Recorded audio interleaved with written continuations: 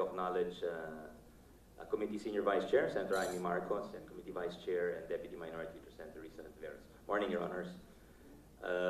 And for our guests, we have from COCOPEA, or the Coordinating Council of Private Educational Associations of the Philippines, Chairperson Father Albert Delvo, Private Education Assistance Committee, PAKU Executive Director Rodora Angela Ferrer, Philippine Association of Colleges and Universities, or PAKU Associate Legal Counsel Attorney Joshua Calaguas, Second Congressional Commission on Education, or Edcom, to Executive Director Carol Marquis, UP President Angelo Jimenez, our alma mater, with Senator Amy, President Jiju, former UP Vice President for Academic Affairs and former CHED Commissioner Dr. Maria Cynthia Rose Banson Bautista, former AIM Professor and Chairperson of Regina Capital Development Corporation, Dr. Vic Limlingan, who I think was also involved in Edcom 1, sir.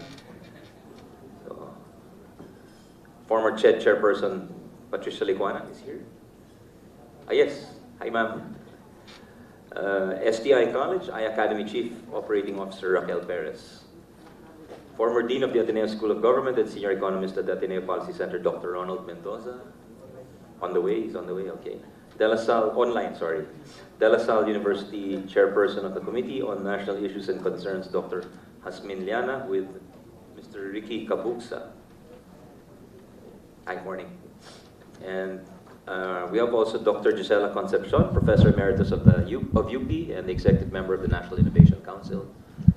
Dr. William Padolina, Mathematical and Physical Sciences Division of the National Academy of Science and Technology, with Ms. Nova Navo. Morning, sir. Dr. Gail McDonald, Senior Consultant of the Arizona State University and former President of RMIT University in Vietnam, with Dr. Minu Pe. Welcome, welcome. Understand you're here for a launch at UST this afternoon, but thank you for making time for the committee. Dr. Gonzalo Serafica, President of the Center for Integrated STEM Education, or SYSTEM.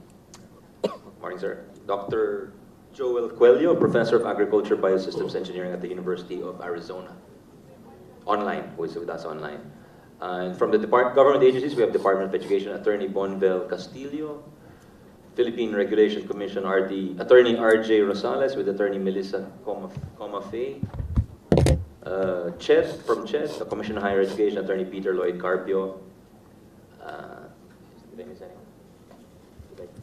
Yeah, okay, that's about it, so we can start. Maybe I'll ask my colleagues if they have any initial remarks on this topic. No, Mr. Chair, just this. This is, yeah. No. Sure. Anything from your end, Vice Chair? Yes. If I may, simply because I'll be joining the other committee hearing as well. Mr. Chair and all our resource persons who are welcome to the Senate. Following COVID, it's been a matter of grave concern for us in northern Luzon. Witnessing the closure and decline of so many private educational institutions. While my father embarked upon the state university system, and we are very proud of the universal access to education, tertiary education law of 2016, we are also fully aware that quality tertiary education and research and development in the finest institutions in the United States, in the United Kingdom, and many leading private institutions are in fact private and have determined to remain so. It has also been the finding of the ADB that in many cases public education has been in direct competition with the already beleaguered private institutions. As such, I simply wanted to put on record this deeply held and abiding concern that we uphold our private tertiary institutions through government and policy as much as we can. Thank you. Thank you. That's very well said. In fact, that's a constitutional injunction, the complementarity of our private and public education. And as mentioned by Senator Amy, the history, the peculiar history of the development of the Philippine education system gives particular importance to the private schools. Senator Risa, no more? Yeah, thank you. So, okay, we're at the outset, perhaps it's important to state that before we actually amend the or seek to amend the constitutional provision on ownership or management and control of higher education institutions. Perhaps we should aim at greater precision in the language of the amendment, since some of those who read Resolution number 6 interpreted it to mean that Congress would also be able to amend basic education. I think that's not the intention of the Senate President, Senator Regarde, and myself in filing Resolution number 6 on the education provisions. The intention is to keep basic education in the hands of Filipinos, as Commissioner Gascon, the late Commissioner Gascon, who was also the Human Rights Chairperson and the youngest member of the Constitutional Commission, says in the records. Filipino schools have, and Filipino-owned institutions play a very important part in the instilling of values and the molding of Filipino youth. So I think we want to maintain that societal or public goal, and we're looking at we're considering the possibility of amending the constitutional provision, which currently allows a 60-40 arrangement, and in fact there is the Transnational Higher Education Law, which was passed a few years ago as implementing piece of legislation for that constitutional provision, allowing a 60-40 arrangement. So that's where we stand, and we'd love to hear from our experts here. We have quite, as in previous hearings, we have a quite distinguished a number of eminent personalities. So without further ado, we'd like to, yes, Senator Isa. Mr. Chair, sorry. Since the Chair mentioned that most recent point, I'd just like to make it a record that when the time, my turn comes, that's actually the first, and I would say prejudicial question I'd like to raise, because the formulation of resolution of both houses number 6 could actually allow Congress to open up even basic education to 100% foreign ownership. So I'll be posing that question at the proper time. Salamat, Mr. Chair. That's very relevant. The Resolution 7, apparently, we thought it was different, but apparently it's the same, Senator Amy. We've been clarified on that. So, yes, thank you. So now can we hear from our resource persons, and hopefully we have time for everybody. Father Albert Delvo for Cocopea. Father, good morning. Yeah, good morning, Mr. Senator, Mr. Chairman, and the esteemed participants of this conversation and hearing. As for Cocopea, we have tasked our presidents that comprise Cocopea to discuss the matter carefully and prudently, then the output of which shall be forwarded to Cocopea Central Office, and we will come up with our official definitive position. In the meantime, initial conversations from our rank and file are to this direction, that we respectfully urge the lawmakers to proceed with caution regarding introducing amendments to the pertinent provisions, because this will have a long-standing, complicated repercussions, implications to the Filipino generations to come. And so, Cocopea maintains the position. It will constructively work with our legislators so that we can, in fact, contribute to the enhancement of the quality of education in the country, and at the same time, safeguarding the interest of the Filipino citizens, and likewise the learners and students. So that's where we are at the moment, Mr. Senator. Thank you. We understand Cocopea is an amalgam of several institutions, so it might take time to come up with a... we account for no less than 70% of private educational institutions, basic and tertiary. And if I may be allowed to add, we are cautious because if we allow foreign citizens to control, own, and administer the institutions that we are looking at, that may be prejudicial to our Filipino culture, values, moral, and spiritual matters. Baka they may be in danger. Thank you. Thank you. Father, not to preempt your comment, but could you raise it with the body or the governing body which is coming up with the consolidated position? What has been the actual experience of those who, within the current constitutional bounds of 60-40, 60 local and 40 foreign, those who actually have foreign equity or foreign ownership and control of their institutions, what has their experience been? Because that perhaps could be useful for the committee. Well, at the moment, Mr. Chairman, Mr. Senator, wala pong complications along that line. No? They seem to be, they appear to be contented and happy with that kind of arrangement because it serves the interest of the Filipino people and likewise the Filipino citizens. So we're comfortable with that at the moment. As I have said, we'll be working, we are open to working constructively with the legislators to find ways and means to really level up the quality of education in the country and at the same time safeguard the interest of the nation. Thank you. Thank you. That's much appreciated. Can we hear from PAYAC now? Doris Pereira. Thank you, Senator Angara, for this invitation to the PAC. But just to, of course, clarify, the PAC is actually composed of the CAP president, so that's Father Delvo, PAKU president, Engineer Villamor. The AXCO president is Dr. Betty Lucan of Siliman University. So there really has not been any discussion at the level of the PAC insofar as these amendments are concerned. But we're very happy with what Senator Noy Morcoso actually said about protecting the private education sector, because right now we are really such a beleaguered sector given the free tuition that was implemented by UAQTE.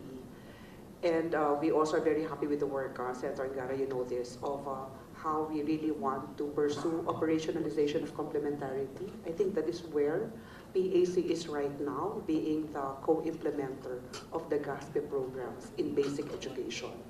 But of course, any invitation from the Senate will be, we're very happy to, again, work with the Senate. We resonate with the words of Father Delvo, who sits in the PAC, and rest assured that there will be some discussions on this moving forward. But right now, really, the private ed sector is in very dire straits. Oh, yeah, I think that started even with K-12, not just with UACTEA, because there was a migration from during K-12, and you had 2 years where there was no enrollment in the private sector. So now we'll hear from PAKU Legal Counsel, Attorney Calaguas. Attorney, good morning. Good morning, Mr. Chair and esteemed senators. For PAKU, of course, we are one with the COPUPEA and PAYAC, encouraging our lawmakers to exercise prudence and foresight in their deliberations with regard to this matter. And we thank you for your kind invitation to this forum. As a preliminary, we have observed that some of the amendments may run counter to the other provisions in the Constitution. And we just wanted to point that out, that the Constitution emphasizes fostering patriotism and nationalism. We, of course, acknowledge that these are non-material values and they don't traditionally appear in spreadsheets, but we hope that we are not losing sight of their significance when we engage in such discussions.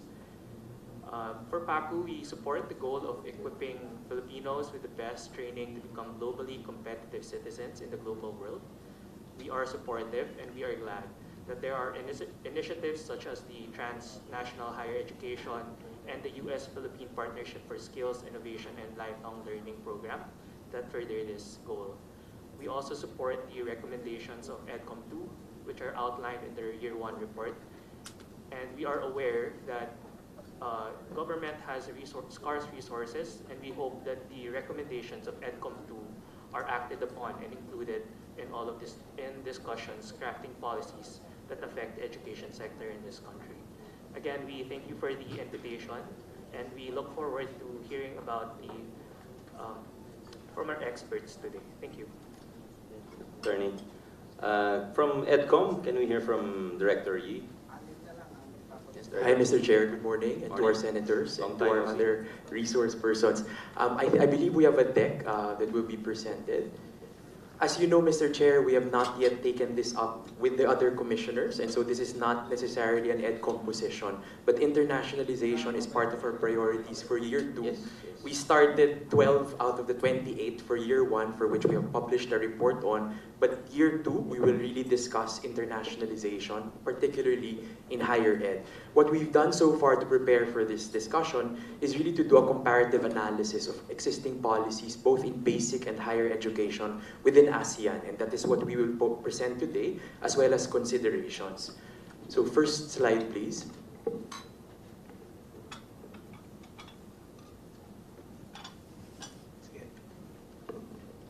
So in our analysis, the Philippines is one of the strictest countries in terms of foreign ownership in ASEAN, whereas Singapore, Malaysia, Vietnam, Myanmar, Laos, and Cambodia actually permit full ownership. Only in the Philippines is foreign ownership also stipulated in the Constitution. If you will go to the next slide, most of them only indicate the maximum foreign ownership via legislation, so not by constitution. Also, the establishment manner for basic education is only incorporation and registration for countries such as Malaysia, Singapore, and Thailand. However, in the Philippines, it is via legislation. Based on the data that we have so far, although DepEd might have more current data, there are only 9 international schools legislated in basic education. Other countries have also provided incentives. For example, Malaysia has given a tax exemption, as well as Thailand, to attract such type of institutions to come. Next slide. Next slide, please.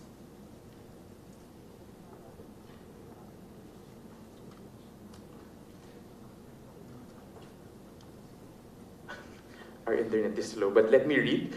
Based on the Department Order number 88 series of 2010, or the revised Manual of Regulations for Private Schools in Basic Education, the establishment is done through legislation as subject to the condition that the school is established for foreign diplomatic personnel and their dependents and for other foreign temporary residents, similar to what is allowed in Singapore. In terms of the student body, it shall comprise no more than 33% as set by DepEd. Next slide. And then for school administration, it actually allows control and administration of aliens who have the necessary visa from the Bureau of Immigration and DOLE, which is distinct when it comes to higher ed. To the point of Senator Angara, we'll go to the next slide, focusing on higher education. Again, in higher education, the maximum ownership in the Philippines, based on the Constitution, next slide please, is 40%. However, in Malaysia, Singapore, and Thailand, again, it is only indicated or provided via legislation, and 100% is actually allowed. You will see here that for the Philippines, the maximum that we could do, because of the Transnational Higher Education Act, is maximum is joint venture, whereas in other countries in ASEAN, it allows for sole ventures. Sample incentives include 100% tax exemption on statutory income and 200% tax deduction on investments for a maximum of 10 years. This has allowed them to actually attract 17 offshore campuses to set up in Malaysia, most of which are Australian and UK universities. In Singapore, there are 19 offshore campuses, again, mostly UK and Australian institutions, whereas for Thailand, there are exemptions to foreign land ownership, and however, they keep that 50% of the council must be composed of Thai nationals. Next slide. But very recently, through the Transnational Higher Education Act, we've actually opened, permitted, and supported different types of internationalization activities, among them student, faculty, and researcher mobility, program mobility, such as twinning arrangements and joint programs, and there are various initiatives of this in the Commission on Higher Education between UK universities and among our best Philippine universities, particularly at the graduate level. And then there is institutional mobility. However, offshore campuses, to my knowledge, wala pa po tayong ganitong karanasan masyado. Next slide.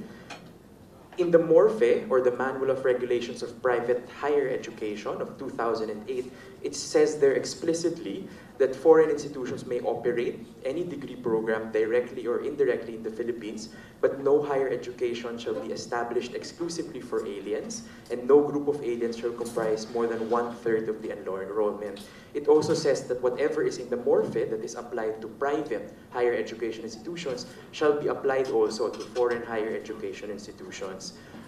Next slide. Our legal unit, led by Attorney Estrada, collated some of the possible challenges when it comes to regulatory restrictions that might be imposed on foreign institutions. So hypothetically, if an institution like Harvard comes to the Philippines, we will need to discuss issues such as governance, operations, and curriculum. For governance, control and administration of HEIs shall be vested in Filipino citizens. In terms of operations, it requires ownership of school sites and buildings. CHED also has strict policies when it comes to setting of tuition fees using regional deflators. So will that be applicable also to foreign institutions that come here, and using what standards? Also in terms of school calendar. We also, of course, know, based on our consultations with private institutions, that there are challenges when it comes to adherence to CHED PSGs. For example, if they come here and they want to teach teacher education, will they be required to follow CHED's curriculum on teacher education, which is now used across all higher education institutions, which also explicitly details curriculum, GE courses, classrooms, and laboratory facility requirements, even books and number of books. So textbooks are also preferably written by Filipino authors, etc. So these are things to consider. Next slide is comparative analysis of hiring of foreign faculty, something that we know has been an issue and is difficult, particularly in higher education. For both sectors, there is a grant of an alien employment permit and 9G visa. For basic education, we require them to pass the LET, consistent with RA 7836 of 1994, and must be from a country that permits Filipinos to teach. For higher education, holder of at least a master's degree and holder of an appropriate professional license. So this might pose difficulties. For example, I know of many individuals who finished their bachelor's degrees in the US and in the UK. When they come here, they cannot actually immediately take the PRC because they will need to account for some credits that are missing. So they will need to still enroll in a local institution despite finishing in a reputable foreign university because of this restriction. So this might be prohibitive. Also, we know from experience of other state universities that they cannot even hire dual citizens in our SUCs to allow them to teach. And this is really contrary to the direction of many countries in terms of aiming to attract the best to come to their countries, to teach, to do research, to collaborate. And so these are things that might be open for discussion. Next slide. We know from the experience of many countries that internationalization is a tool, but the target and the vision for the education system must be clear and must be articulated so that we can connect this tool to whatever we want to achieve. If it's improving research productivity, if it's improving our standing in international rankings, if it is to increase competition in higher education, or to attract provision of graduate education for areas that we don't have capacity for. That needs to be clear, and that needs to be the anchor by which we will then proceed. Allowing foreign ownership is also just a first step. Even in Singapore and Malaysia, they rolled out very generous government incentives and adjusted their policies to actually attract the best institutions to come. And so this will require other legislation to be able to do this. There's also a need to strengthen the capacity of DepEd, CHED, and TESDA to regulate the possible entry of poor quality institutions. And also, as we've seen in the examples in ASEAN, research is actually fueled by industry that is able to use the research. So as an ecosystem, you cannot have a well-performing institution doing research and it will not be sustained if there is no industry that uses that research and partners with the university. So we need to create that ecosystem for this to actually work. And so allowing foreign ownership is a first step. We also need to maybe make use of this opportunity to review government regulations in a way that enables quality institutions to thrive. So challenges of overregulation and complementarity might be two things that we can also have as we proceed in our discussion on internationalization specific to higher education. Thank you, Mr. Chair. Thank you. Very good presentation. Thank you, KM. The President of the United T-Vent of the Philippines, Incorporated and Technical Education Skills Development Authority Representative, Father Onofre Inocencio. Good morning, Father. Are you ready to give your position, sir? Father, go ahead, sir.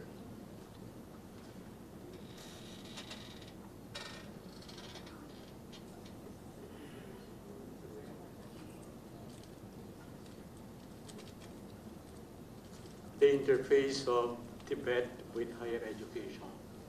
And this is a kind of reflection that we had from a series of summit that we have. And therefore it offers another perspective by which we will consider the bill from this aspect. The interface of Tibet program with higher education. And therefore we are addressing tertiary education, not only higher education. Because in the mandate of the different sectors, there is a distinction between lower tertiary education and higher education. And this is a point that we need to consider when we try to consider this bill. Because there is not clear distinction anymore from the program of Tibet program interface with higher education. And therefore, this is what I'm trying to bring to the discussion forum. Thank you. That's a good point. We're really talking, we should include Tibet education here because the previous discussion was on public utilities and we talked about the Public Service Act amendments where we are liberalizing certain industries. And definitely those industries will need skilled personnel and I think that's where Tibet comes in.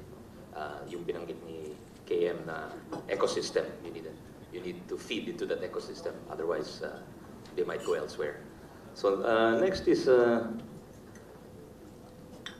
UP President, Attorney Angelo Gigil Jimenez, sir. Morning. Morning, everyone. My colleagues from the private sector, our honorable senators, and thank you for the invitation. I would just like to start with an opening statement coming from the first UP president, a Protestant pastor named Noy Morcoso. He said that the University of the Philippines can serve the world best if it serves best the Filipino. Today, University of the Philippines is mandated not only to be the national university, but to aspire and to work to become a regional and global university. This particular provision, more than 10 years ago, is becoming more relevant today because this is now a globalized world. Some people call it omniversity now, not just university. In the 1960s, they invented the term multiversity. Today, it's omniversity or, what's the name of Facebook? Meta-university, because we are all global. Let me just state that the University of the Philippines, in furtherance to its mandate to become a global university, has over 400 partnerships in 47 countries all over the world, most of them in Asia, and even in Africa, where you would expect little. I mean, we have 5 partnerships in Africa as well, but I'm just mentioning that because it's the lowest that we are exposed to. And one of the most perhaps notable aspect is that we even host the International Rice Research Institute. And we are going to renegotiate because it's about expiring now. And this has provided so many of the advanced researches and made it accessible to our rice scientists at UP Los Baños. The other thing is that even the University of Nagoya has a satellite campus in the University of the Philippines, and the University of Nagoya has produced 6 Nobel Prize winners. And just last month, I went to the Universidad de Malaga in Andalusia to open up an office of the University of the Philippines there. I intend to share it with the rest of the educational institutions in the Philippines as our listening post for many of the opportunities for higher education, including funding, especially the Erasmus funding. We opened it last month. So for us, this is our trust. And let me go down to the basic particular proposal that was provided to us. Instinctively, I have to think like a lawyer, but and I asked the college to make me this particular, a little bit of a briefing on the issue. But again, to preface the second part of my statement is that we believe that the issue today of foreign ownership is a matter not of constitution or law, but basically a matter of policy. Our position is that the wording of the Constitution provides for an expansive enough zone of construction that we might not need to actually even touch its provision as it stands today. However, it may be clarified.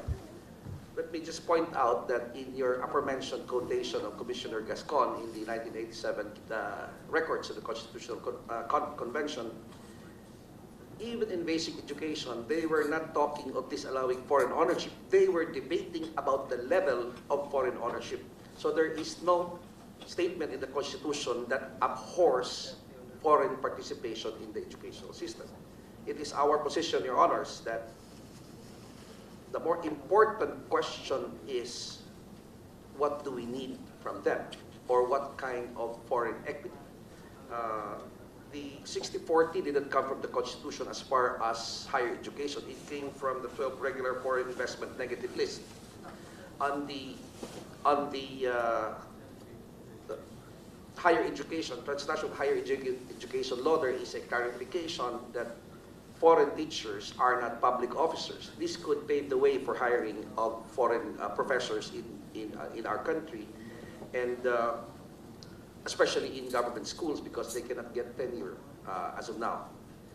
Also, there is a clarification in the THEA, the Transnational Higher Education Act, that control and supervision is vested in boards. And so this could still support the idea that even in tertiary education, that the most important thing is that there is still Filipino control. I think we have not given up on that, and I agree with Senator Angara that concerning the basic education, the idea of control is a little more sensitive than in higher education. Let me just end this by saying that talent today knows no nationality. Many countries are recruiting the best talents all over the world to further their own national interest. Yesterday at the Philippine Education Summit, our main speaker was our professor at the Lee Kuan Yew School, Astrid Domines. She was born in Iloilo. She's probably an American citizen now, but the point is that she actively identifies with her Filipino roots. And there is no, many of the foreign universities right now are actively recruiting foreign talent because of this. It does not, because it knows no nationality. Let me just also tell you a development in the foreign field of education that is directly related to the University of the Philippines. Today, I am getting a lot of suggestions and even invitations from foreign schools who have mature technology that they felt that we might be interested, particularly in science and technology. Because many schools in the West and in the advanced countries in Asia, and I particularly had this conversation in Taiwan just recently, they no longer have students for their graduate schools. And they wanted us to bring in our PhD students to their school. They have overcapacity in mature areas that we might be interested in. I'm very interested, for example, in microchip productions at the National Kaohsiung. Which institution, National President? Kaohsiung. Kaohsiung, Taiwan. Yes, just a specific example. We have a youth bulge. We are now in a limited demographic sweet spot. The world is aging, and the University of the Philippines is looking forward to fill in and increase our engagement with the rest of the world. I would stop here, Your Honors. Thank you very much. Thank you very much, President Gigil, and thank you for kind of disassembling or the different elements involved in foreign ownership, faculty, governance, etc. It's very useful. Thank you. Now we'll hear from former UP VP, former CHED Commissioner, Dr. Bautista. Cynthia, good morning. Good morning, Mr. Chair. Good morning to the senators. So maybe we have an Edcom 2 Standing Committee on Higher Education with 2 subcommittees, Teacher Ed and Higher Ed, and it has not yet really discussed this matter. But there are 2 priority areas in our Higher Ed subcommittee, which are internationalization and research and innovation. For research and innovation, our subcommittee on higher education is partnering with the National Academy of Science and Technology, which already has a lot of proposals that should really go into become policy. The sectoral members of the National Innovation Commission for the science community and for academia, and the National Research Council of the Philippines.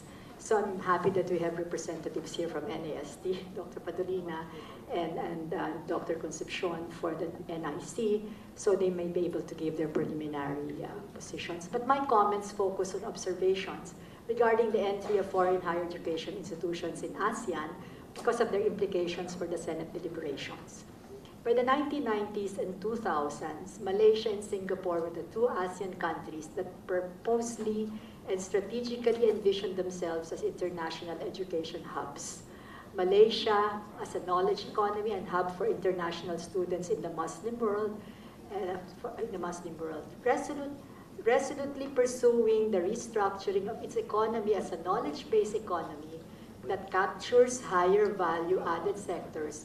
Singapore's strategy evolved over the years in terms of foreign institutions.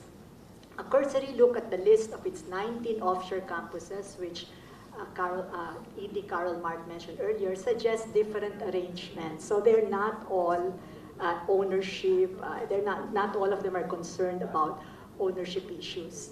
But the common thread being the response of these HEIs to Singapore's strategic needs. So I guess, for instance, Singapore invited is the operative word, invited the Technical University of Munich to set up in Singapore as a hub for engineering programs like aerospace and as an institution to establish joint programs with NUS, like NUS TAMS Architecture Program, the Nanyang Technological University TAMS Master of Science in Integrated Circuitry, or MS in Green Electronics.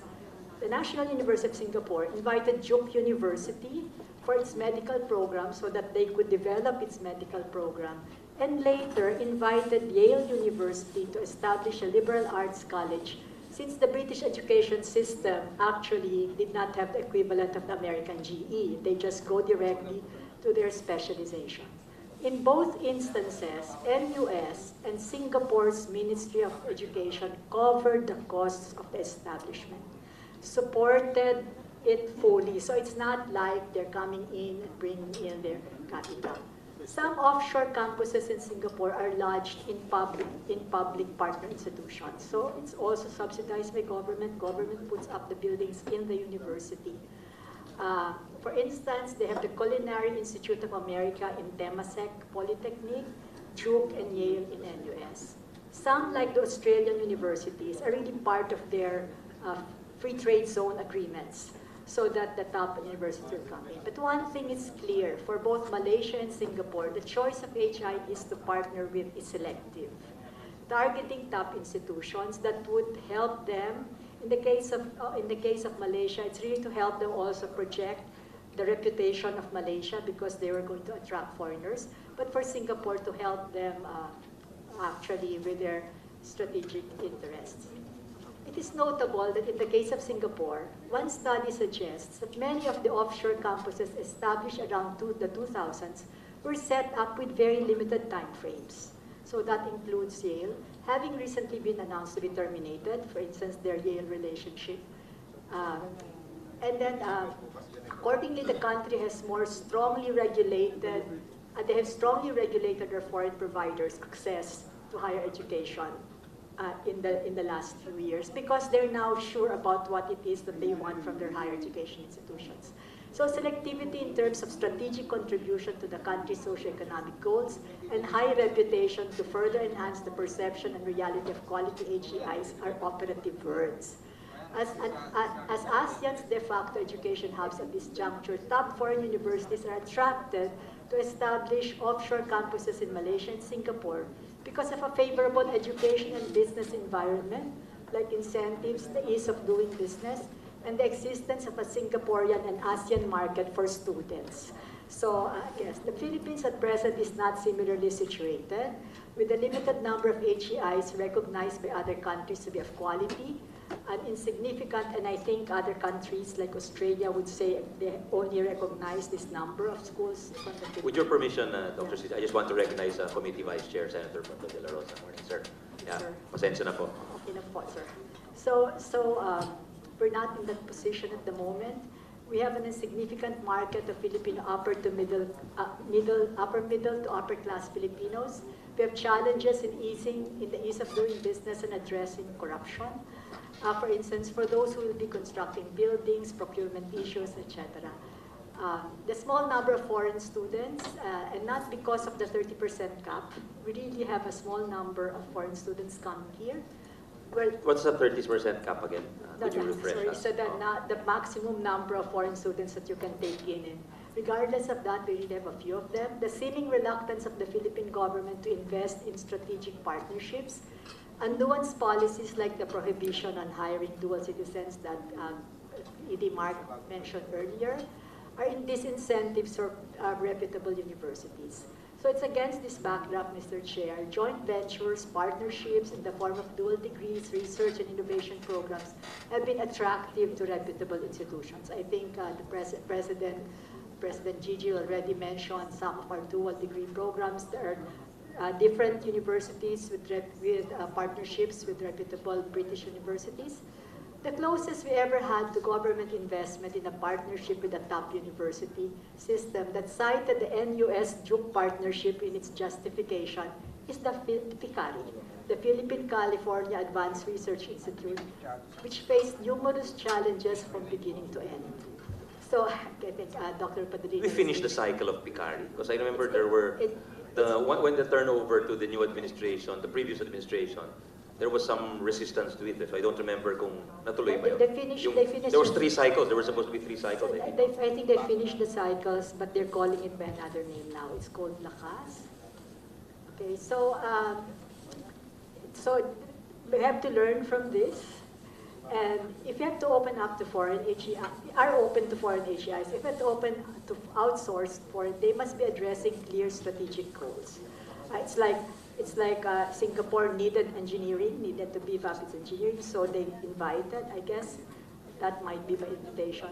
To my mind, what we must guard against is opening up to lower tier HEIs, which is a possibility, because we are not a market for the higher tier yet, or we're not a market for them.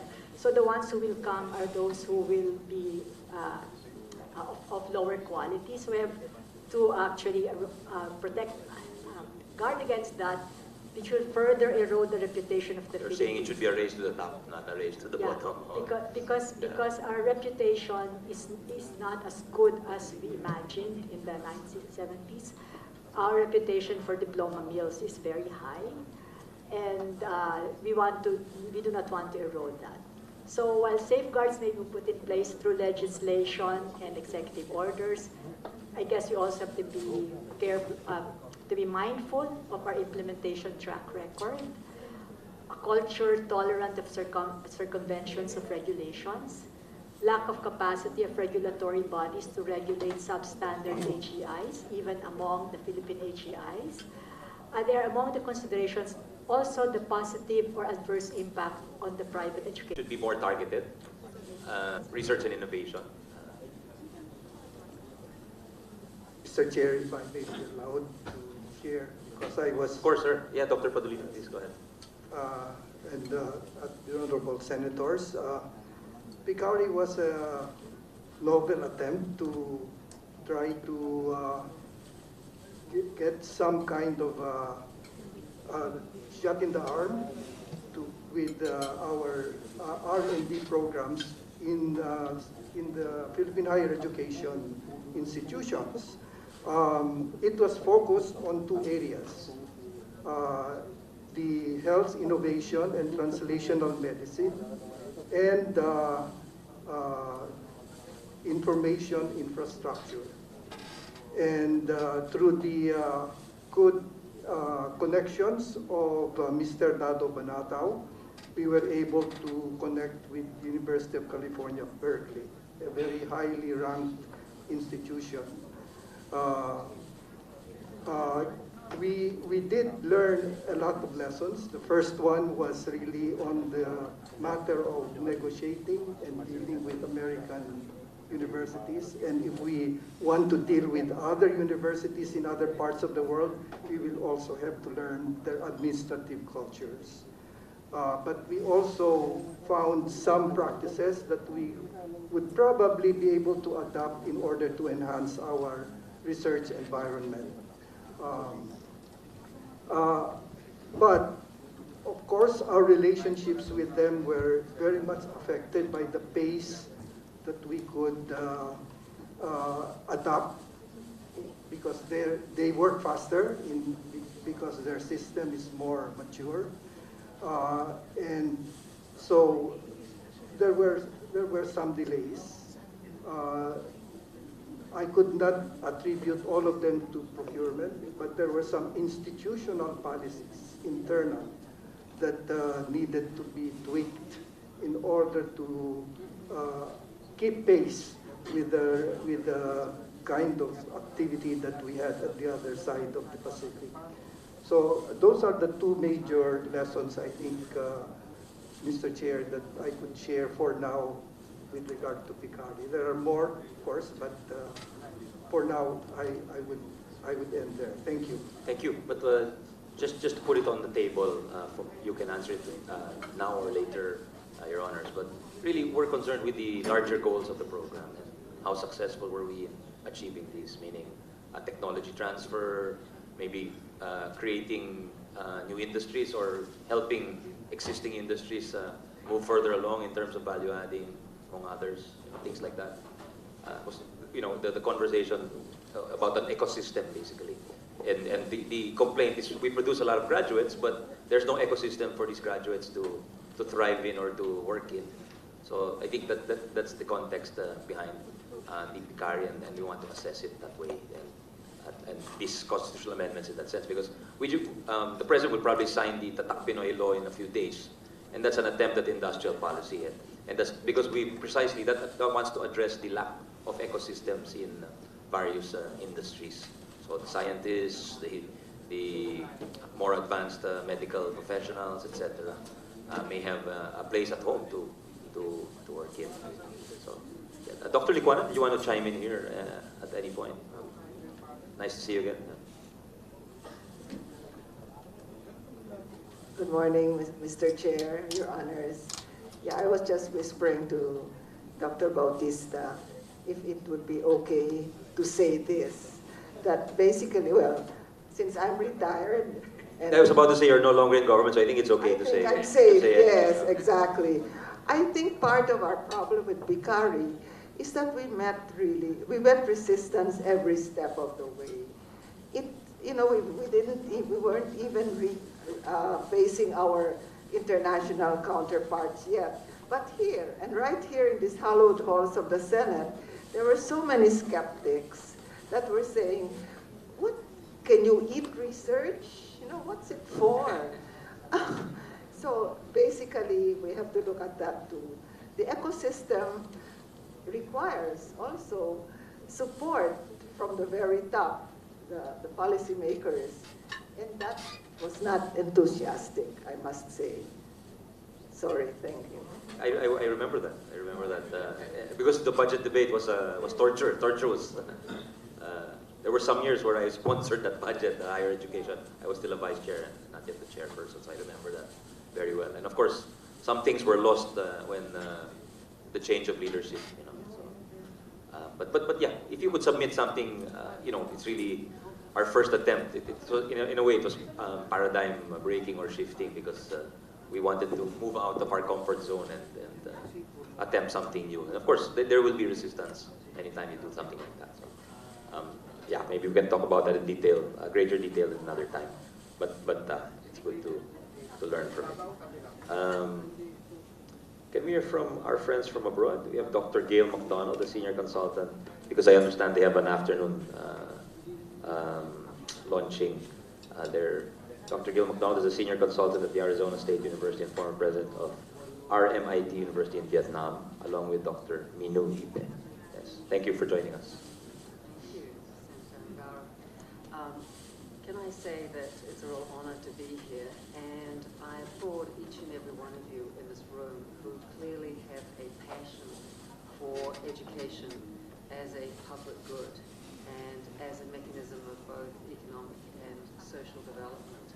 So your considerations here are quite genuine and are clearly aimed at strengthening the capacity within the Philippines. I would like to speak in a personal capacity as a former president of RMIT Vietnam. So that's a university that has been operating in Vietnam for over 20 years. And as you saw, the Vietnamese government has been open to bringing in foreign universities, although they have restricted. They've been quite selective, and particularly in regards to putting barriers to entry in the form of the financial investment, the level of financial investment that these universities need to bring with them as they come into the country. So I would like to just mention some of the advantages and disadvantages that you might be deliberating on in regards to bringing in foreign universities and entering into the Philippine higher education and tertiary environment. So the first one is clearly the benefits are around knowledge and tech transfer, because you can provide very diverse educational offerings, programs that might not be available locally. And that obviously gives the opportunity of building local capacity and in both students and also in staff. And that was the situation that we experienced when we introduced mechatronics and robotics. So that was relatively new to Vietnam, and I believe more recently in the area of aviation. The second is in regard to quality education. If you are selective in who you bring in, and these organizations have got rankings, for example, in the Times Higher Ed, they've got established research cultures, you can actually bring in a lot of knowledge and expertise in regard to quality and quality frameworks. So they come with those already well established in their ecosystem of their own university, and are often willing to share those experiences and those standards. I personally have also been asked to contribute to legislative changes within Vietnam. So I was asked my opinion on various components of new decrees. For example, they were looking at what should be the percentage of staff in higher education that have PhDs. And I was able to provide benchmarking, international benchmarking, accommodation for the local environment, and give some recommendations that then got built into the legislative structure. So as a foreign university, I was asked and willingly contributed to those sort of legislative changes that were occurring. Another advantage is obviously the internationalization, which is clearly an initiative within the Philippines at the moment. So it does open up a two-way corridor between universities and their networks outside of the Philippines, and then opening up to opportunities within the Philippines. So there's a cultural exchange, there's a global learning environment that becomes established. Another advantage is clearly the economic impact. When you establish a new university, you establish jobs, you attract students, you contribute to the local economy, you pay taxes, unless you get some tax incentives, which will always be quite favorable, and you can also encourage innovation and entrepreneurship. So there is an economic multiplier that clearly is in existence when you bring in a foreign university. There's also greater opportunity of employability because what you often have is students doing what's called a 2+1. They will actually spend 2 years in the foreign location, but their last year, at their choice, they have the opportunity to go to the mothership or the mother country, and there they are able to get more international experience, and they're often, if they're, for example, in Australia, they're able to also get work experience. So there is an opportunity of increasing their employability.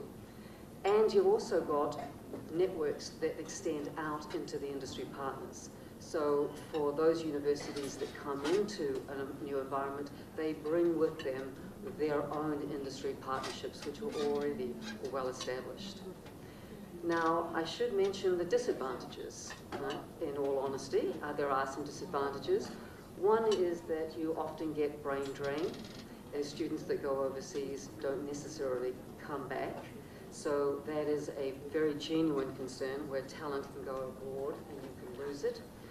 But you never know, the appeal of home is always quite great, and often people do return after their study. You can create a bifurcated market in that you've got foreign and local universities, but if it is set up correctly, it should be a situation of sharing of knowledge and systems, processes, policies. There is another potential concern, and that is that you can end up with the university working under two regulatory environments. So, for example, I had MOAT, the Ministry of Education and Training in Vietnam, and all the regulations that went with that, and I also had TESDA in Australia as another quality assurance and a regulatory body. So they were quite different quality frameworks, and I had to work with both of them. But often there is a spillover effect as one learns from the other, and so that is a positive outcome. I think that there's been concerns about cultural dominance, but when you have a strong culture, it's really more of a sharing of cultural experiences rather than cultural dominance. And the norms and values are always very strong in an Indigenous context and are very hard to overcome. And in fact, often foreign universities go out of their way to embrace local traditions and norms and values as being part of a good corporate citizen. So I think that the question that you're probably deliberating at the moment is on a continuum. Do you look at building local capacity and enhancing existing organizations? Do you go to the other extent, opening up quite generously for foreign entities to come in? Or do you sit in the middle and perhaps selectively pursue organizations of quality that have perhaps had past experience in entering into a foreign market and actually have assets, educational knowledge and research assets which could be of value to the country? So I look forward to watching your deliberations. Thank you. Thank you. That's very useful, Dr. McDonald. Dr. Padolina, are you finished, or did you want to add to what you said earlier, sir? Yeah. Thank you, Mr. Chair and Honorable Senators. The views that I will express are limited by my own and do not necessarily reflect the position of the National Academy of Science and Technology. The knowledge economy is sustained by a workforce that has two overarching attributes, namely the ability and knowledge to produce in a sustainable manner globally competitive next generation high-value technologies, products, and services. Let me repeat, globally competitive next generation high-value technologies, products, and services. The second attribute would be fostering social and economic resilience by discovering and creating adjustments to minimize, if not avoid, the negative impacts of disruptive events, natural or man-made, especially on the effects of climate change and the disruptive technologies. This workforce must by necessity be talented, ingenious, and adaptive. Attributes gained through an educational system that is capable of providing the updated knowledge with a global perspective that will allow the Philippine workforce to cope with present and future challenges. The intensified global movement of the knowledge base, the students, professors, instructors, academic programs, educational providers, in the form of collaborative arrangements, campus branches, franchises, and joint degree programs, has motivated several countries in our region to be the premier educational hub in Asia. Some ventured to prepare for that role even in the early 90s and have reached some significant milestones, while a few have realized the importance of an accelerated approach to improve the skills of their workforce before they become victims of the fast-changing global economy. It remains to be seen whether the Philippines will be successful in establishing a niche in the international knowledge enterprise. I understand Edcom too is in the process of identifying the challenges that we face to reform our educational enterprise, requiring nothing less than a systems approach to effect changes at all levels, from K to 12, the undergraduate and graduate degree programs, and the vocational technical programs. In the light of all these imperatives to cope with the challenges to reform the Philippine educational enterprise, I favor, in principle, the entry of only of reputable foreign-owned educational institutions, subject to a well-defined terms of reference, including the conduct of R&D between domestic and international educational institutions. We can leverage our demographic profile and those of other countries in the region, our proficiency with the English language, and the high value that we place on education. Subject to a rigorous, no-nonsense review of the impact of transnational education in several countries in their quest towards a knowledge economy, the following advantages may be cited. Greatly accelerate our efforts to update our educational system to global standards and enhance the academic quality of our higher education institutions. Open opportunities to improve the match of knowledge and skills. Expand the coverage and improve the quality of our R&D by making expertise and state-of-the-art facilities available in the country. And lastly, support talent retention in the Philippines by supporting a conducive research and teaching environment. Our current talent deficit is retarding our progress. These are just the major advantages for the Philippines to achieve a critical mass of talented, ingenious, and adaptive workforce. May I reiterate my support in principle for the amendment, knowing fully well that the entry of foreign-owned educational institutions is a complex undertaking and is not without its risks and unintended consequences, especially in the viability of their operations and the impact of their presence vis-a-vis our local, private, and public HAIs. Thus, we need to be guided by the experience of other countries in order to gain confidence that we can learn to manage this important undertaking and fulfill the establishment of the knowledge economy in the shortest possible time. In effecting the change to the crafting of a new law, may I suggest a review of Republic Act 11448, and if still in effect, CHED Memorandum Order Number 2, series of 2008. This particular amendment should be coupled with other initiatives, particularly those being discussed in Edcom 2, to make our educational system resilient, robust, and transformative as an effective force in our journey towards a knowledge economy, sustainably producing globally competitive products and resilient, able to adjust quickly in the face of both the known and unknown disruptive events. This intervention towards a knowledge economy is supportive of the expectations of the science community in its foresight document, Pagtanaw 2050, as we work together towards a prosperous, archipelagic, and maritime Philippines. Thank you.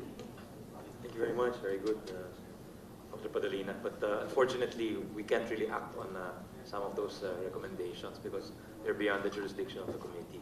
And but definitely, they are useful, and we shall write a note to the respective chairpersons dealing with the higher education, Senator Escudero, and maybe on basic education, Senator Gatchalian.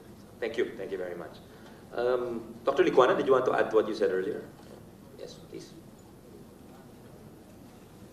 Thank you, Mr. Chair.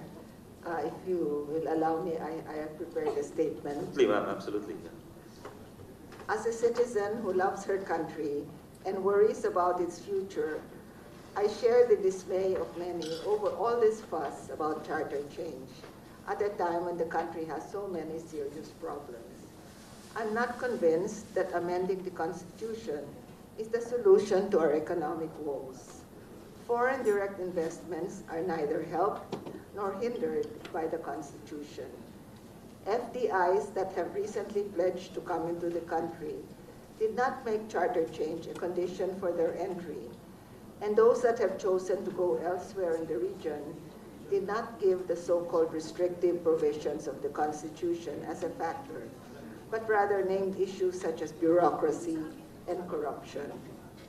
These arguments have been eloquently presented at previous hearings and public fora by Senator Risa Ontiveros, economists Winnie Monsod, Shelo Magno, and Sunny Africa, and framers of the 1987 Constitution, notably Attorney Christian Monsod, among others.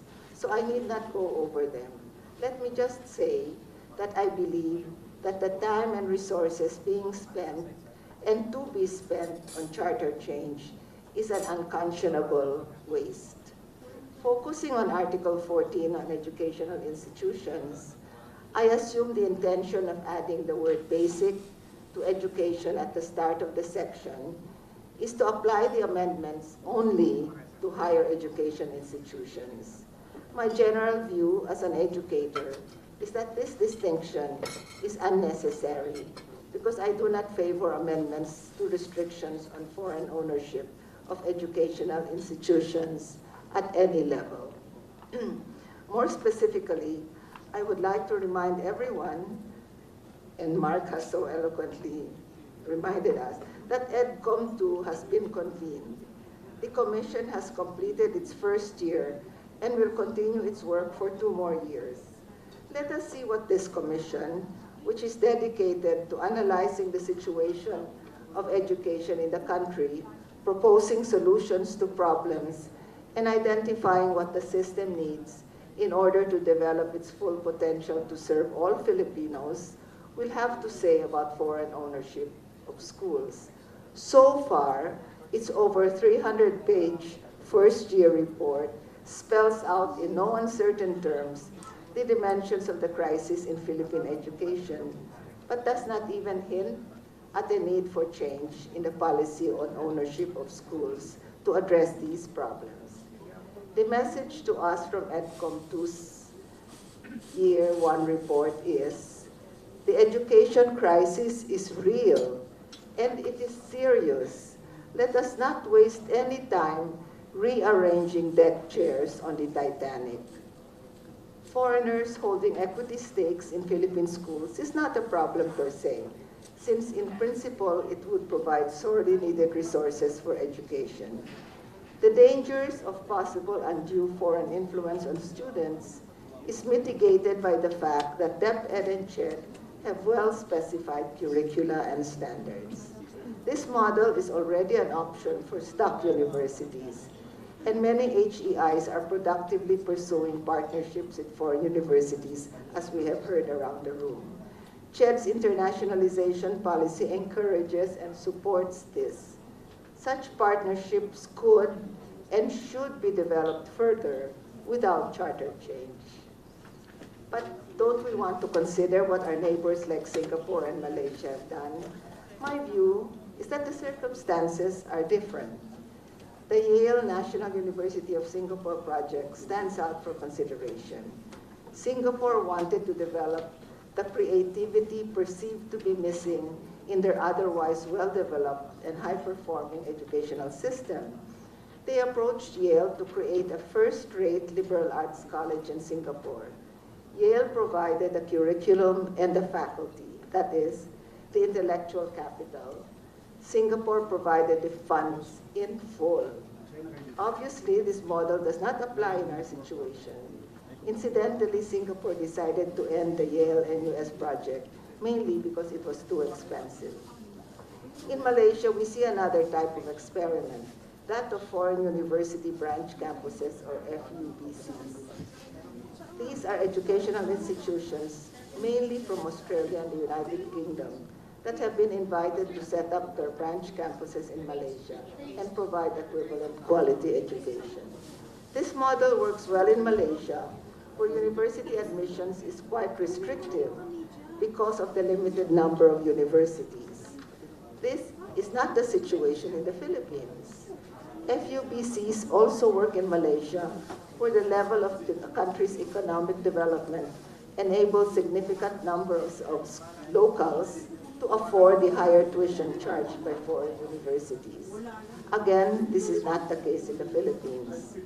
Foreign universities, while possibly attracted by our large young population, will soon discover, after careful market studies, that branch campuses in the Philippines will not be sustainable. So my humble opinion, Your Honors, is on resolution number 6, is no to amendments to economic provisions of the 1987 Constitution and no to foreign ownership of schools. In other words, no to charter change. Let us stop this wasteful and divisive activity and focus on things that really matter before it's too late. Thank you. Thank you. That's very clear. Dr. Liblingan, I want to give your point of view. Thank you. Maybe just to clarify the premise of the hearings. No? It's not presenting charter change as a cure-all, meaning it's not saying it's the #1 requirement of foreign investors.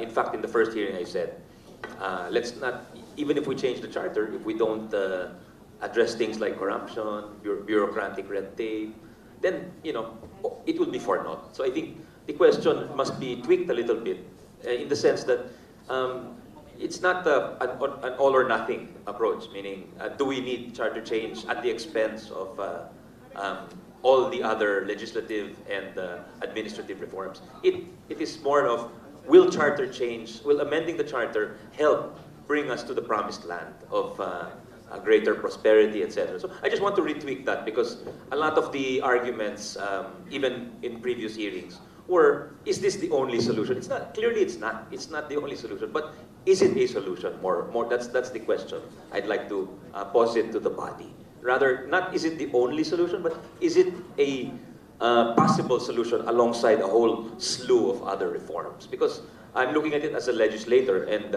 I think sometimes we make the mistake of thinking we can solve the world's problems, but we can only do legislation at the end of the day. You know, we cannot do administrative reforms. We're not an anti-corruption body. We can do oversight, but there are limitations. So that's why I think constitutional reform should be viewed through that lens. Is it, will it contribute to the reform effort? Not, is it the only solution? Yun lang po. Dr. Liblingan, are you ready now? Yeah, thank you, Mr. Chairman. When it comes to education, the first and foremost consideration should be the interest of the student. In fact, in our school, we have a motto which says, ang estudyante ay ang ating among tunay. because it is the reason why we exist. It's really for the students. Now, with respect to looking after the interest of the student, there are two views. No? One is Dr. Milton Friedman, a famous economist who argued that students should be treated as consumers, free to choose the education they want from any accredited educational institution. On the other hand, Henry Ford once famously said that Ford car buyers can choose any color they want, so long as it is black. This seems to be the policy of our public education, because we have the same curriculum and the same textbook all over. No? So we would argue for giving students a choice, but giving students a choice becomes academic unless they have a variety of educational systems to choose from. This is done in the private schools, but unfortunately not in public schools. For example, as a parent, I could choose to send my child to a traditional grade school or to Montessori school. But with the public schools, I have no choice. As I said, my only choice of color is black. This is not the case with other educational systems in the world. In the United States, public schools are operated by school boards, which are part of the local government. Under this decentralized system, school boards provide a vast ranges of choice for students. First, there is the traditional public school. Secondly, there are government subsidies such as school vouchers, so students can study for free in different kinds of private schools. Lastly, there are charter schools, public schools managed by the private sector based on a charter of educational system jointly agreed upon by the public and the private.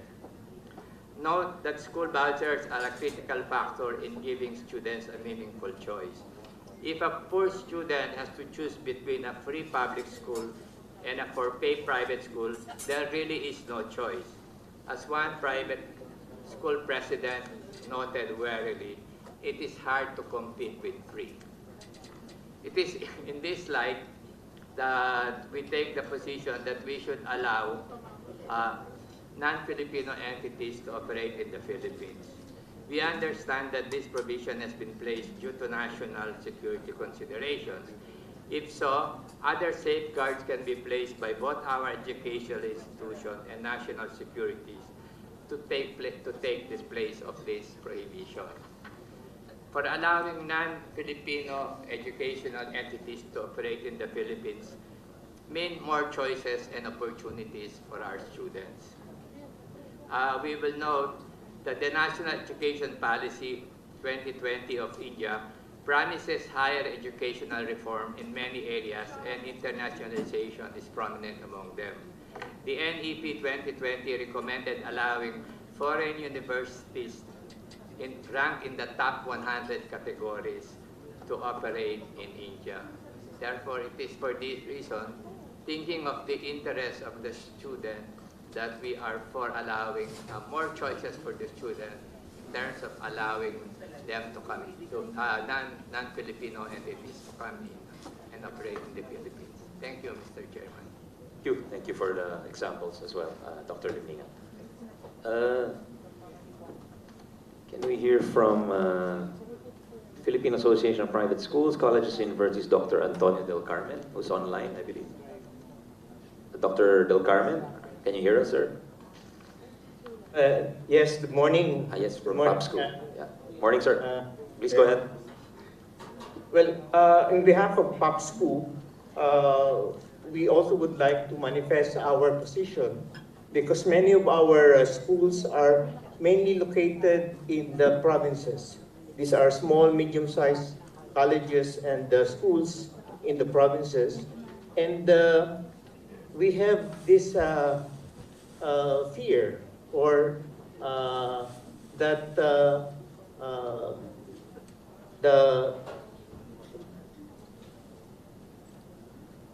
that foreign universities who would come in might influence not only the content or of our academic institutions, mostly the small ones, but also economically influence the choices of our students and reduce the viability and visibility of these small schools. You know. Of course, we are also looking at collaborating and doing joint ventures with these universities and colleges abroad. But our hesitation is on the full ownership of institutions who will open up in our country. You know? So we would like to just manifest and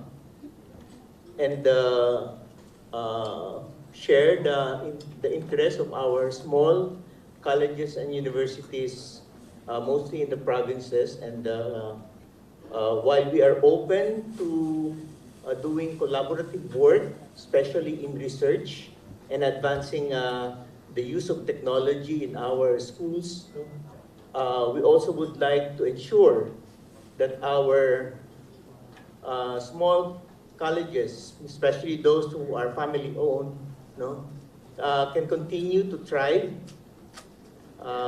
in this environment of continuous learning for our students. So we would like to continuously pursue this conversation with our foreign institutions, as well as discuss the possibility of doing collaborative work. Ownership may be another issue that we should tackle, but we are open doing collaborative work with these other institutions. Thank you, Your Honor. Thank you, Dr. Del Carmen. Can we hear from STI College? We have iAcademy COO Raquel Perez. Morning. Morning. Thank you, Mr. Chair. If I may be allowed to read our statement, sir. Go ahead. Morning, honorable members of the Senate, esteemed colleagues. It's nice to see familiar faces. Today, we gather to deliberate upon a matter of utmost importance, the state of the educational sector in the Philippines and the potential need for charter change in response to its myriad challenges. As we navigate through this discourse, it is imperative that we remain steadfast in our commitment to uphold the interest of our nation's youth and the future generations that they represent. As an educational institution that operates nationwide, we have about 67 campuses for SDI, 2 campuses for iAcademy. We understand the significance of aligning educational standards across different branches or campuses. However, we recognize that true progress begins at the basic education level. While we thrive to provide excellent facilities and interventions at the tertiary level, we acknowledge that without a strong foundation in basic education, these efforts may prove insufficient. Before driving into our stance, I wish to underscore 2 significant concerns within basic education that demand our immediate attention. Firstly, inadequate resources such as classroom facilities continue to hinder the effective delivery of education in many parts of our country. The lack of sufficient infrastructure not only limits access to quality education, but also compromises the learning environment of our students.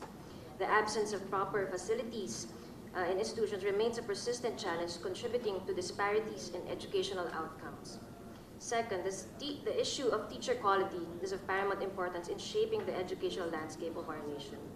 In a World Bank study revealing the inadequacies in math proficiency among public school teachers underscore the urgency of addressing this issue. Teachers serve as the backbone of our educational system, and their motivation, training, and compensation are vital in ensuring the success of our students.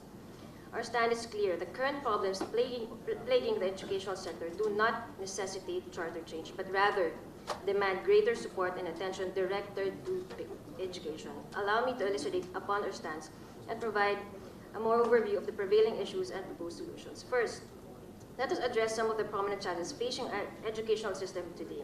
These include the placement of graduates and career pathways, job mismatch, and the alarming dropouts rates attributed to the lack of access as early childhood care and support. These issues underscore the need for intervention, but our focus should primarily be on bolstering basic education as it serves as a foundation upon which all further learning is built. We acknowledge the proposal of charter change, particularly regarding the ownership and management of educational institutions.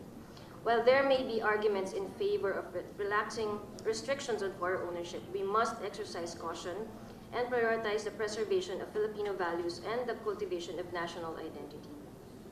The Constitution mandates the inclusion of the study of our nation's history, Constitution, and values in the curriculum of all educational institutions. These foundational principles are best instilled by Filipino educators who understand the nuances of our cultural heritage. Furthermore, grating foreign control of education may not address the root causes of our educational challenges. Inadequate resources and the lack of properly motivated, trained, and compensated teachers may remain pressing issues that must be addressed comprehensively. Basic education is not being given the appropriate priority, as evident by insufficient infrastructures and issues raised by the recent report of Edcom. Dropout rates remain alarmingly high, at 4 out of 10 learners dropping out by grade 10, with significant barriers to access and completion faced by marginalized communities. We cannot afford to overlook these challenges by diverting attention towards charter change when the real issue lies in the lack of resources and support.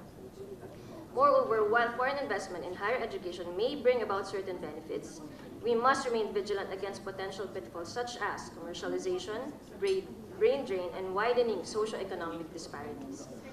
Any initiative to enhance the quality of higher education must be carefully balanced with measures to safeguard national interests and promote equitable access for all. In conclusion, we urge this honorable institution to prioritize the needs of our nation's youth and invest in the foundational pillars of basic education. We echo suggestions from Dr. Bautista, the EDE, to improve the ease of doing business, perhaps review some regulation and policies and regulatory bodies. Charter change should not be pursued as a panacea for the systematic challenges facing our educational sector. Instead, let's focus on ensuring that every Filipino child has support and access to quality education, facilities equipped with knowledge and skills and values necessary to thrive in an ever-evolving world and contribute meaningfully to our society and uphold our nation's heritage. Thank you, Mr. Chair. Thank you. That's very well said. But again, a lot of the recommendations are beyond the jurisdiction of this committee. So if we could just focus on that narrow question before us, which is the question of constitutional change and whether it will help or hinder us. Or whether, I think one thing clear is from all the resource persons, or from all the hearings, a recurrent theme is that we are the only ones who have these restrictions in our constitution. And a theme that emerged today, so far, an emerging theme today, is the need for targeting, as mentioned by Dr. Padolina, Dr. Bautista, and other resource persons. So that, to me, seems to be an argument to take it out of the Constitution and place it in legislation. So to have greater precision and to be able to achieve our aims. Just an impression. Maybe our resource persons could, if they have any comments. Yeah. Could we have Dr. Concepcion, Dr. Gisela, former VP of UP, and of course Professor Emeritus at UP and executive member of the National Innovation Council. Ma'am? Thank you, Senator Angara. Good morning, Senator Risa. So I'd like to present my proposal to build the superstructure. So this is the continuum of higher education, the tertiary and the postgraduate levels, as they relate to R&D and innovation. In the university, well, with due respect to our president, Gigi Jimenez, the three mandates we hold are education, teaching and learning, research and creative work, and service, public service, but also private service. Okay? And the queen of all of these activities would be new knowledge generation or creation, because this infuses, enriches our teaching and learning and our service. And so I think that we must invest in the superstructure, and I use this term to complement the infrastructure that the legislature invests in a lot. Now, do we invest enough in superstructure? So, next slide, please. So this is data that cannot be denied. It's UNESCO data that's quite old, but it remains true. So on the right lower quadrant is the link between capita and R&D. And Philippines is the blue triangle. So our GDP per capita today is about $3,500 US. And our GERD, our gross expenditure for R&D is 0.32%. And the other dots you'll see are for the United States, for Germany, and for Japan. And their GDP per capita are in the 60,000, 50,000, 40,000. Next slide, please. There is an imperative to consider R&D and innovation a top national priority. And the NAST, that's the National Innovation Agenda and Strategy document that the NEDA came up with, is showing us these core targets. And it's good that the government has already acknowledged that we need to attain these targets. So the root cause of all of our problems is a lack of investment in human capital, human talent pool. And right now, by the WIPO data, we only have 174 full-time equivalent researchers per million population. And we want to move that up to 500 by 2028 and to 1,000 by 2032. And our GERD is 0.32% of GDP.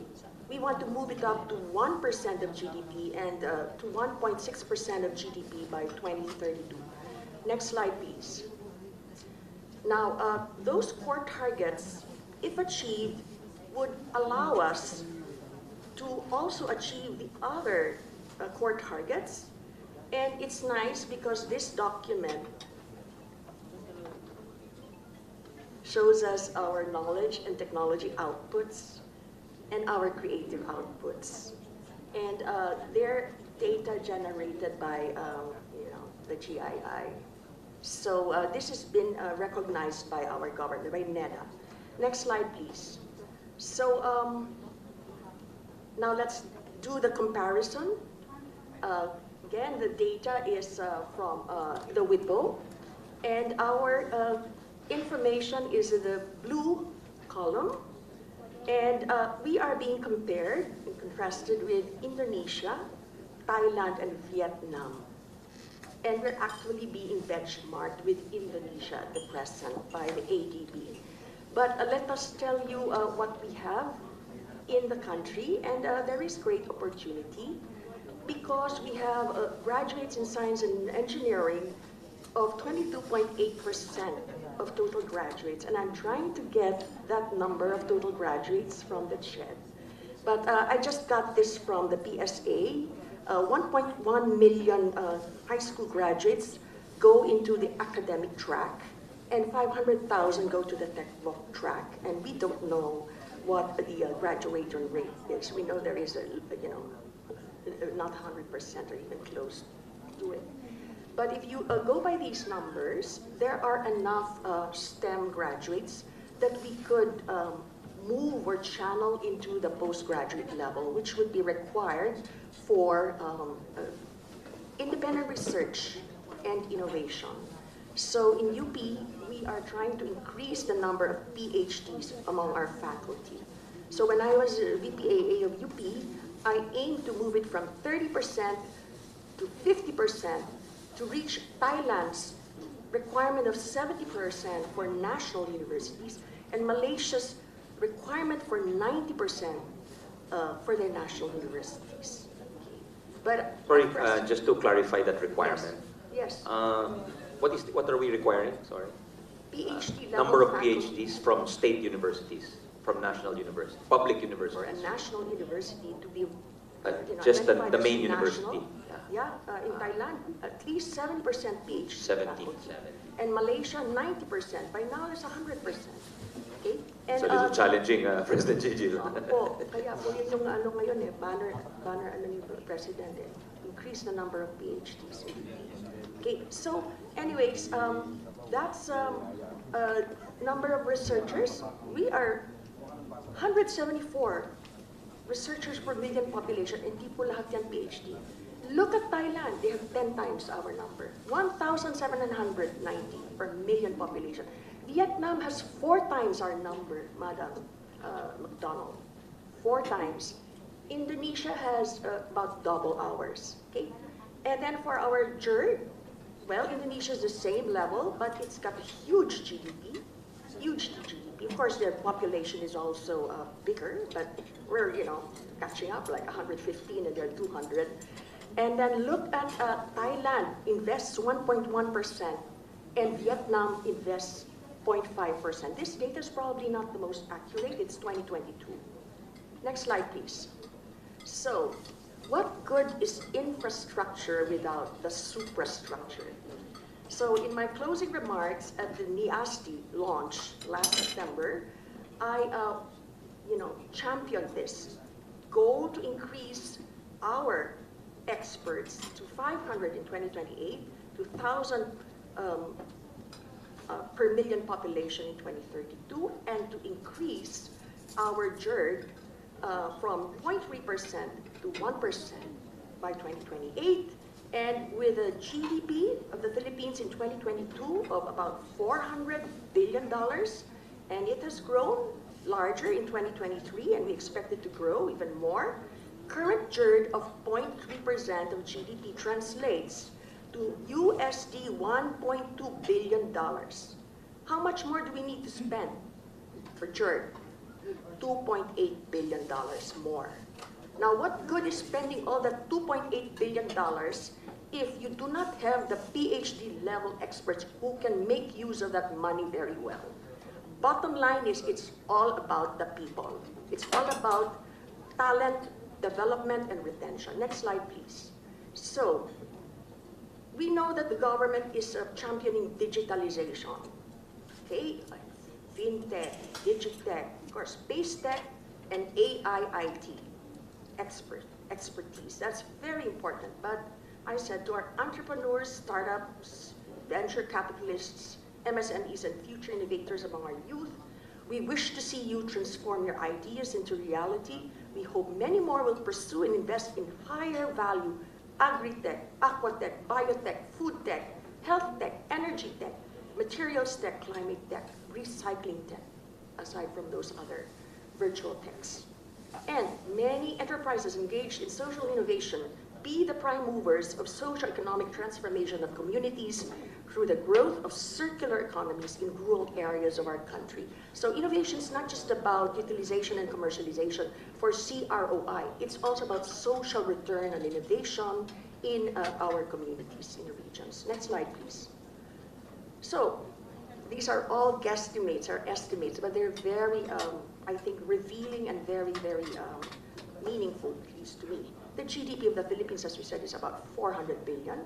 At a population of 115 million, GDP per capita is 3,500, and that's searchable. We know that. Now, we were told that 35% of the Philippine GDP, or 140 billion, is contributed by 1.9 million MSMEs, which I consider to be our middle class. This translates to about $74,000 GDP per MSME. Okay, we know MSMEs, they can really be micro, small, or medium. Assuming an MSME spends 50% for employee wages and an MSME has 15 employees, these are all assumptions, each employee earns $2,500 a year, or $210, or 12,000 pesos a month. What about marginalized communities in the Philippines? They do not earn enough income. Coconut farmers until today earn 5,000 a month. Farmers and fisher folk are the poorest communities in our country. So what has superstructure got to do with this? Productivity, quality and quantity of produce, of products, of services and systems, of MSMEs and farmer and fisher folk communities can be significantly improved with advanced innovative technologies. Next slide, please. So my proposal is to develop the Philippine superstructure by building the Philippine Advanced Technology Innovation Institute for Industry. Secretary R.C. Balisacan nicknames it PAKU, so he supports this, and so does the DTI Secretary. and the innovation workforce. And this provides you the brain flow. It provides you the two-way corridor. Okay?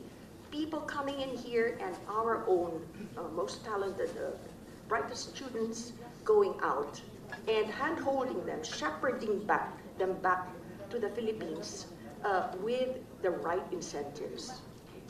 Through a definitive massive investment in superstructure, advanced S&T human capital development, recognizing its singular most critical role in driving and sustaining over the long term innovation-based competitiveness of Philippine industries.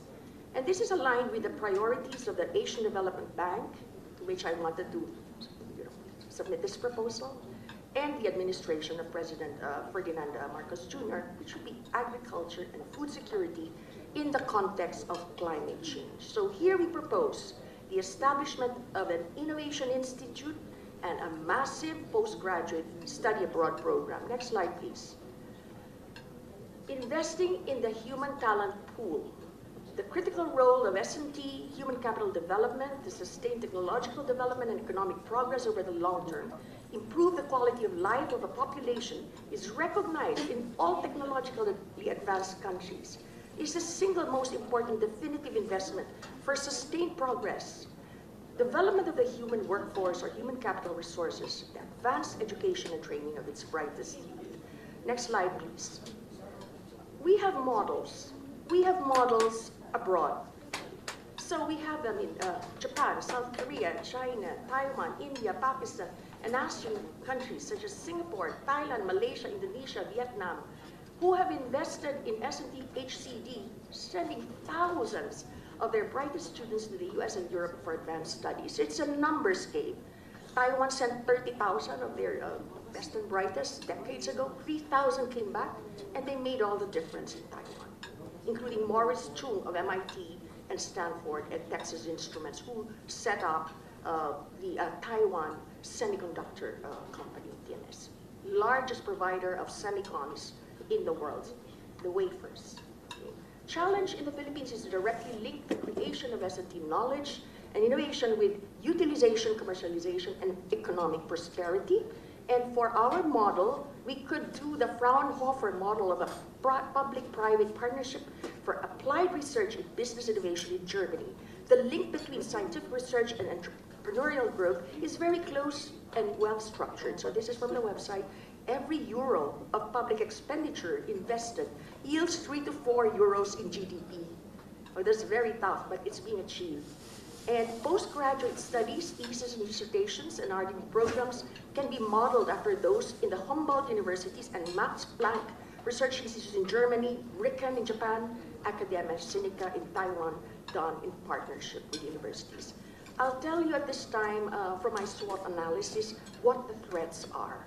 So we do have bright grassroots talents in our country, in the University of the Philippines and other SUCs all over the country. They still speak English well. We have a very young population. So what is Germany, what are other countries doing? They are recruiting them. They are already recruiting them directly because these countries have very low populations. They have reduced populations now. So, you know, they're just trying to get our best and brightest. So what do we do to stem this threat that you're facing? Next slide, please. What are the antecedents in the Philippines? This one we have to recognize. Let's just accept it. You know, we did not do well. No massive investment of the Philippine government in postgraduate studies abroad of its best and brightest from the 1960s and through the decades. Nothing, none. Instead, reliance on relatively few foreign scholarships. Rockefeller, Ford Foundation, Fulbright, World Bank, East-West scholarships. Significant number of these PhD graduates in the 70s and 80s did not come home for good. There was nothing to come home for. So it's really chicken egg. The government did not handhold, did not provide opportunities here. Programs that did not make a lasting and significant impact on knowledge creation in the country, I just have to identify them, and I will mention Ched Picari later. ESEP, Foreign PhD Scholarship Program in the 80s and 90s, just a few came home, and they made some difference. PhD Consortium of UP, Ateneo, LaSalle, and UST in the 80s and 90s, you know, moderate success, but it did not provide a critical mass. establishment of the National Science Complex in UP Diliman, and the National Science Consortium in the mid-2000s, okay, helped by the late Congressman Villa Fuerte, and establishment of the ERDD program in the mid-2000s with sponsorship of the late Senator Ed Angara. Next slide, please. With all due respect, President Gigil, I have to present our graduation data of the UP graduate programs. Also, due respect to VPAA Cynthia Bautista. This is our graduation rate in UP. Doctoral, 193. Masteral, 1,517. So we don't even have 2,000 graduates in UP in 2023. So I got this from our AVPAA. Next slide, please. What is the national budget in 2024? I read it in the papers. It's 5.768 trillion, or that's about 100 billion US dollars. Okay? So what is my proposal budget for building the superstructure? It's only 1 billion US dollars. But that's not even to fill what we need in terms of our full-time equivalent researchers, MS and PhD level. Because if you are to address the NAST core targets by 2028 and beyond, first we need the 2.8 billion to spend. We need to spend, and that is why we're here, Honorable Senator, because it's legislature that passed the law over the long term, provide a justification for budget allocation. But initially, this is being pursued by the National Innovation Council, executive branch of government. So, as we said, what good is the 2.8 billion if you don't have the research leaders? So we need 326 full-time equivalent researchers per million population, or with a population of 150 million, you need 37,000 plus FTE researchers. Next slide, please. What are the foreign models? This you are familiar with. You are familiar with the MIT-Harvard Nexus and the Silicon Valley Stanford University of California System Nexus. You see, that's why we worked with PICARI. Small Business Innovation Research, SBIR grants to researchers are a major investment in innovation of the US government, which has yielded numerous commercialization success stories. And one of our recipients of the SBAR is none other than Dr. Gonzalo Sarafica. We work together in the Philippine American Academy of Science and Engineering. So he's a recipient of this. The explosive growth of biotechnology industry from the nascent stage in the last decades is attributed in large part to SBIRs. $100,000, and the next tranche is $750,000. Successful cases of engagement of leading private US universities in foreign countries are well documented. We already heard it from Dr. Cynthia Bautista and others. But I'd like to point out one of our top scientists who is a plant geneticist, rice geneticist at that. He's Michael Puganan, our graduate from chemistry, just like me. And he was Dean of Science at New York University and also a leader of the NYU Genomics Institute. And he was asked to set it up in Abu Dhabi. And he was able to do it for $10 million over 5 to 7 years. And he was awarded the nation's top science award because of his efforts. I'd like to add Singapore's USD 30 million investment in the MIT, Massachusetts Institute of Technology, Smart Group in Singapore, which eventually led to the establishment of the highly successful Singapore University of Technology and Design, currently graduating hundreds of engineers annually, with SUTD topping MIT's list of emerging engineering schools. So it's just telling you the ripple effect. You know, the amplification effect is so important. You may not want the foreigners to be here forever, or even in the lower grade schools. I don't think they're really part of the SUTD anymore. That's already run by Singaporeans. So there's an exit plan for this, no? So we are always reminded about this in Taiwan. Oh, the Thai, the Malaysians, the Cambodians, they come to our universities 5 to 10 years, okay na, they're ready. They can do it on their own, because that's exactly what the Taiwanese did. They went to the United States And then now they have National Taiwan University. They have all these great universities which are of world-class standards based in the US system, and they are graduating their own top graduates. So I'd like to emphasize here that if we are going to pursue this, and I think we must, thing that we must address is intellectual property regimes, especially now because the world is moving towards this open innovation system. Because of climate change and other very urgent matters that face us beyond our control, we have to work together. Universities collaborate, hospitals collaborate, business and universities collaborate, academia. And that's what you call the open innovation system. And so you have to just identify what is your IP position. Don't be too, very possessive of your IP. This is what I learned from the the Nanyang Technological University president who attended the ADB workshop. And he said, in NTU, we share. We do not really value our IP this much. And why is that? Why does that work? Next slide, please. Okay, I think mabilis na, no? So, well, because in many universities, in Australia as well, IP can be sold upfront. It's bargained well, but then the university then gets a return on the investment from say the Department of Science and Technology, and so they're given more research money. So there's now research revenue for the university. Okay, pero upfront, instead of trying to hang on through royalties, then you're able to sell the innovation that needs a little more tweaking or a lot more tweaking before it's commercialized, right? So there's a lot more that needs to be done. So might as well the knowledge creators in university move on and embark on new projects and get new funding from the university. So this is our proposal, and that's the priorities: agriculture and fisheries technologies for food productivity and security, which is like the priority of the UP Los Baños; renewable and nuclear energy technologies for clean, cheap, and continuous energy. And we need collaborators for this. We learned this from Taiwan, from our Taiwan partners. Metallurgical and materials technologies for metal industry, stainless steel, iron, other metals. For energy, storage, batteries, and semiconductors, we need to develop our green metals, get the best value from nickel and cobalt, which we sell for a song to our neighboring countries.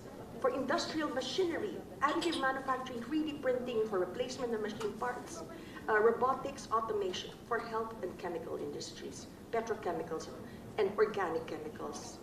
Okay, all of the above in the context of environmental stability, sustainability, and digital AI enabling automation technologies and other cross-cutting technologies. Bottom line, direct beneficiaries would be MSMEs and large industries. Next slide, please.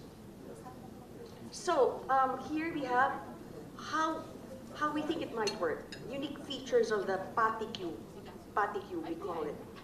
Would be an attached unit of the DTI focused on serving industry. Would be in a TESDA zone, centrally located in the fastest growing concentration of local and foreign industry locators and surrounded by several leading universities. This could be in the Calabar zone or it could be in the Central Luzon zone.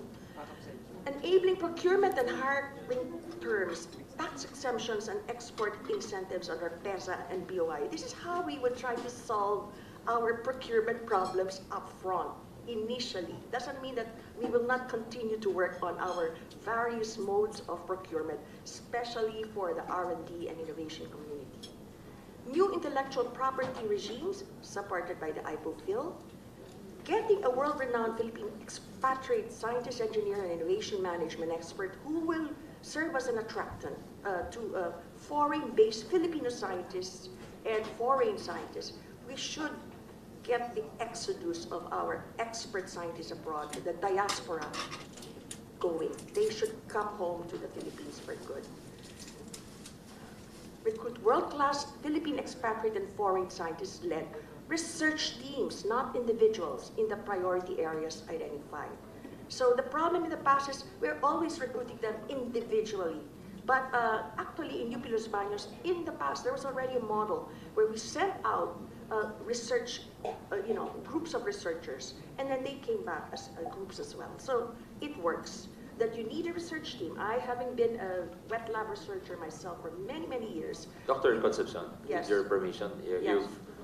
you've been speaking for 27 minutes. Yeah, just 3 minutes more. And do you have a view? Do you have a stand on constitutional reform?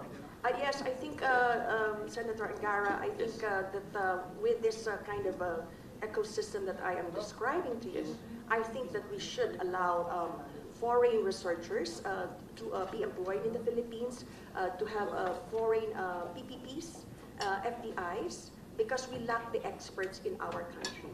You see, so it's really a case of not having enough of the mentors for research and innovation. And This is really a fantastic paper, and I wish we called you during our Tatak Pinoy hearings, because that was all about creating ecosystem. So in the oversight of the law, I think there's a lot to dialogue on, and I'll let you wrap up. But I think what you need here is scalability, Dr. I think what you need is, if you allow me to finish, I think you need some scalability here, and because the reality is we work in political cycles of 3 years. So I suggest you work on a 3-year initial cycle where you can have established results that you can show, and then that would justify a higher budget in the next cycle. That's just my modest suggestion. Please go ahead. Thank you, Senator. In the features here, I just mentioned that we really need to take care of everyone, the private higher education institutions, as well as the SUCs and, of course, UP. And so we would be offering joint master's and PhD degree programs with leading private and public universities in this center. Okay, and it's really modeled after the German technological universities and research institutes, which is industry-centric. Next slide, please. So PPPs, very important, including local and foreign PPPs. First of all, UP partner, for example, with the leading private universities, aside from the SUCs. Okay, so when we have this person that I, would like to serve as the magnet to lead PAKU, and in the case of PCARI, it was first conceptualized as a UC partnership. But then we made it more inclusive, so it was passed on to CHED. And the mirror institutes in UP were vetoed by President Pinoy when he visited UP with Chair Tati then.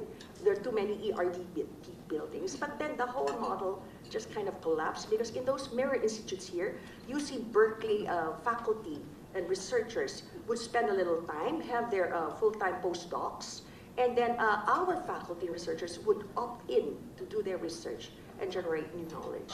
So that was the model that was not really followed. That's why it's, we would say, it's just a moderate success. Okay, so Dr. Puruganan did it properly in NYU Abu Dhabi. So there's revenue sources for sustainability. And that's like the conceptual framework for PAKU, and you would create an innovation town. And then central to it would be social innovation and transformation, climate change, environmental sustainability, because this kind of innovation is not possessive about intellectual property. It really has the community benefit at heart. And workforce education and training, governance, education and engineering, heart of it. So there's just a model of how it would grow, and then the funding is there, and it will be augmented through PPPs and FDIs. And there's a model that works in Kaohsiung that the president, UP president has visited, the Linhai Eco Industrial Park, where they share resources, so open innovation. And there are models of this in the universities in Taiwan. And this would have to be complemented by the massive postgraduate master's and PhD study abroad program. So out and in, coming out and in, and then the PATIC 3 would provide opportunities for employment for these.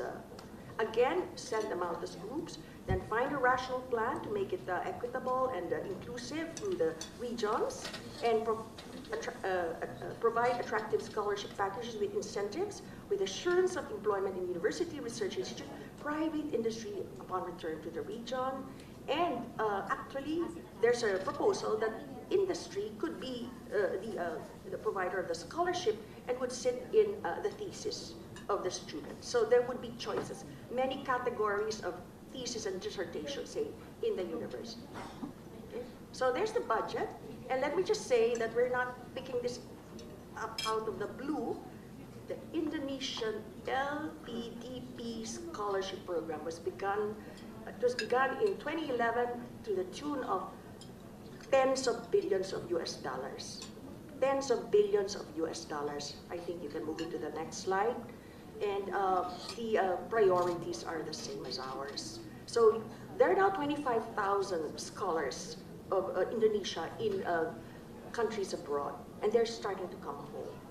But the funding there is with an endowment fund, but also it's to the tune of tens of billions of US dollars. So that ends my presentation. Thank you so much, Senator Angara, for allowing me to speak for 30 minutes. Thank you very much, Noy. It's a really fantastic, very ambitious proposal, and I think there's a lot to expand on there, and hopefully we can continue that dialogue. Dr. Concepcion, thank you very much. Now we'll go to, of course, we heard from UP, so I think we have to hear from Ateneo and LaSalle as well. So we have the former Dean of the Ateneo School. Sorry, we'd like to acknowledge the presence of Senator Tolentino, who used to be the chair of the Senate Committee on Science and Technology. Senator Tolentino, good afternoon. Just a few minutes before our resource persons would continue and before you can have your lunch. I listened partly to the dissertation made by Dr. Concepcion, but Mr. Chairman, I am now familiar, half familiar, not familiar, and perhaps this group would be familiar with a new concept that probably could take off from the existing PPP. I heard PPP, that's been for decades a public-private partnership. It would seem, Mr. Chairman, I just came from a trip with a group of local government officials. It would seem that the buzzword right now, and it's not just a mantra, but the model right now is not PPP. They call it triple helix. Triple helix. And if you're familiar with triple helix, it would show us the intertwine between the government sector, industry, and knowledge institutions. And a good visual model for this would perhaps be Silicon Valley. You'll be looking at San Jose State University, Santa Clara University, University of California, Berkeley, and Stanford University. So the dynamics would now involve the government partnering with industry, and as what Dr. Concepcion mentioned a while ago, the university producing the innovation, serving as a startup hub, and perhaps producing the next members for the industry and the government itself. So that's a model I learned from the Netherlands, which started Shell. Shell is about helix, and helix, if you can visualize this, helix is a sort of an intertwined rope or nerve system. So my question here would probably be on top of my mind, and I'm propounding this to the resource persons present. You can answer this as part of your presentation, or you can come back when the good chairman would have another regional public hearing. How can a triple helix formula serve the Philippines, and would it need a constitutional amendment? Would it need a constitutional amendment? Because we're now looking at the university. What if the university is involved in a program that is still restrictive? What if the university, for instance, is involved in a program somewhere in Palawan or Puerto Princesa? We have a state university there. Which would it be involved in production of gas and oil, natural gas, among others? So that's my my little contribution, Mr. Chairman, because we're talking about constitutional change in the education sector. How can the education sector, as part of that triple helix, propel a Philippine, or leapfrog a Philippine economy to higher bars? Siguro po yun ang dapat natin masagot. I'm not proposing that, but you can search what a triple helix is all about.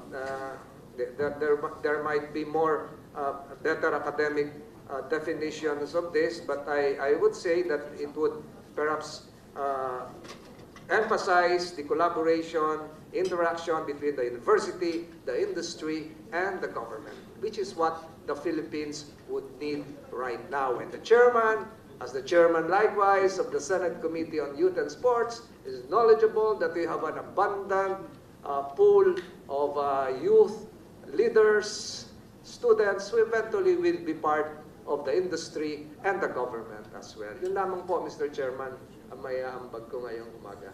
Yeah, very. Thank you very much, Senator Tolentino.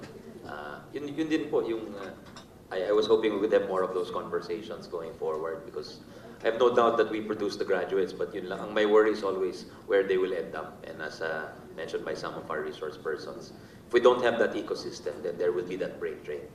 We will just be educating for migration. That's the reality. That's been the reality of the past decades of our policy. That's why I have also, in our interactions in the Edcom, we've raised that we must be talking about that ecosystem, not limiting ourselves to the educational policies we have, but also the industrial policies, because otherwise you don't have that synergy that Senator Tolentino was mentioning. If one of those links is weak, then there'll be no sustainability. So thank you, Senator Tolentino. So if we can hear from the Ateneo School of Government, we have Dr. Mendoza, former Dean, Dr. Mendoza, who is also an economist by profession. Dr. Ron, are you online? Yes, I am. Yes, thank you. Thank you for waiting, Dr. Ron. Please go ahead. Well, Chair Sani and our senators, good morning, and also to our colleagues in the education sector. I apologize that I am not there physically, but I trust that the discussions are going quite well, and I've been following from here at home. I have prepared remarks, but I thought it better to just start off with a few quick comments to draw on the insights already shared. It has been such a rich exchange of ideas this morning. So my series of comments, I'll go ahead and share it. Number one, I thought to mention the context of what we're doing here, which is basically where our country is compared to when our Constitution was crafted. And I took a look at the history, the statistics of our demographics, and I would just like to share with everyone that roughly 70% of our population was not even born yet when this Constitution was crafted. And when it was crafted, the country was a different country then, the world was a different world then. And now we have obviously recently recovered from a pandemic, which has severely affected our country, but also many other countries. But also we have begun to open up to a new world where there are geopolitical risks, the opportunities and challenges of the fourth industrial revolution, and many other changes that will need to inform our development strategy. So I think that this is the bigger context, and I believe that Sensani has a plan to sort of integrate this discussion on the education sector with the overall development planning agenda of the country based on the hearings that he's conducting. So just to point that out and to also remind our colleagues that our country is not exactly a pushover anymore. We are no longer considered the sick man of Asia, which we were in the 70s and 80s when we had the economic crisis back then. Our economy is set to hit $1 trillion mark by 2033, and we're set to hit upper middle income country mark by 2025.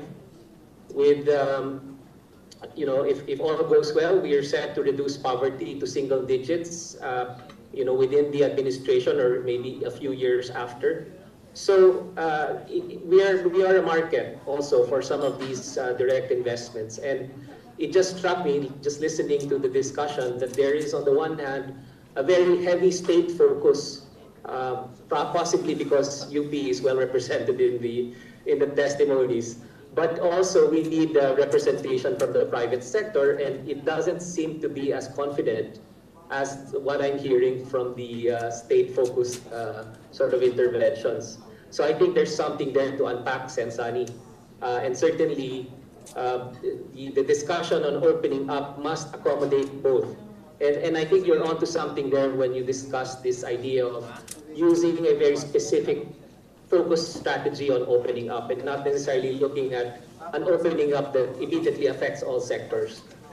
So that's my first sharing.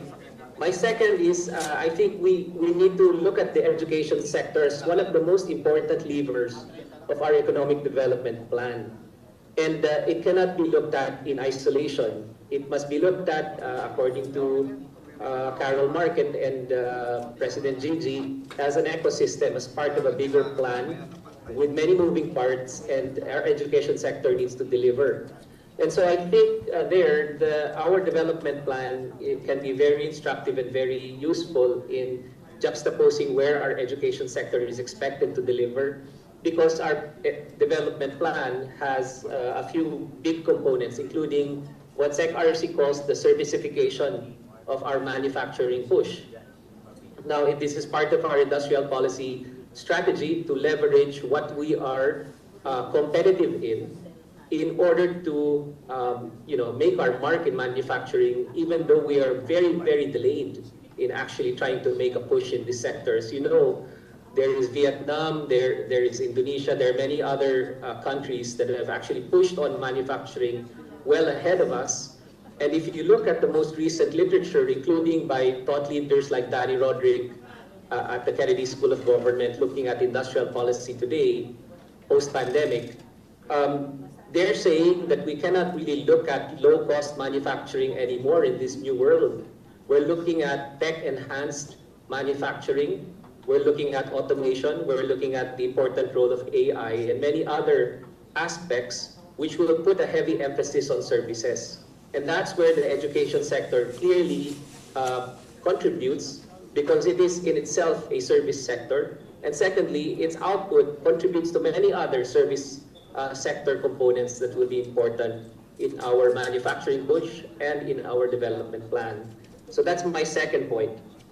The third point is, I think, based on those who shared that they have reservations about economic charter change, there is an interpretation that it will fix all, that it will cure all. I join Sensani in reminding our colleagues that that is not how we should look at this discussion. It will leverage many other things that we need to do, because there are many other parts in the industrial policy that need to be focused on, many other legislation that needs to be passed in order for us to succeed in this goal. And so I am reminded by my industrial policy professor, Danny Roderick, who said, you know, openness is not a development strategy, and that is certainly not what we're communicating here, that if we open up the sector, suddenly all things will fall into place. In fact, it will increase the number of things we need to do well, and the load on our institutions and the load on our governance. So tama po yung mga comments nila Chair Tati at other colleagues, Dr. Bautista, who shared their concerns about whether we will bring about more good out of this rather than more costs and more social disruption. That is actually the reality of industrial policy and increased economic openness, that there are risks, but those risks, a nation needs to decide whether it takes them if it wants the bigger gains. So my question to our colleagues and maybe to our senators is, can we afford not to take this risk and basically remain closed while the rest of our region has actually decided to open up, integrate, and take those risks to actually latch onto the technology and know-how that we know will shape this decade of development? So yun po yung usapin ngayon. I think we are all concerned about the risks, and if we focus on them and try to address them one by one, I think we can probably do that too. But there is a bigger question. If we don't act, there is also a risk to that. We will be continuously left behind. That is a big risk. And finally, let me share the concerns of some of our colleagues, and since I teach in the School of Government, read a little bit of my closing statement here, if you'll allow me, Chair Sani. Several attempts have already been made by reformists in various post-EDSA administrations to advance economic charter change, to continue to expand the scope and ambition of our economic development. There is considerable evidence that loosening the restrictive economic provisions in the Constitution can form part of a broader agenda to boost foreign investments and create jobs for Filipinos so that many do not need to leave for greener pastures abroad. That reform agenda must include reforms to boost independent regulatory agencies and strengthen social protection for those that may be affected by openness. We must improve the inclusiveness of our market economy so that we don't fear economic openness and instead see this as a way to provide jobs for our youth and bring back home our millions of OFWs. It is also a key component of bolstering our national security, since economic development always goes hand in hand with strong national defense. We will never be a secure country if we continue to be left behind economically.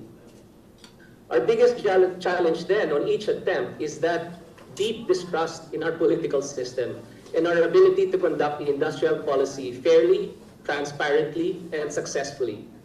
End of the day, if and when we open up to competition, our institutions and our governance need to level up also so that we don't end up on the losing side.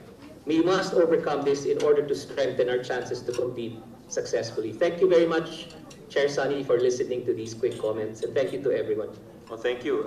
Very good, very strong insight regarding openness not being a strategy per se, and it leading to actually needing more vigilance. I think that's very powerful insight. And thank you for a progressive and hard-nosed, but yet hard-nosed stance. Thank you very much, Dean Ron. We'd like to acknowledge our majority leader, who's the former head of TESDA, which is a very important agency in this discussion. And also a member of the Edcom, aside from being the Senate Majority. Good afternoon, Majority Leader Senator Joel. If you please, you're free to interject at any point.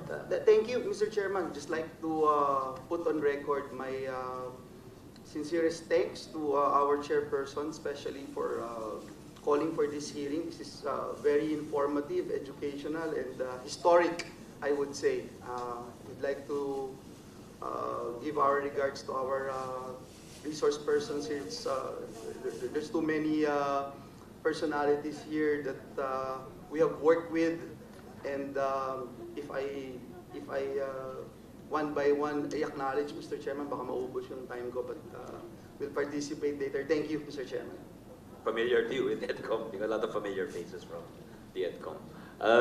Next, from DLSU, De La Salle University, we have the chairperson of the Committee on National Issues, Dr. Hasmin Liana, along with Mr. Ricky Kabugsa. You're both free to speak. And after that, just for Dr. Serafica, Dr. Destura, Dr. Coelho, Attorney Castillo, Attorney Rosales, and Attorney Carpio. Thank you very much for waiting patiently. Dr. Liana, ma'am? Thank you very much. Good afternoon, Mr. Chair and the Honorable Senators and members of the community. I came here on behalf of our President of De La Salle University, Brother Bernard Oka, FSC, and we are not ready with any position yet. The governing bodies of the university and our Committee on National Issues and Concerns will be discussing this issue, and we are going to submit a position paper.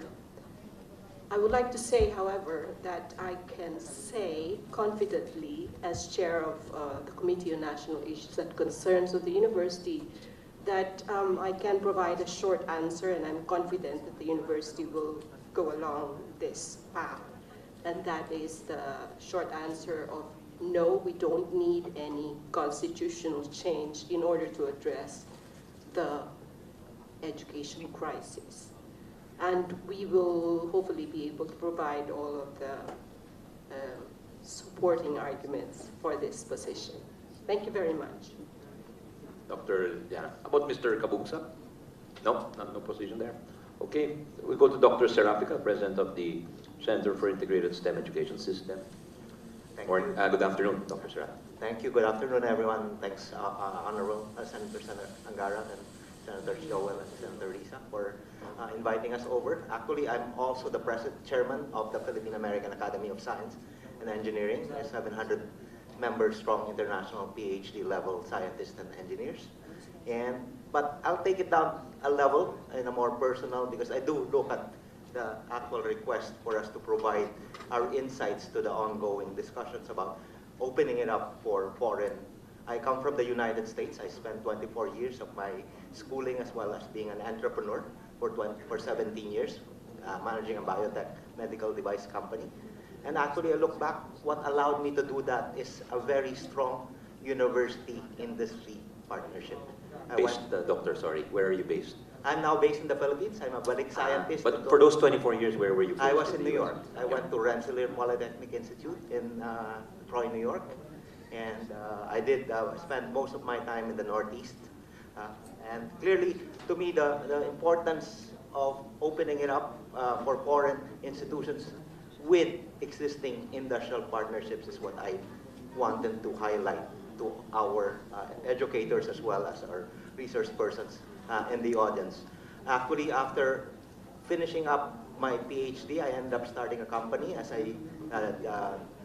Giselle mentioned, I did receive a small business innovative research grant that allowed me to raise venture capital and run my company for 17 years, and having sold it to Johnson & Johnson eventually in 2 pieces. So I retired at 45. I came back as a balik scientist actually in 2013, just to help the technology commercialization and intellectual property expansion in the Philippines. And I've been doing that with UP for the last 10 years. I've also helped LaSalle. I'm a member of the National Academy of Science and Engineering and Technology here in the Philippines. I work with Senator Padolina. But what's emerging with us, at least, I've been in the ecosystem of science and technology in the Philippines for the last 10 years. And I must speak that what Dr. Yi mentioned about the ecosystem. We're building a cathedral here. We're all brick layers, but we're building a cathedral. And it'll take, I've been here for 10 years, and I've been trying to actually look at where the gaps are. But what do we have? Do we have a turret? Do we have a few pews? Or what do we have of the cathedral? We do have the foundations, I must say, and actually over the last 10 years that I've seen $10 billion, 10 billion pesos poured into R&D. I think we have a few posts and a few doors, but it's not yet complete. Our roof is not there yet, so we're not sheltering the rest of our people in doing that. And what I'm experiencing now, having been part of a League of Corporate Foundation for STEM education, I'm doing projects on social-emotional learning for 21st century skills, as well as technical vocational education with a USAID project for advanced manufacturing. There are gaps in almost every step of the way, and being able to welcome in foreign institutions that can plug in the gap, accelerate our adoption of best practices, as well as being able to partner with local industry. I was part of the USAID STRIDE project. I was senior advisor of STRIDE 1 and 2 for 9 years. It's a $38 million project. And I was focused on academic industry partnerships. We don't have enough industry partnerships. And how much more with international? We just finished our National Academy Technical Working Group last week. We were focused on globally linking R&D of the Philippines to the global ecosystem. And right now, one way of accelerating that indeed is opening it up for foreign institutions with existing industry partners. So I do support, as a person, but definitely from the Philippine-American Academy of Science and Engineering, I'm sure a great deal of our members are foreign-based, about probably 200 of them, will be more than happy and willing to lend their support with their own institutions abroad to be linked to our ecosystem here in the Philippines. So I'm hoping it will be the beginning of many conversations on knowledge economies as well as how to make money with science. And I'm here as a resource person for the Senate, I guess, moving forward. Thank you. We'll need you, sir. We'll need you. Thank you. And just for the record, USAID STRIDE project has given birth to other programs like the DTI road mapping in Region 7, in advanced technologies. So that project has been useful, and we're trying to replicate it in various regions actually, especially the rural areas. Thank you, Dr. Serapi. Thank you. Dr. Destura, Professor of the National Institute of Health for UP Manila and Deputy Director of the Strategic Initiatives and Emerging Programs of the NIH UP Manila. Dr. Destura, thank you for waiting patiently. Good afternoon, sir. Thank you, Honorable Chair, for having me here, Senator Villanueva, Senator Tiveros, Senator Gatchalian. I think... With your permission, I failed to acknowledge our chairperson of the Edcom and our basic education and ways and means chair. So he actually occupies a good, if we're talking about the ecosystem of education, academia, and industry, he's an important personality because he's on the economic and the education side. Senator Win Gatchalian. Good afternoon, sir. Would you like to say anything before we go back? Doctor, thank you. Yeah, thank you. So I'm also coming in my comment on a personal, as a scientist who came back. So I've seen the education component from both here in the Philippines and the perspective it actually has provided me when I was outside, also learning from them. But of course, it's not for everyone to say that you get educated and then you have to come back. Others prefer to stay over there for various reasons. And I had my own reason why I wanted to come back to the Philippines. But the point I'm driving at here is that globalization of education is really a huge leap for most of us because we are already, the world's shrinking. And what happens to us here affects what's out there, and what's happening out there obviously affects us here. So instead of trying to put walls into the institution of learning, maybe we can be more open to accept what's new and what is actually important to make our organization, our country grow. Of course, it's very important that in our mind we have to retain our culture, our identity as a country. But globalizing our idea doesn't mean losing ours. And the opportunities that we can actually expose ourselves to the knowledge. I was a clinician when I left the country in infectious disease. I came back as a trained in biotechnology. So that's why for the first time through this journey, we created our first, from the University of the Philippines. That created most of the local technologies that we are developing now. But what is 30 minutes in Singapore took me 3 years here. So, it's not a complaint. It's a realization of what's actually happening and why the struggles for the technology transfer is happening between industry and the academia.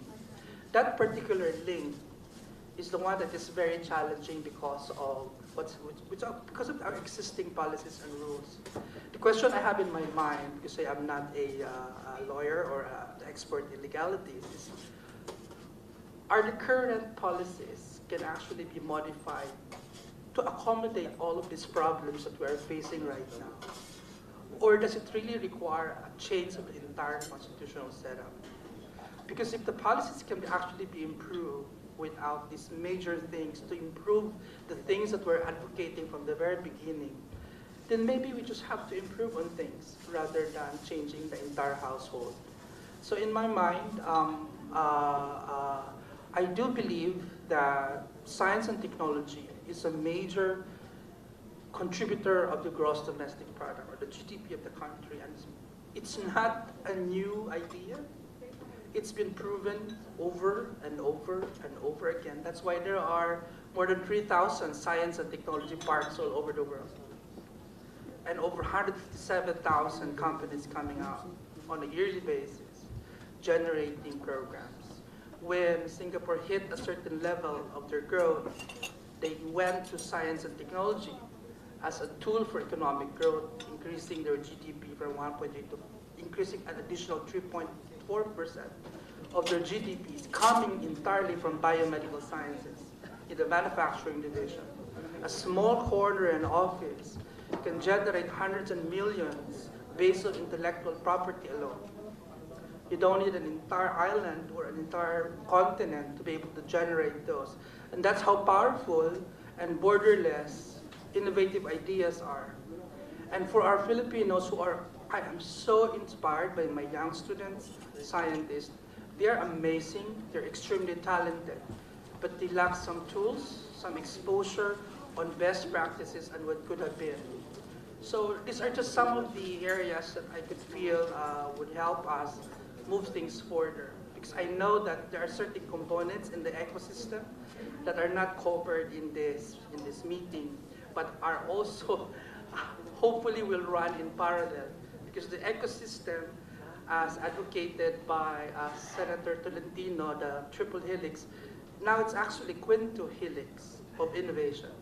So the quinto helix of innovation involves government, academia, industry, community, and the environment. So when you put all of this together, you create an ecosystem that doesn't only include the educational sector, but the 4 other components need to be addressed in parallel to address this very complex problem that we have.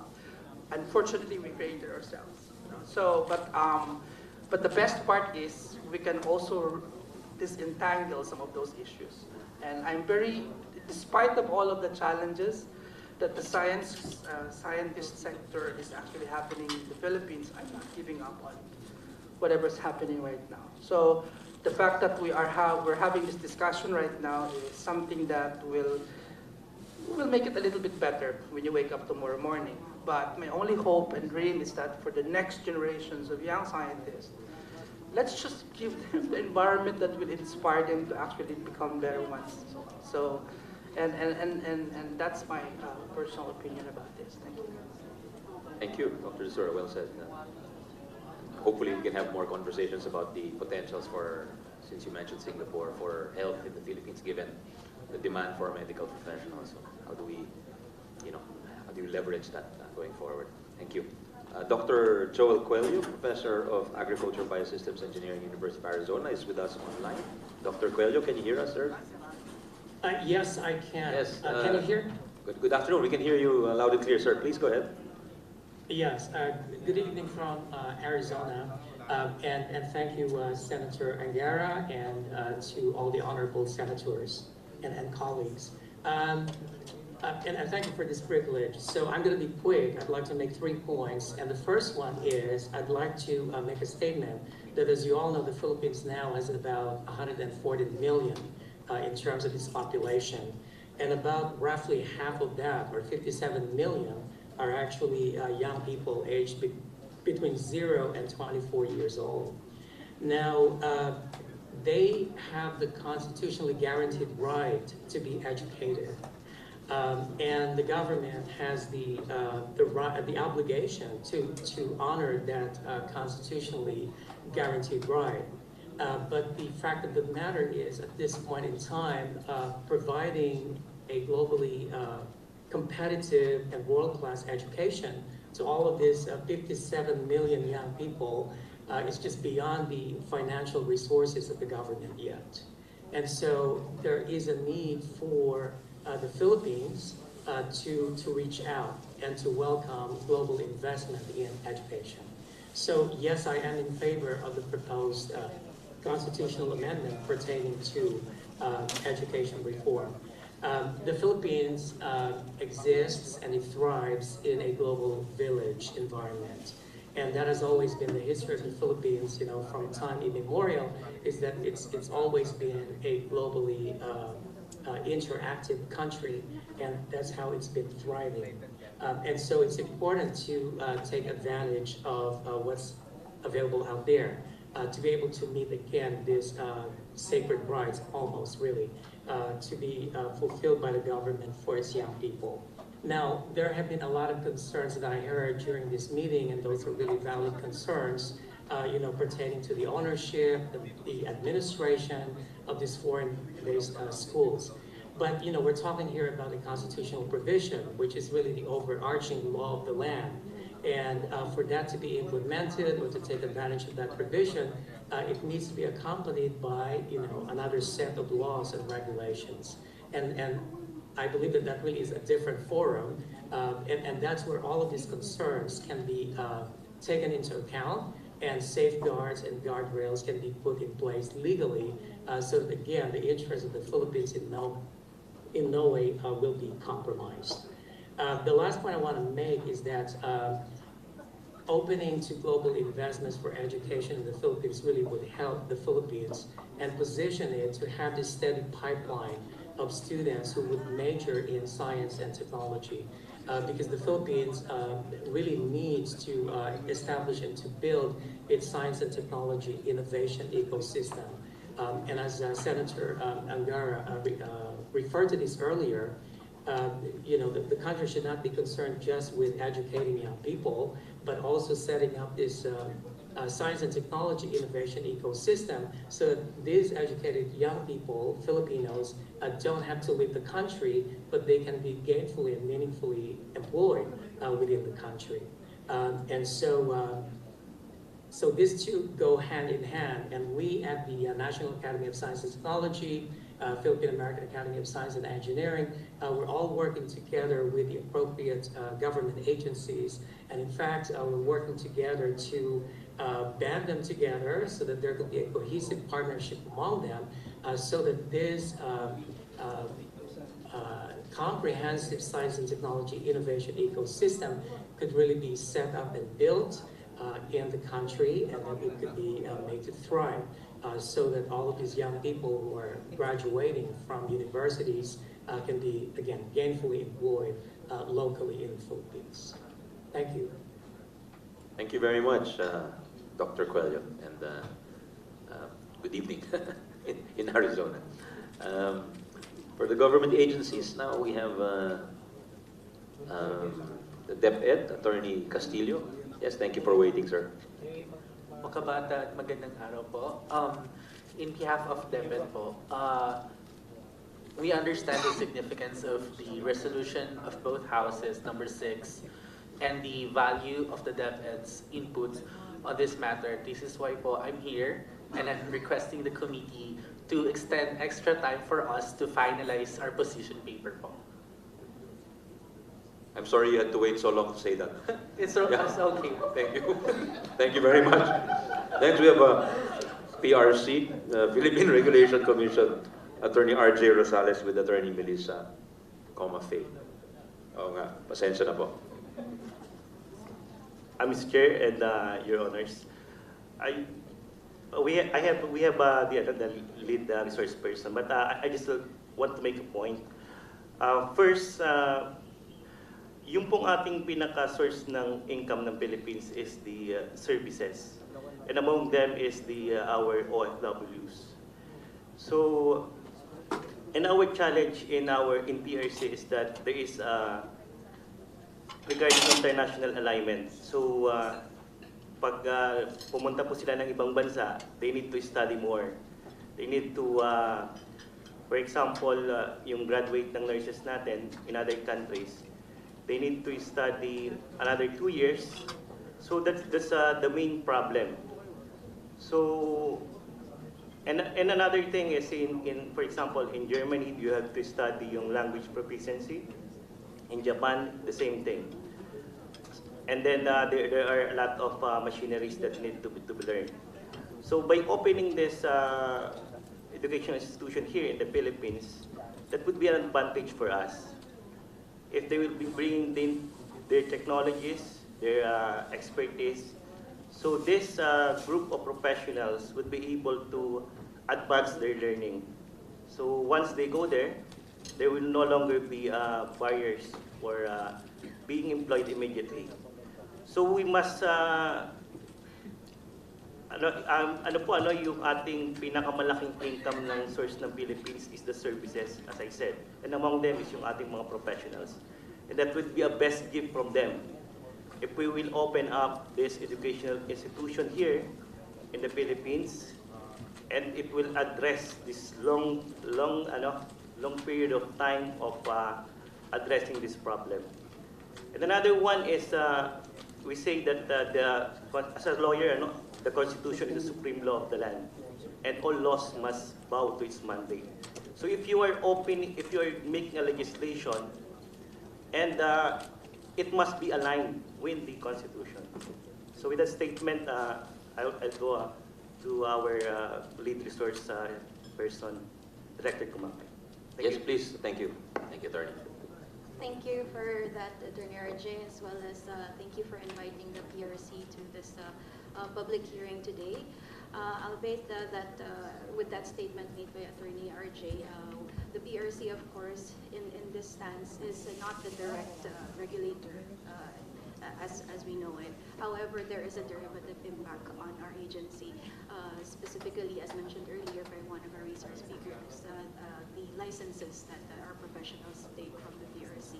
But also, please be informed that the PRC, apart from, of course, the regulatory aspect of licensing and giving examinations, the PRC also looks at developing our professionals. And the PRC, through its my office, the International Affairs Office, we also collaborate together with our other agencies, such as the Department of Migrant Workers and other offices in charge in finding these pathways for our professionals once they are situated abroad. And it was good that it was mentioned also by one of our research speakers a while ago that from the, not only are we looking from outbound, but also from inbound, because the alignment also of our curricula together with the curricula of those abroad is also something that we look forward as a derivative impact of this endeavor that is proposed today. Together with that, we prepared an initial statement, but of course this is not yet the official submission of the PRC, as we will be requesting that we later provide you a more holistic statement. But initially, we would also like to recognize the intent of the frameworkers to optimize access to the best educational institutions to both Filipino and foreign children, as well as to ensure the best training to become globally competitive citizens in the modern world. Initially, the Commission fully supports the proposed amendments to the Constitution, taking on from the statutory construction of expressio unius as exclusio ulterius. We maintain that the express mention of one person, thing, or act of consequence excludes all other. And here, since we have specifically stated basic educational institutions will be covered, it excludes all the others, such as the tertiary education. With that application, we would like a clarification, of course, to what extent the law intends to, or this proposal intends to grant such liberalization. We heard from the other resource speakers that the 100% allowance is something that is looked forward to. But is this the intention of the senators who proposed such resolution? In the same manner, apart from delving into these issues, we would like to put out to the body that we will continue to address the effects of these liberalization from its standpoint that we have. And there is, in liberalization of educational institutions, there is an expectation from foreign investors to put up tertiary and technical vocational schools, as mentioned earlier, and that will operate in alignment with the requirements of the foreign institutes. In effect, this will immensely diminish barriers of trade and services as being propounded, and will significantly aid the removal, if not the reduction, of what the Attorney RJ was mentioning, the bridging programs for Filipino professionals who are situated abroad. And furthermore, aside from the traditional educational institutions, specialized training centers and even hospital facilities that cater to medical learners would potentially open up, thereby enabling the advancement of training for specialized skills and sharing of advanced technology, the target field of specialization, which actually PRC is endeavoring at the moment. And it must be noted that this is also in alignment with the goals of the Office of the President to increase the number of practicing healthcare workers in the Philippines while providing human resources for health requirements of other countries. And that encourages also the exchange, as was propounded by Attorney RJ earlier. And so over the years, the Commission has, as mentioned, entered into various memorandum of understanding, memorandum of agreements, free trade agreements, as well as economic partnership agreements in relation to trade and services and recognition of professional services. However, one of the most propounded issues that we saw are the overlapping issues of education, culture, and mentioned language differences. And this continues to persist. And hopefully through this endeavor, this can also be addressed. And so one more thing that we did notice is that the the proposed provision, albeit we propound to the body whether it was an intentional deletion of the paragraph regarding no educational institution shall be established exclusively for aliens and no group of aliens shall comprise more than 1/3 of the enrollment in any school, etc. This one is somewhat contentious, as it will affect some of our processes at the moment. For example, in April 8, 2015, wherein the Commission has entered into a joint administrative order with the Department of Health on the conduct of medical residency and fellowship training program for foreign medical professionals here in the Philippines. That entails foreign residency, residents of the medical profession who wish to study here in the Philippines. And in the said JAO, the deleted provision was used as a basis of determining the limit of FMPs allowed in any medical institution. So with this, if such is a proposal to remove the paragraph mentioned, this would be affecting some of our processes. In the same manner that, of course, we have to look into, as mentioned earlier, the Foreign Investment Act as well as the negative listing. So with that, they initially propound that the Commission finds no vehement objection to the proposed amendments. Rather, it gives its full support to the proposed amendment to liberalize educational institutions.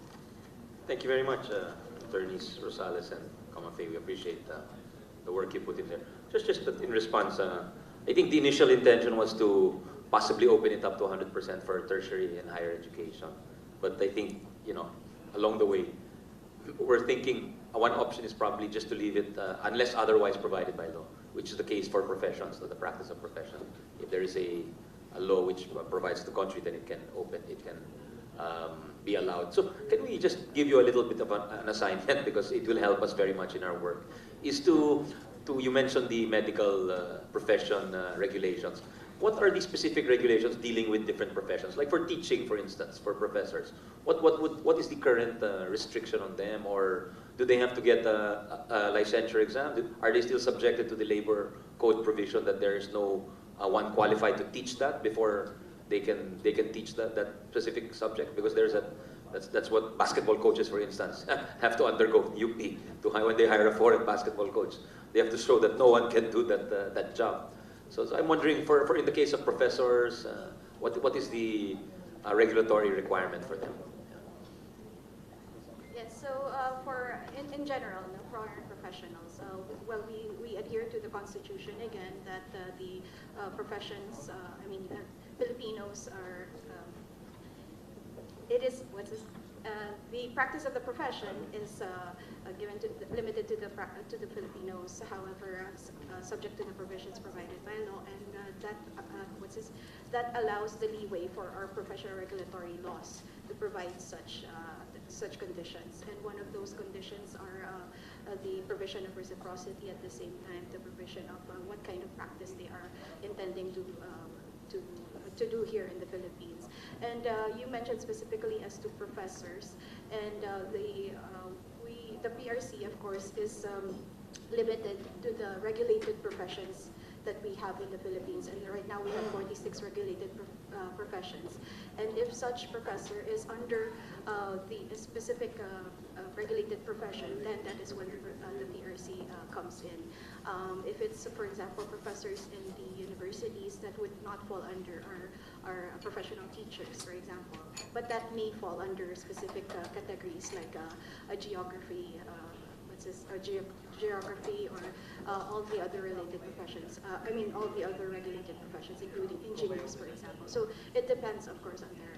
But in general, they would if it is within our scope, we would require them to have a special temporary permit before they can undergo the alien employment permit from the DOL, as you were mentioning, that they have to, the requirement that it has to be proven that there are no other Filipinos that we practice apart from them. So those are the conditions, but of course it has to fall within the categories, as I mentioned. And the provision of taking the licensure exam as well is provided in some regulated professions, so not all professions allow. How many regulated professions do we have now? 46 at the moment. 46. When you say regulated, there's a licensure exam. Is that what it means? Exactly. And And there is a professional regulatory board. there's a board that sets further regulations on professional together practice. with the commission. Okay, thank you. Yes, Senator Majority Leader. Chairman, I was listening attentively to the statements made by our friends from PRC. And even Attorney RJ made mention about the importance of our service sector. I just recall the importance of the ASEAN Quality Assurance Framework. I'm sure you are all aware of this. And let me state for the record, the primary purpose of ASEAN Quality Assurance Framework is to enhance the quality of education in the ASEAN regions. And also, as you made mention, the importance also of supporting the mobility of whether you talk about students, workers, and professionals, both within and outside the region. Now, if in the ASEAN.org, the enhanced regional capacity in higher education as part of lifelong learning provision, including the harmonization of ASEAN higher education, moving the region into sharing the same academic standards. Ito yung pinupush nila. No? Now, there are ongoing initiatives among ASEAN countries to enhance the quality education in ASEAN region by developing a quality assurance framework in higher education where the ASEAN countries would be able or could benchmark and align their quality assurance systems. My question is how will these initiatives improve the quality of education in the country? And as you made your position, is amending Article 14 of the Constitution premature, considering that we have not seen the impact of these initiatives yet? Unless we have already assessed and say, kulang pa rin. And I think the best way to do it is to open up our education system. I would just like to hear from our friends from PRC. Thank you. Yes, thank you, Senator Villanueva, for that propounded questions. The PRC, as I mentioned earlier, is also a part of this initiative in the move for our ASEAN Qualifications Reference Framework under the Philippine Qualifications Framework Law. So together with our interagencies, that includes CHED as well as DepEd as well as TESDA and DOLE, we are part of this initiative, the Philippine Qualifications Framework undertaking. And the same manner that we, as mentioned a while ago, the aspect of specializations, the PRC is looking towards developing these specializations to reflect it under the level of 6, 7, and 8 under the Philippine Qualifications Framework. And as you mentioned, as your question will go, if these initiatives improve the quality in the country, we would answer in the affirmative, because of course, as part of my statement earlier, the PRC is one in developing these professions, and by creating these kinds of specializations to cater, of course, towards this ASEAN Qualifications Reference Framework, together with our Philippine Qualifications Framework. This is one endeavor that would allow us to, in a way, look towards how to improve our professionals and their endeavored professions. And whether your latter question is whether the amendment of this Article 14 would provide an impact, or is it too premature? I believe it can undergo parallel movements, because together with what we are doing in our specific jurisdictions, well, for the PRC, it would be the practice of the professions. That would mean after graduation and after licensure examinations, developing these professionals through their specializations. Together with that, it would, of course, as I mentioned earlier, it's more of an impact derivative for our agency, because opening up these institutions would allow this, practice, international practice alignment, as well as looking into international standardizations of these effects, which would equate with what we are currently doing under the PQF. Thank you for that, and I'm glad that you mentioned the Philippine Qualifications Framework, because the former CHED Commissioner is also here with us, former Secretary Tati Licuanan, former Commissioner of CHED, Cynthia Bautista, who also helped this representation craft actually the law itself, the Philippine Qualifications Framework. Now, if you look at the PQF report, let's talk about, for example, level descriptors. Well, the PQF has been accepted as aligned to ASEAN Qualifications Reference Framework, o yung AQRF criteria. There's still so much room for improvement. For example, let me point out what we discussed in Edcom. I see our chairman here, Chairman Gatchalian. In a study of qualifications of, for example, warehousing and forklift operators, it was found that level 2 qualifications in the Philippines is only equivalent to level 1 in Thailand. Now, according to World Bank, you look at our descriptors, the PQF descriptors, they reported that our PQF descriptors do not progress uniformly across all levels.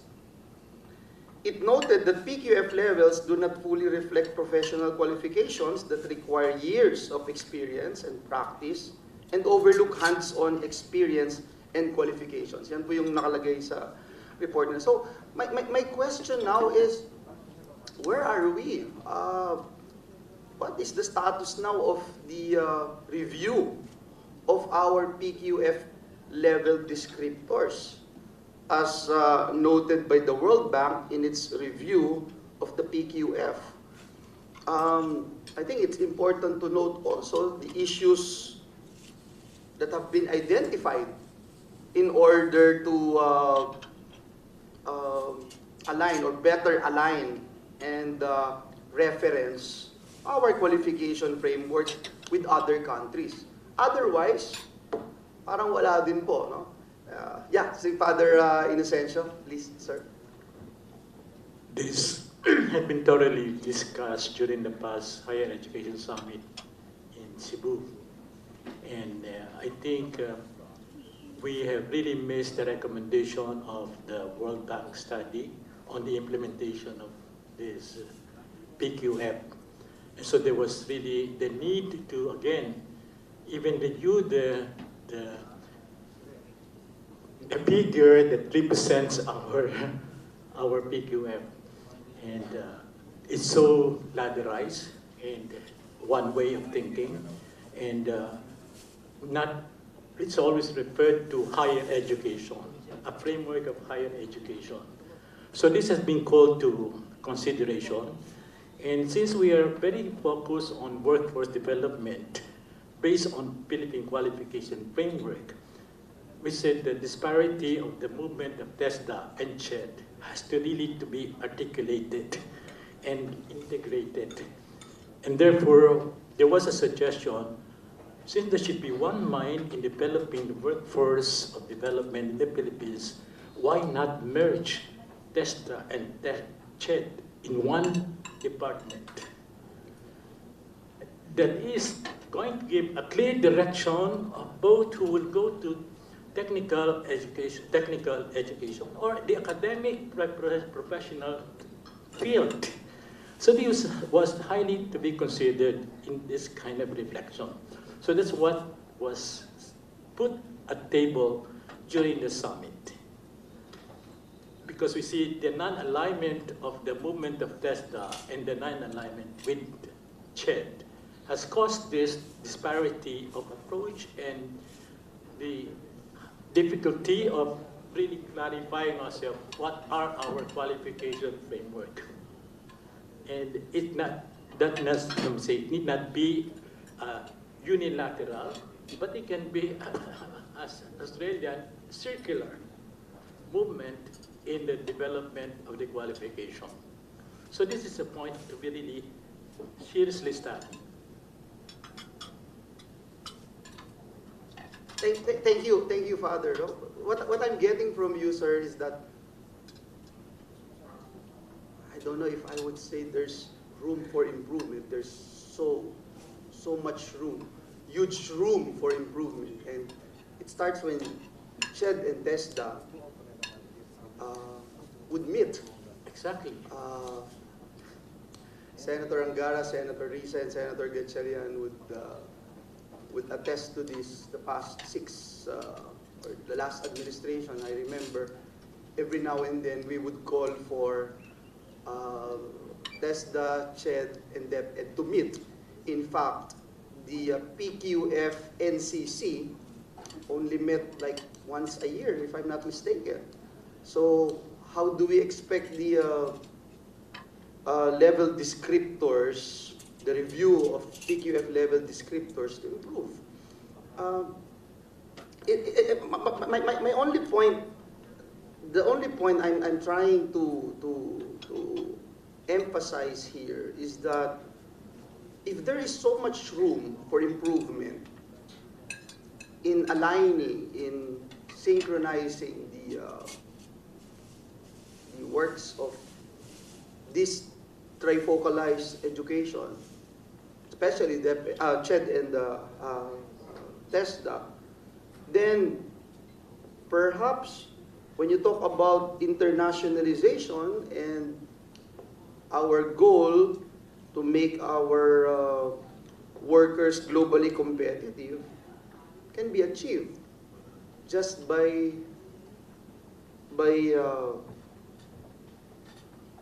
being effective TESDA, having an effective TESDA and effective CHED. Would that be a correct statement, sir?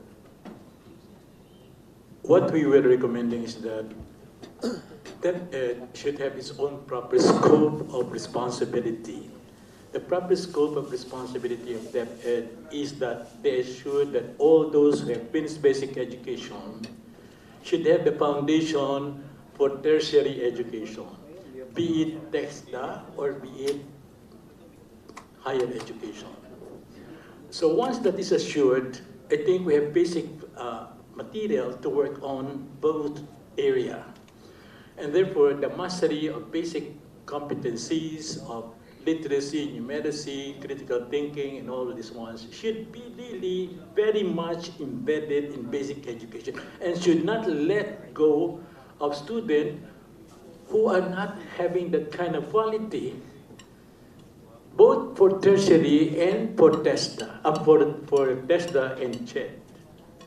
So I think that is the basic mandate of basic education. No student should have gone to a tertiary education without that preparation, because we will build only from that competency, whether it be technical or academic.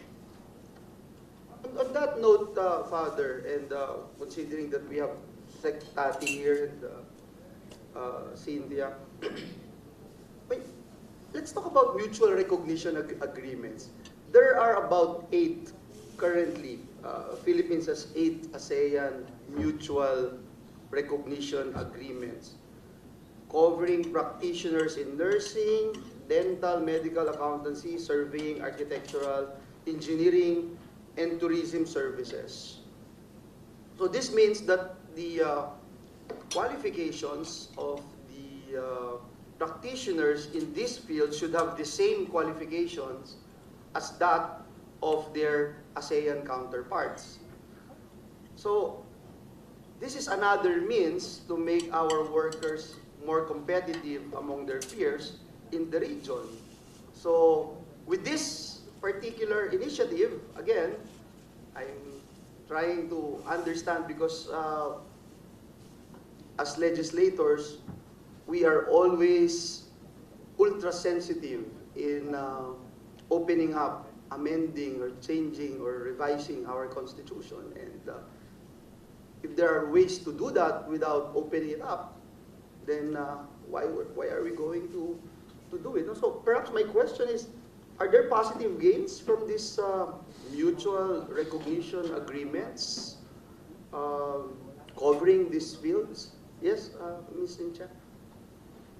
So, Mr. Chair, I think the mutual recognition agreements are there, but they're not yet aligned with the ASEAN qualifications reference framework. So work is still being done there. But I guess for the Philippine qualifications framework, there was the referencing committee that referenced to AQRF has volunteered to also partly review it. So wala pa rin pala tayo. So things are being done, sir. Yeah, thank you. Sige po, Mr. Chair, I will. Along the track of Senator Joel, Majority Leader, since I want to take advantage of our experts and maybe even the chairman, on Tech-Voc, because that's the line of former Secretary, now Majority Leader Villanueva. Like for example, in Tech-Voc, there's a great dearth of cybersecurity professionals. So when I was approached, actually there was someone who wanted to talk to me about providing cybersecurity for the Senate. I said, why don't you talk to TESDA? And then you can put it in as a module across, because each corporation will need a cybersecurity professional. Each government institution will need a cybersecurity. So they went and spoke to TESDA, and they got accredited. So my question is, how does that the issue of foreign ownership come into that? Because their partner was an Israeli. Because as everyone knows, the Israelis are some of the best at cybersecurity. So that's something I want to throw out to the body. Does the issue of foreign ownership come into play?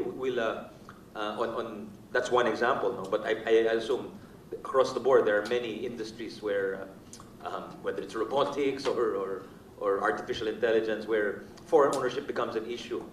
That's what I'm wondering. So maybe I think we need to, across the table are educators, but maybe not enough industrialists. So maybe we'll have another session with the entrepreneurs and industrialists. Yes, Father, please. Yeah. Perhaps more than just speaking about ownership, what could be enhanced is how do we enhance partnership and collaborative work? And so therefore, this is the basis of how we are doing now our program with the different countries in terms of Tech-Voc.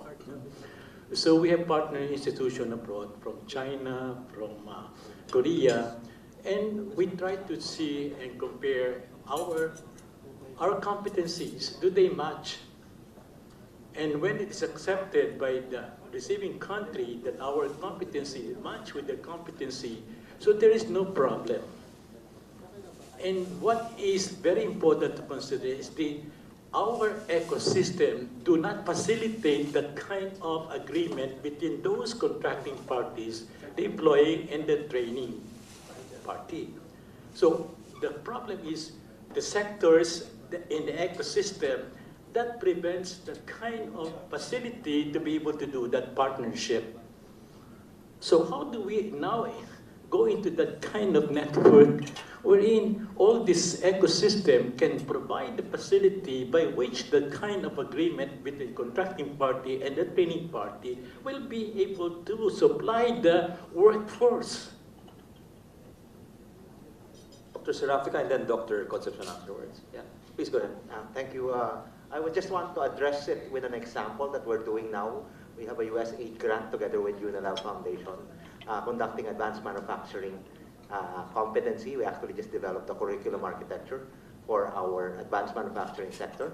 We did a survey for about 500 companies last year, and we have 240 respondents. We actually visited Mayor Gatchalian in Valenzuela as well to look at the facility that you can offer.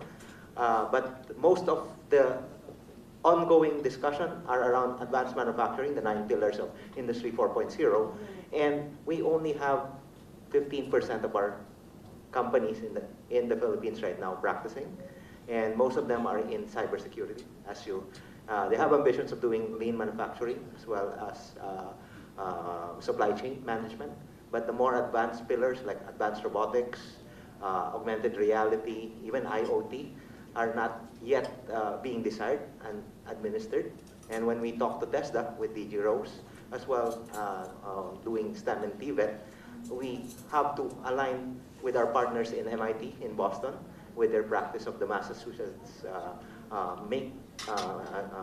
learnings that they had for mass bridging their workforce to become more adept with Industry 4.0. And clearly, the formation of a council is like, I think what you're addressing, Father, is what we're doing now. We formed the Advanced Manufacturing Skills Council, together with MBC and TESDA as being part of it, and SAPI, our current chief of party, is Dan La Chica. And by forming the council, I describe the project as an industry-led, industry-demanded, and industry-adapted curriculum. There's no education sector yet. And on the second and the third year, that's when we transfer whatever's being utilized by industry to be adopted by the higher educational and the vocational institutions. So it is like a piloting without... That's a much needed missing link, sir. Yeah, so that's another gap that we're trying to address in system right now as part of the curriculum development together with MIT in Boston. But again, the ownership didn't come into question. It's more of how do we roll it out and operationalize it. And then we deal with the regulatory agencies after. Thank you. Thank you very much, Dr. Concepcion. I'm glad you mentioned MIT because the tagline of MIT is mens et manus, mind and hands. So TESDA focuses on training, whether it's machinery, instruments, etc. And that's, I think, where we can demonstrate the triple helix of Senator Tolentino. The major investment is from the government. I'm trying to share with you the model in South Korea. So I visited a TESDA center there, and the government invests in the machinery that then is used to train the employees of thriving companies, not just startups. And the trainers are from the universities. So latest methods are shared by the university experts with the latest concepts and principles. So it's a very synergistic relationship, and it's viable because the industry employees are paying for their training. So that's the South Korean model. It's called CHAMP. It's a major investment by the government. And so sometime back, I asked Senator Cynthia Villar, why not place TESDA under the DOST? Because DOST has the RDIs, it has the facilities for training, and I'm particularly interested in manufacturing and industrial manufacturing, because we need to develop our metal industries. For example, steel manufacturing and fabrication. Okay? Of course, yung mga AI, yung mga virtual robotics and automation comes hand in hand with that. But the basics should be provided by the government. And we have models for Tech-Voc. We have Don Bosco, we have Mapua University. So you could get experts from them. And of course, we have our UP engineering faculty. So sana magtulungan ang academe, government, set up the facilities, invest in it, and see what we can do to help our MSMEs in the food and agriculture business industries. Ayan, pwede yung UP Los Baños facilities natin kung minsan underutilized, no? So there's another model, I think, in Taiwan, and President Gigi here has seen the eco-industrial parks that's focused on steel and steel fabrication. We have a proposal for them to set up the pilot training facility in our future TESDA SNT park in UP Diliman. So that's one of our proposals with our NCPAG leaders, for them to set it up and to have UP faculty train together with our friends from Taiwan. Thank you, Dr. Concepcion. We still have to hear from the Commission on Higher Can I just make a very short statement, Mr. Chair? I think it's really important what we are hearing here today. It's got to be industry-led. And I remember when we were in TESDA, and please don't ask me to go back to TESDA, Mr. Chair, because you always say that. It's got to be industry-led. Otherwise, the training regulations, the curriculums will not matter if it's no longer required by the industry.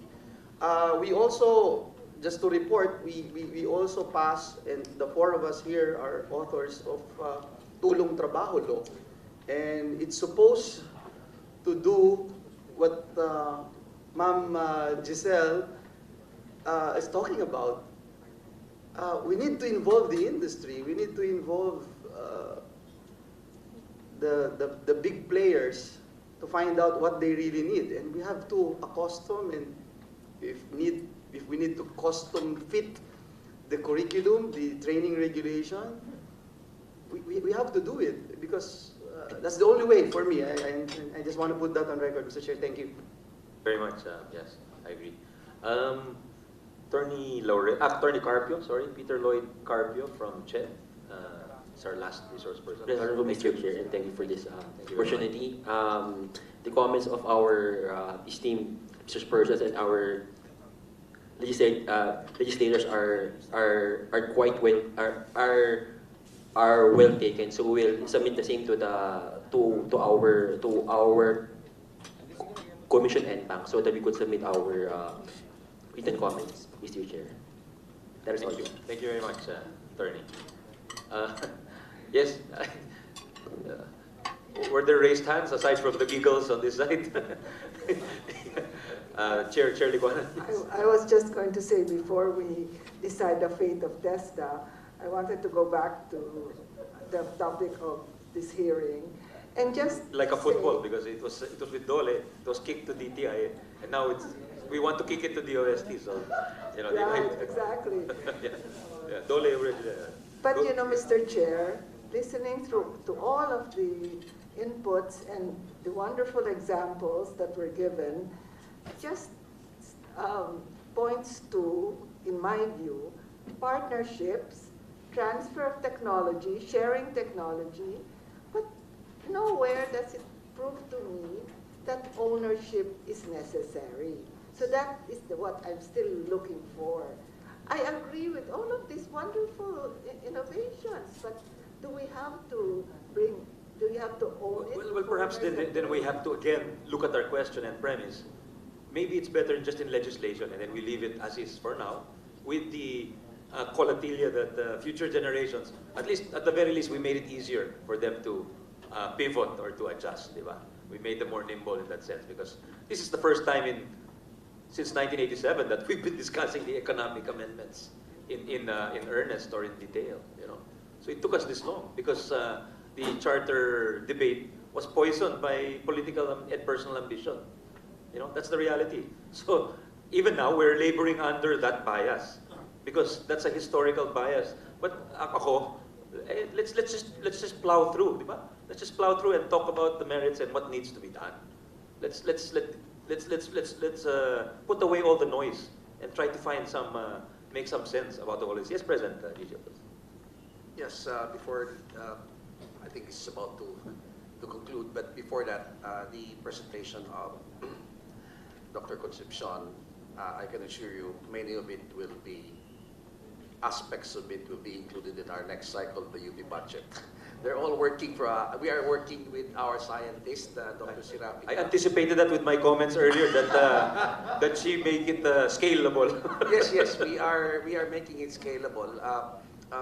We are very, very conscious of the need for industry, academia, and government to really work together. As a matter of fact, that is the triple helix. It's not actually new. I mean, Japan is doing the same thing when it comes to producing their own COVID. As a matter of fact, Moderna is a product of academia, industry, and government. And the director of Moderna is a graduate of the College of Medicine. Yes, he's very happy to say that. He's volunteering his services for UP as well, because we are saying that our connection with industry will be global connection.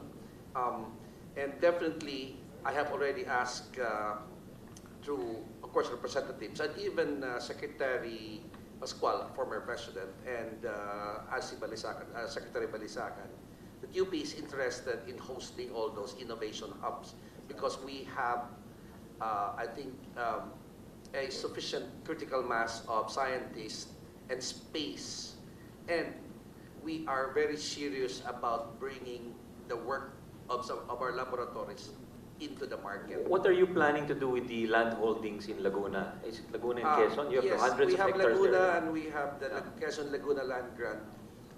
My instructions is to fully utilize these land grants, and we are entering into public-private partnership discussions right now. But basically, it is used for, among other things, climate change adaptation, should put up a scientific eco zone there. We are. To collaborate with industry. A kind of a microcosm of what Yes. Dr. Concepcion is proposing. Yes, we are planning some. As a matter of fact, we're thinking of a science city, but focused on developing agriculture towards food self-sufficiency. And also biodiversity. Perfect, because of the yes, the terrain. It rains a lot there, so you could. Yes, and we are also inviting non-renewables for power because of the University of the Philippines wants to be. We want to be the #1 SDG university in the world. I mean, we won't settle for second. Right. So, and thanks to the Senate for giving us initial budget for the SDG center. We'll try to give you more for, but these are the things we were excited about, President. Yeah. But the thing about, yes, it's very, I mean, sometimes embarrassing to think that our peers in ASEAN may not actually be our peers because we have only about 35%, around 35% PhD, and neighbors like Thailand would have 70 and approaching 100. And the problem with the university is that we produce such great professors, they are being poached. And so the focus now, I do not want to be known as the infrastructure president, I want to be known as the subcomponent faculty development president. We really need to invest in our human resources. And that's what we did. The other thing, Mr. Chair, is that we know that we want to produce as many research and scientists. 35,000 is quite a tall order per million based on our population, but we're willing to kakasakpo kami doon. Except that hindi po Where are we now, curiously? If our goal is 35,000, where are we? Ang layo eh. 8,000. 28,000? Per million? 20,000 overall, because it's 173 per million population. Per million ang pinag-usapan. Yeah. So where are we now? It's 35,000 per million. 150, 170 lang yata, Mr. Chairman eh. Malayo. Per million ha, hindi yes, absolute numbers. Okay. But one of the initiatives of the University of the Philippines now is a closer coordination with SUCs. Mr. Senator, this is what we're struggling right now to realize. We want to redefine ourselves as basically a research and graduate school universities. We were created 100 years ago to provide education leaders for the country, which is not yet even formally independent. But the situation over 100 years ago is different. The situation now, we have so many universities, and I have expressed this vision already. We want to be not just a research hub for the country, but the research hub of hubs for the country. We want to be not just a university, but the university of universities in the country. What I'm saying is we don't even want to compete anymore with undergraduate education. I'm going to say something very controversial. I do not see the role of UP as the top of the bar, on the board, although that's part of it. If I had my way, Mr. Chairman, I would only admit undergrad who are honors track, PhD track, because our job is to produce more PhDs for other schools. It is well proven that the more a good undergrad requires PhDs. And to produce this, say, 1,000 that we plan per million, UP cannot do that alone. So that means really we are trying to encourage more candidates from other schools to take up graduate studies in UP. The key is a very good postdoctoral program abroad for selected technical or selected areas or discipline that we feel are important or strategically important for the country. As I said in the opening statement, we have 470 partnerships abroad, and we are going to open it up to our friends, first SUCs, LUCs, and of course the private sector, because our mandate is not for ourselves, it is to lead in higher education. And definitely the program as expressed by former Vice President for Academic Affairs, Gisela Concepcion, and of course, with apologies to Ateneo, I know you said this is UP heavily represented here. We are, yes, that's true, but our mentality is that we are the national university, and we carry the burden of the entire Philippine education in our burden, on our shoulders, in our minds at least. So we are sharing this university. Hindi po namin kaya lahat yon, And definitely, as a matter of fact, there are certain programs in other schools that are even more advanced than UP. And we say this not with any kind of condescension. They are very good at that. So we feel that we should really be there. But the vision is a university of universities. We want to produce, we want to be specifically a research university. And anyone familiar with changing university knows how dangerous that is, to plow through set attitudes. But it is a challenge that at least this administration is willing to face. Mr. Chairman. Yes, I just advise you to select your audience when you say that, President Gigil, because as Chairman Tati warned, when you say research, nakakain ba yung research? Those are actual quotes from policymakers, kaya ingat lang po. But it's a worthy ambition. Kinakain po namin ang research. And we'll support you. Nakakapakain. Dapat yung sagot doon, hindi lang nakakain, nakakapakain pa ang research. Yun ang magandang sagot doon. I think it's rare na we witness the state university thinking aloud about itself, how to evolve. Even speaking as an Atenean. And before I go to my questions, Mr. Chair, para po sa CHED at para sa ating mga associations of educational institutions, just two quick points for the record. First, Mr. Chair, I wish to manifest that the present formulation of RBH 6 on education allows the liberalization even of basic education.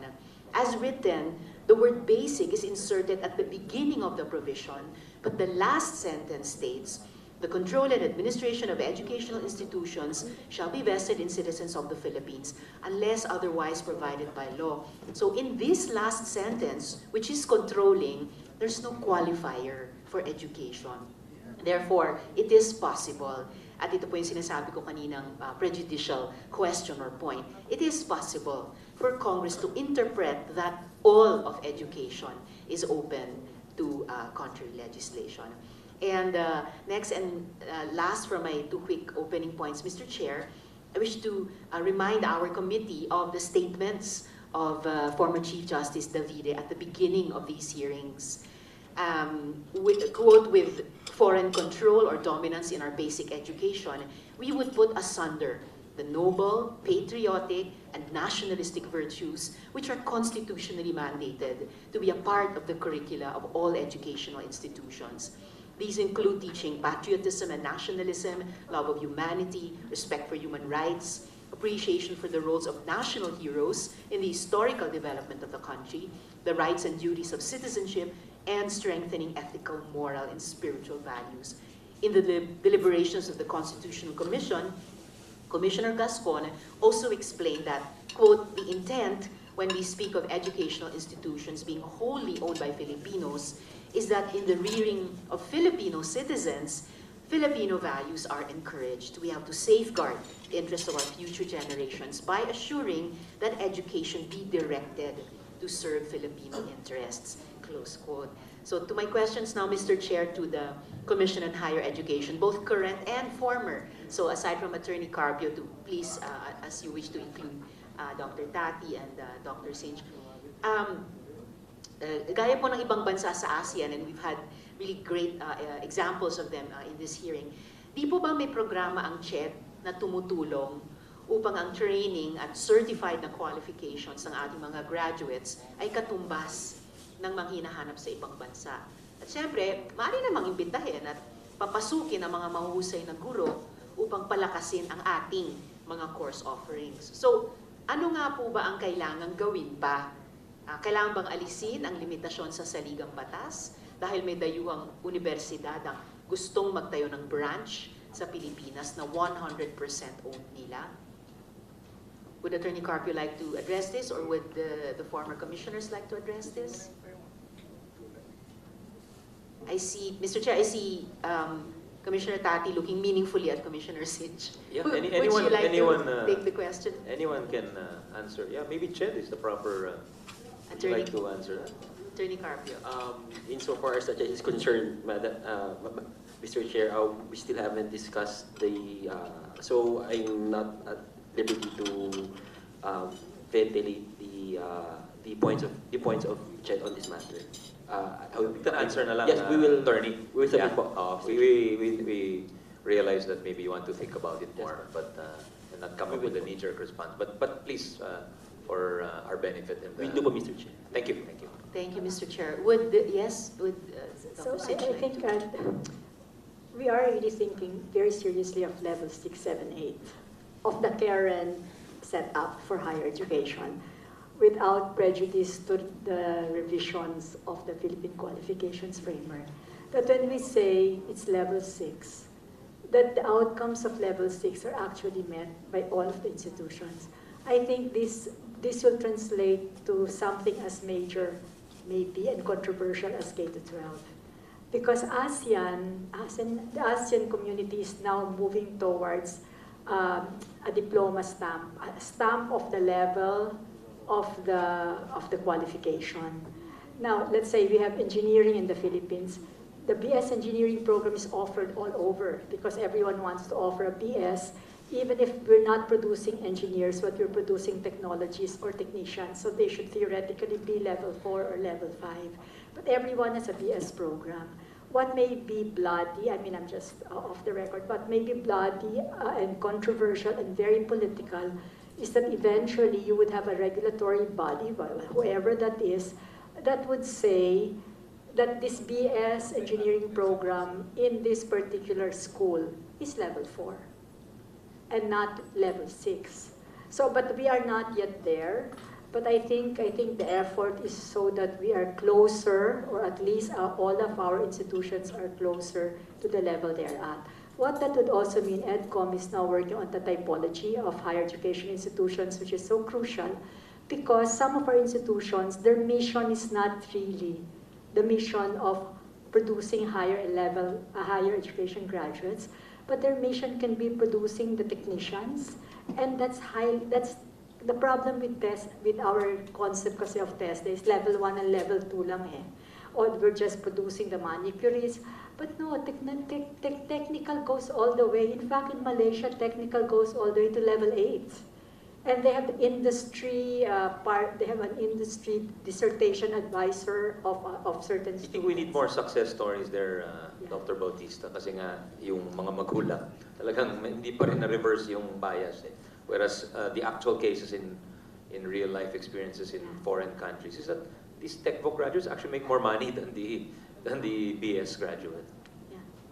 So it's also the money. And may I also interject just a very quick comment on this Tech-Voc sector. Not only there is a growing penchant still for diploma or college diploma, I would say. But TESDA should really step up because you look at the training regulations right now. The NC3s and NC4s are probably less than 25% of the total training regulations. Now, you look at NC5s, which is supposed to be the diploma level, the NC5s, it's 0. It's still 0. So, yeah, I hope we can... Sir, it's also because of our education system is very American.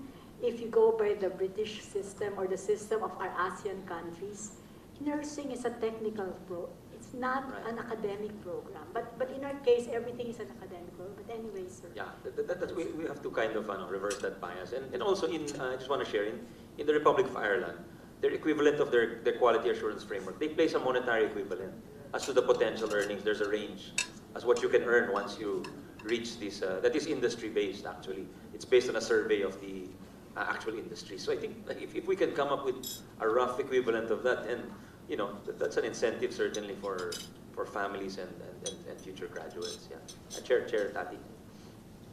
But on the other hand, what we have is a salary scale that is based on a degree, and which is really totally false. So you require a degree for a job that doesn't require a college degree.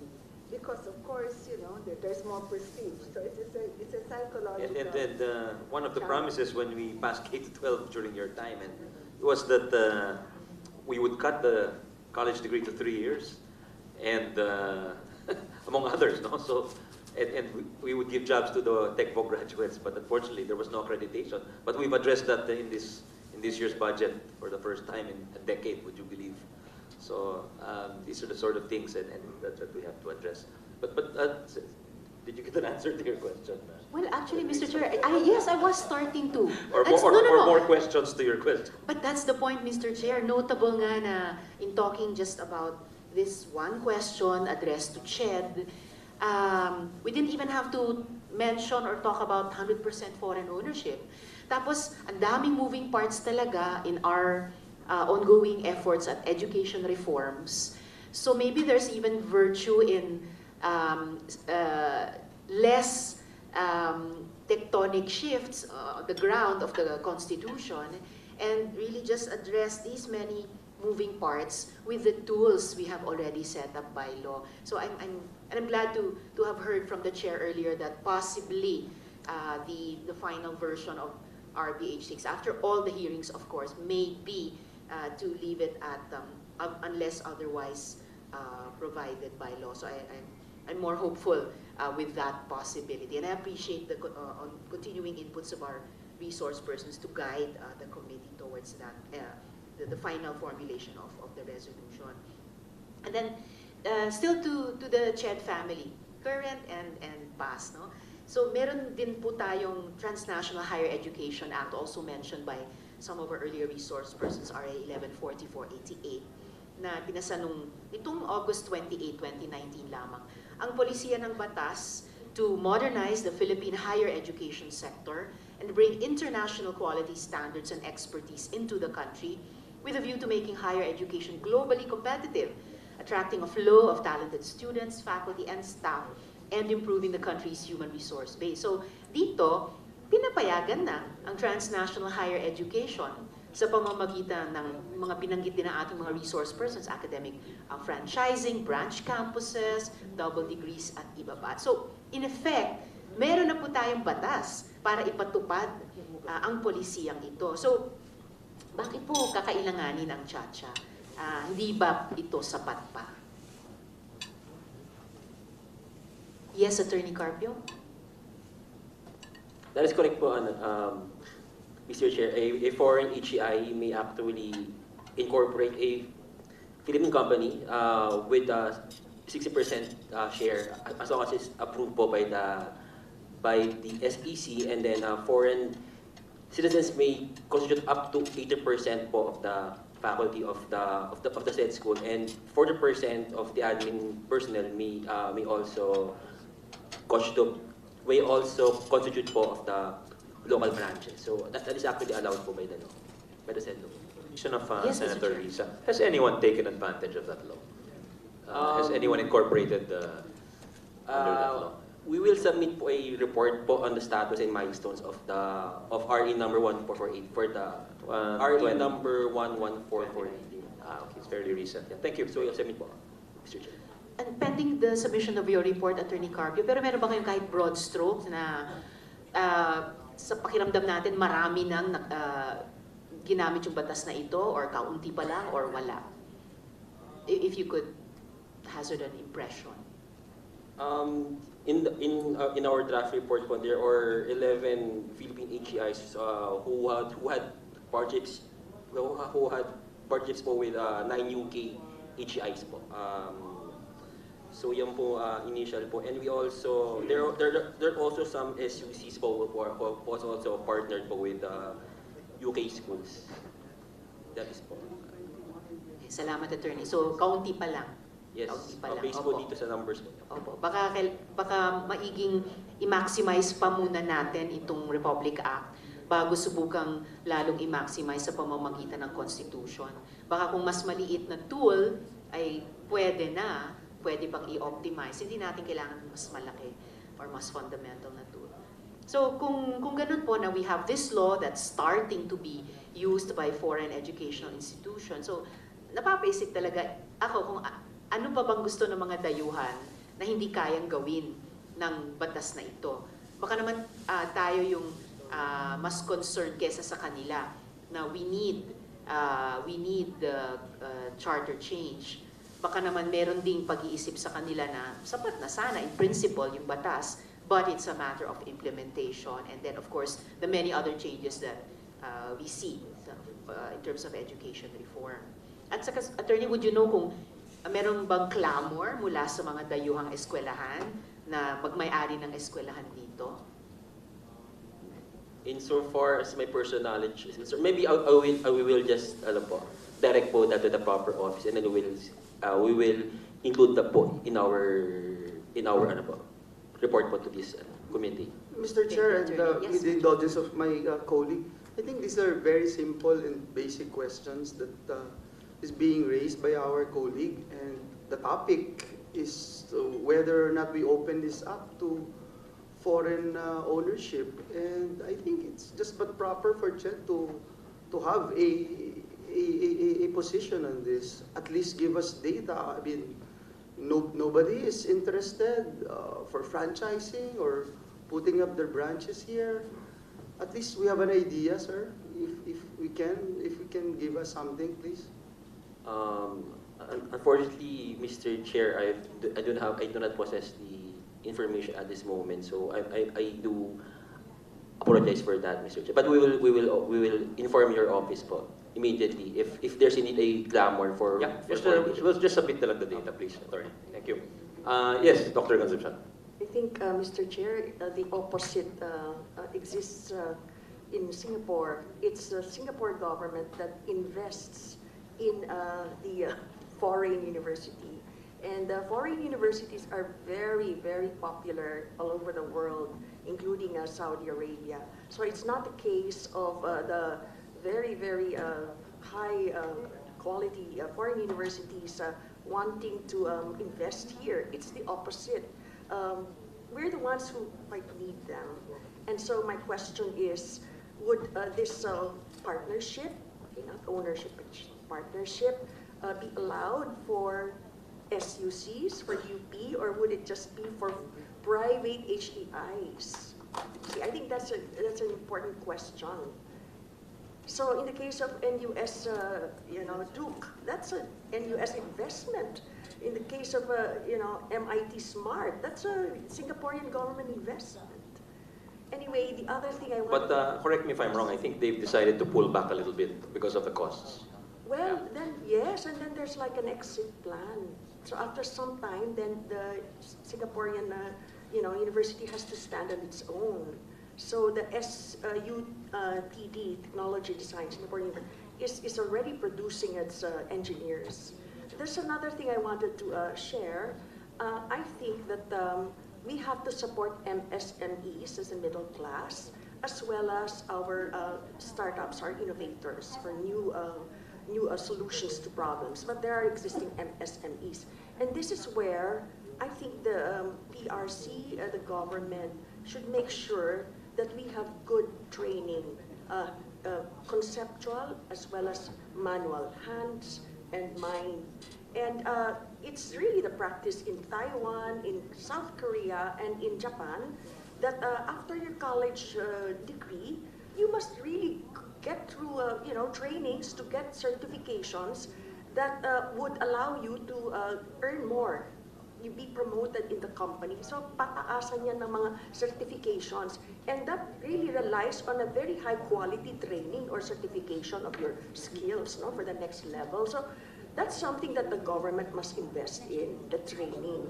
Okay? So that supports your MSMEs. So in South Korea, so I went to this champ training, but it is in the Hyundai City, which is really the center of shipbuilding.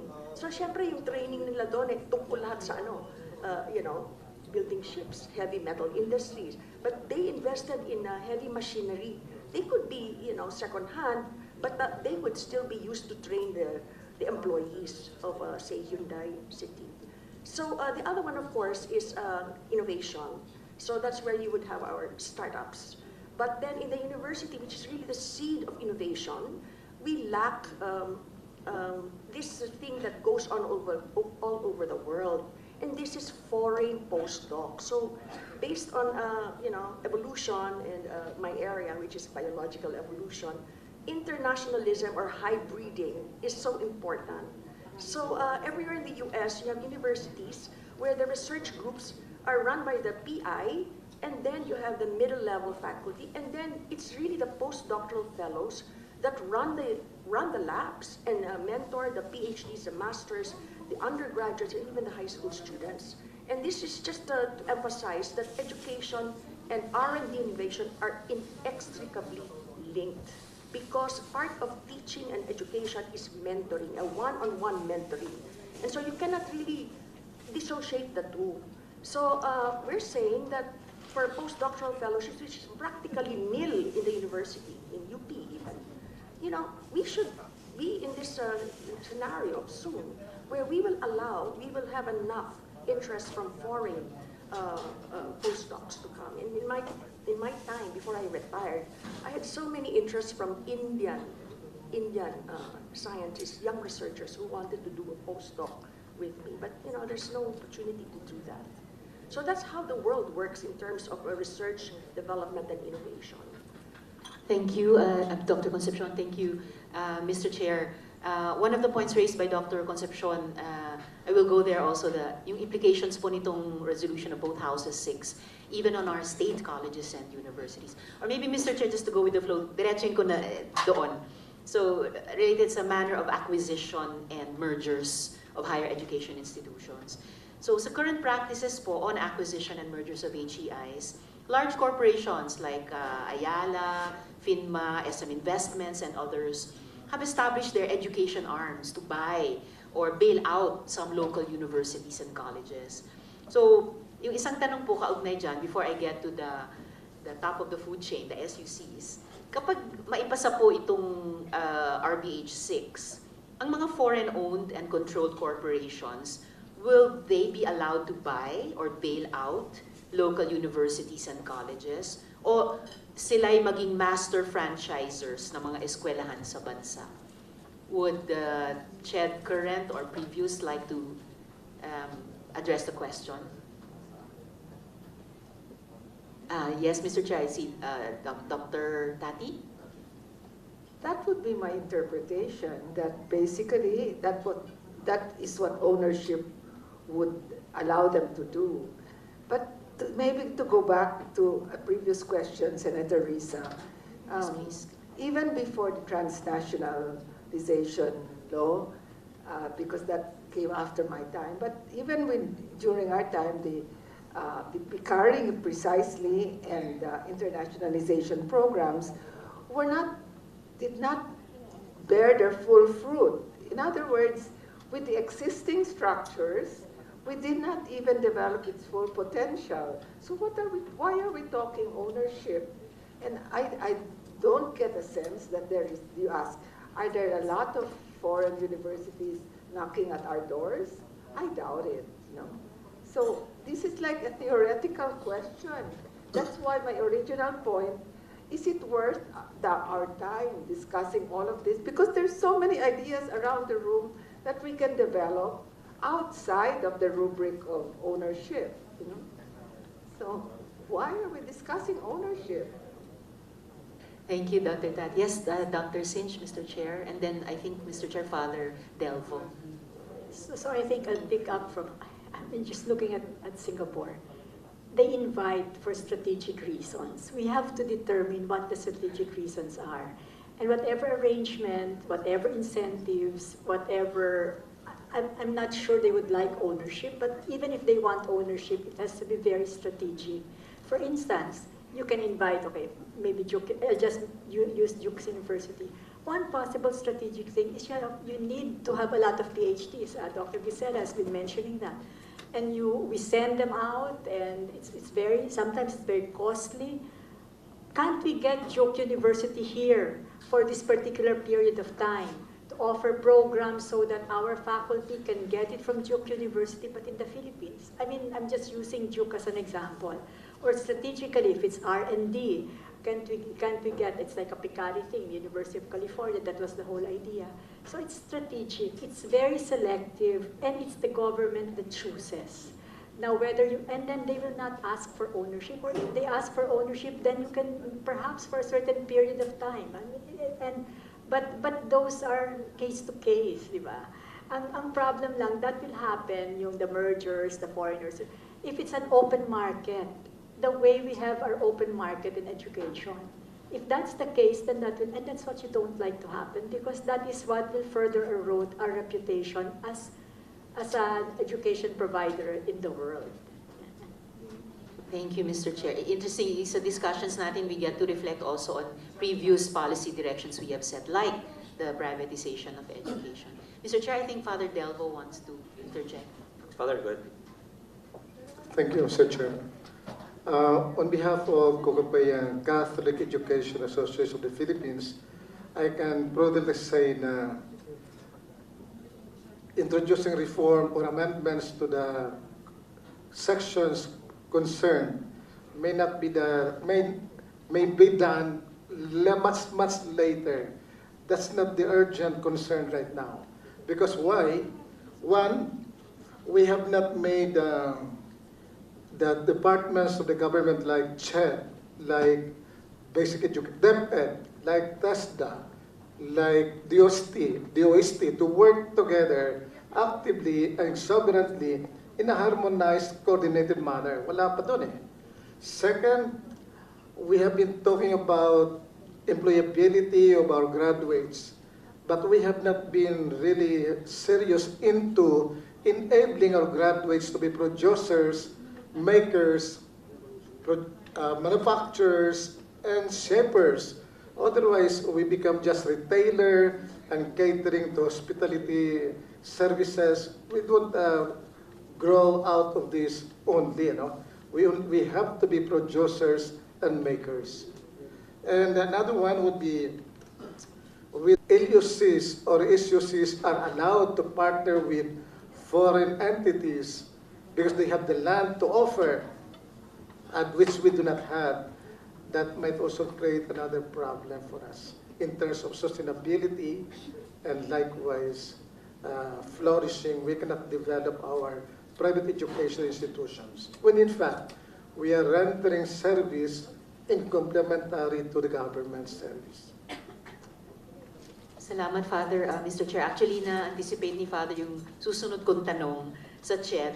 Thank you for opening it up, Father. Kasi tatanong ko sana kung posible din ba upon the decision of the Board of Trustees ng ating mga SUCs or LUCs na ibenta yung kanilang mga pamantasan at kolehiyo sa isang foreign private education provider in the guise of internationalization and modernization of HEIs. Would Attorney Carpio have any soundings from CHED about this? Mr. Chair, since the SOCs are governed by their charters, no, we should look into the powers and functions of the boards of the SOCs. If they are expressly allowed to do that, they could do so. But if there's no express power in the charter, I mean, it will be not allowed by. It's not legally possible to do so. Salamat, Attorney. And maybe, bukod sa aming mga miyembro ng komite, baka pati yung mga SUCs at LUCs would be anticipating yung position paper ng CHED dahil kayo somehow would create that moral suasion possibly about how they might look at this kind of a scenario kung maipasa yung RBH6, at least in its present form. Kasi, ang susunod na iwa-wonder ko, so pwede ba na yung UP o yung PUP o kahit sino sa mga pinahahalagahan nating SUCs in the future ay pag may arian ng foreign entities. Hindi ko ma-imagine talaga yon. Natawa si President Jimenez. Yeah, Mr. Chair, Madam Chair. Nakasulat malaki pala yung banner sa Quezon Hall. Nirarally ka ako araw-araw eh. Servisyo, hindi negosyo. Under the UP Charter, you're not allowed to sell land. No, we're not. You're not allowed. Servisyo, hindi negosyo. So, anyway, kahit sa mga entrepreneur students namin, sumisigaw na rin yung servisyo, hindi negosyo. So, hindi ko nga maintindihan how they translate that into their careers when they become businessmen. But anyway, but at any rate, yes, we are a government entity. Our government is a board. We are a public institution. As a UP, in my opinion, cannot sell. No? We are not even allowed to sell, to alienate property natin real estate, even to another government agency. No, unless, of course, it's by act of Congress. So we have land grants, and it's not really, I would say, within the commerce of men. It is a public institution, and to be frank, it is unthinkable. I have never thought even of it. So we will remain a public institution. But we can enter into, we have the corporate powers since by land grant. We're supposed to actually, we're a land grant university. We're supposed to really use our resources to enhance, and I intend to do that to improve the university experience, specifically to produce more of our PhDs, to retain them, and to invest as well in 21st century pedagogy, because we are moving from 19th century to the new mode. We in UP believe that our civilization has in fact already changed, and we are now living in a digital civilization, and that is a completely new way of living. It's a new kind of Homo sapiens that lives in a digital civilization. Thank you, Mr. Chair. And I hope, President Jimenez, as you develop the 21st century pedagogy, you will retain some of the oldies but goodies, like the pedagogy of the oppressed of Paulo Freire and such others. It's my readings in college. Yes. Salamat, Mr. President, Mr. Chair. Do I have time for more questions in this round, Mr. Chair, or should I wait till the next round? You can ask one more. One more question, Mr. Chair. Salamat po. Okay,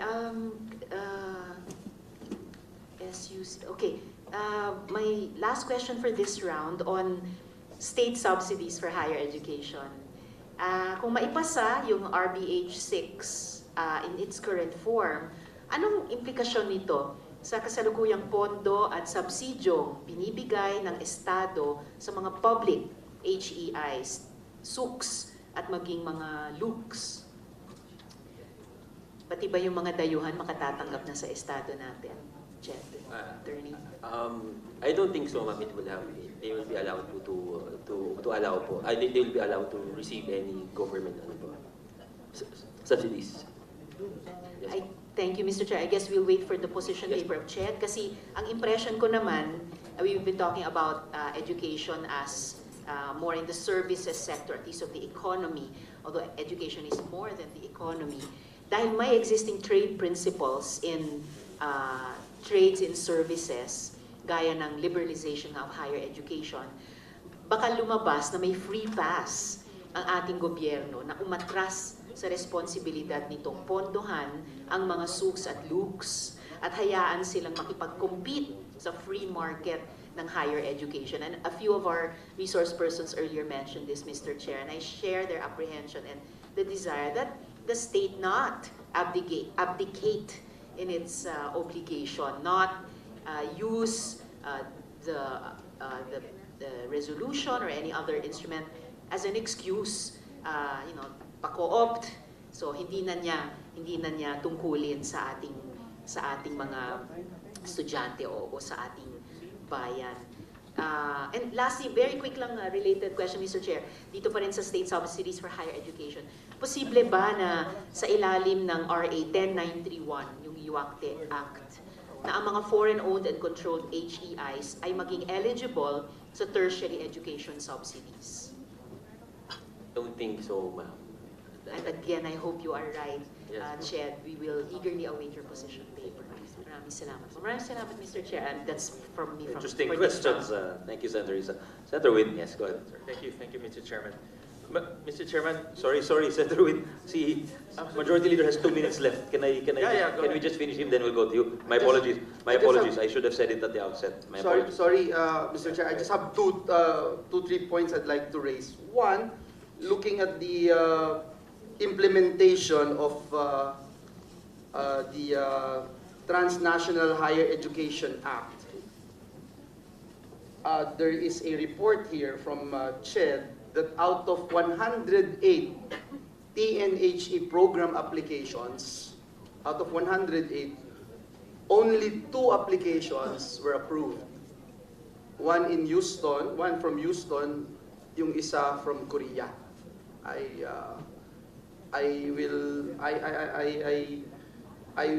am more than willing to be corrected if that is a wrong information, Attorney Carpio.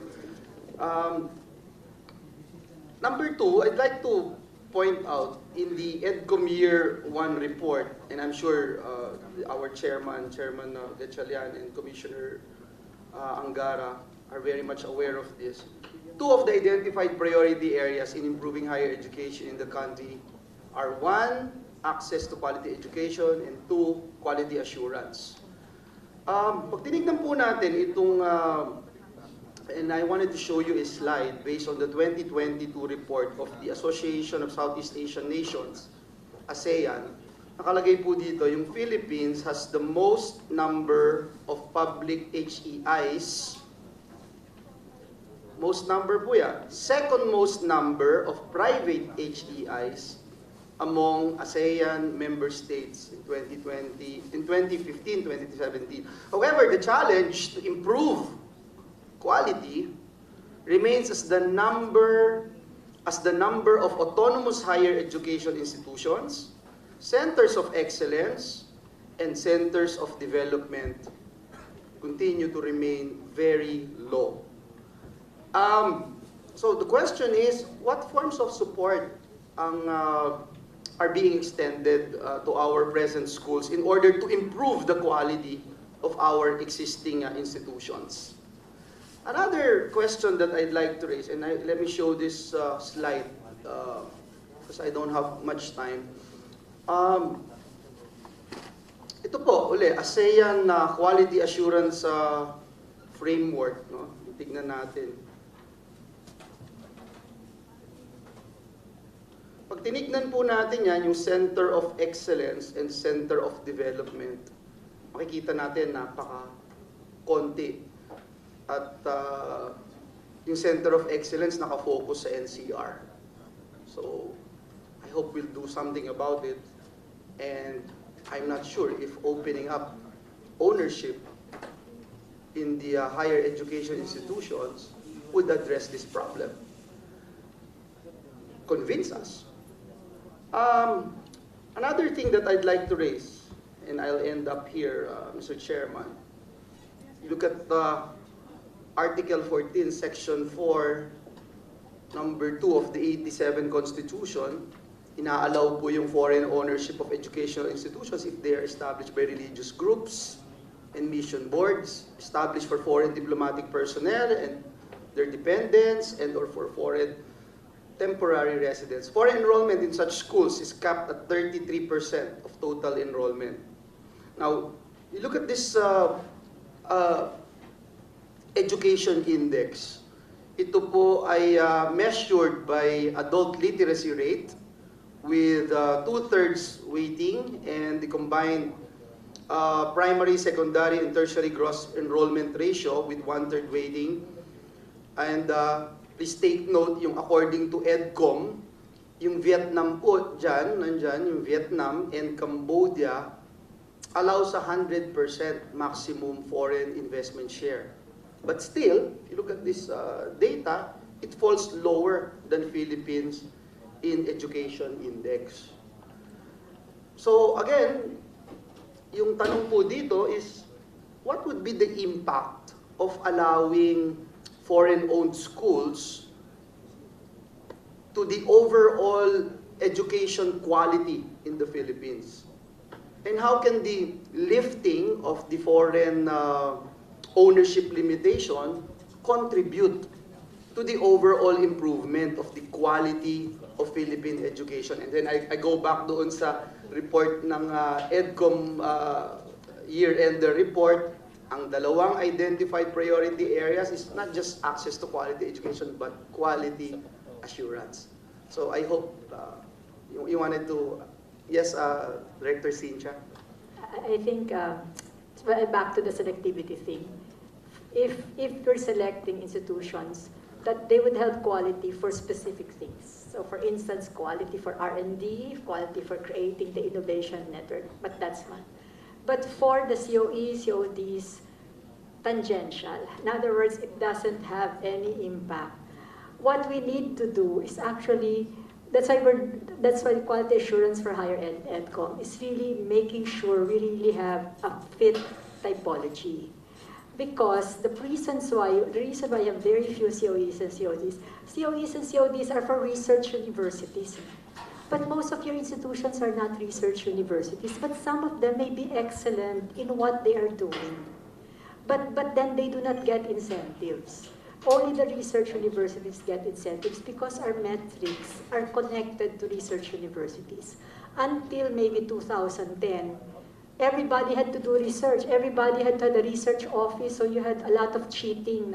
You have little schools saying they have a research director, but they don't really have one. So if we're able to do that horizontally, then you can actually have more COAs and CODs, but for different types of institutions. And maybe some institutions may be out of the higher education sector, maybe because their mission, and they might recognize it, their mission is really producing the level 5, the technologies rather than the engineers of using engineering.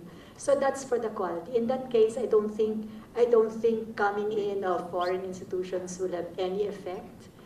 Unless you have an open market and they come in, and the effect is going to be negative because they will add to the lower quality of Philippine education. Thank you. If Ched would like to comment on these issues that we raised, sir? Yes po, Mr. Chair.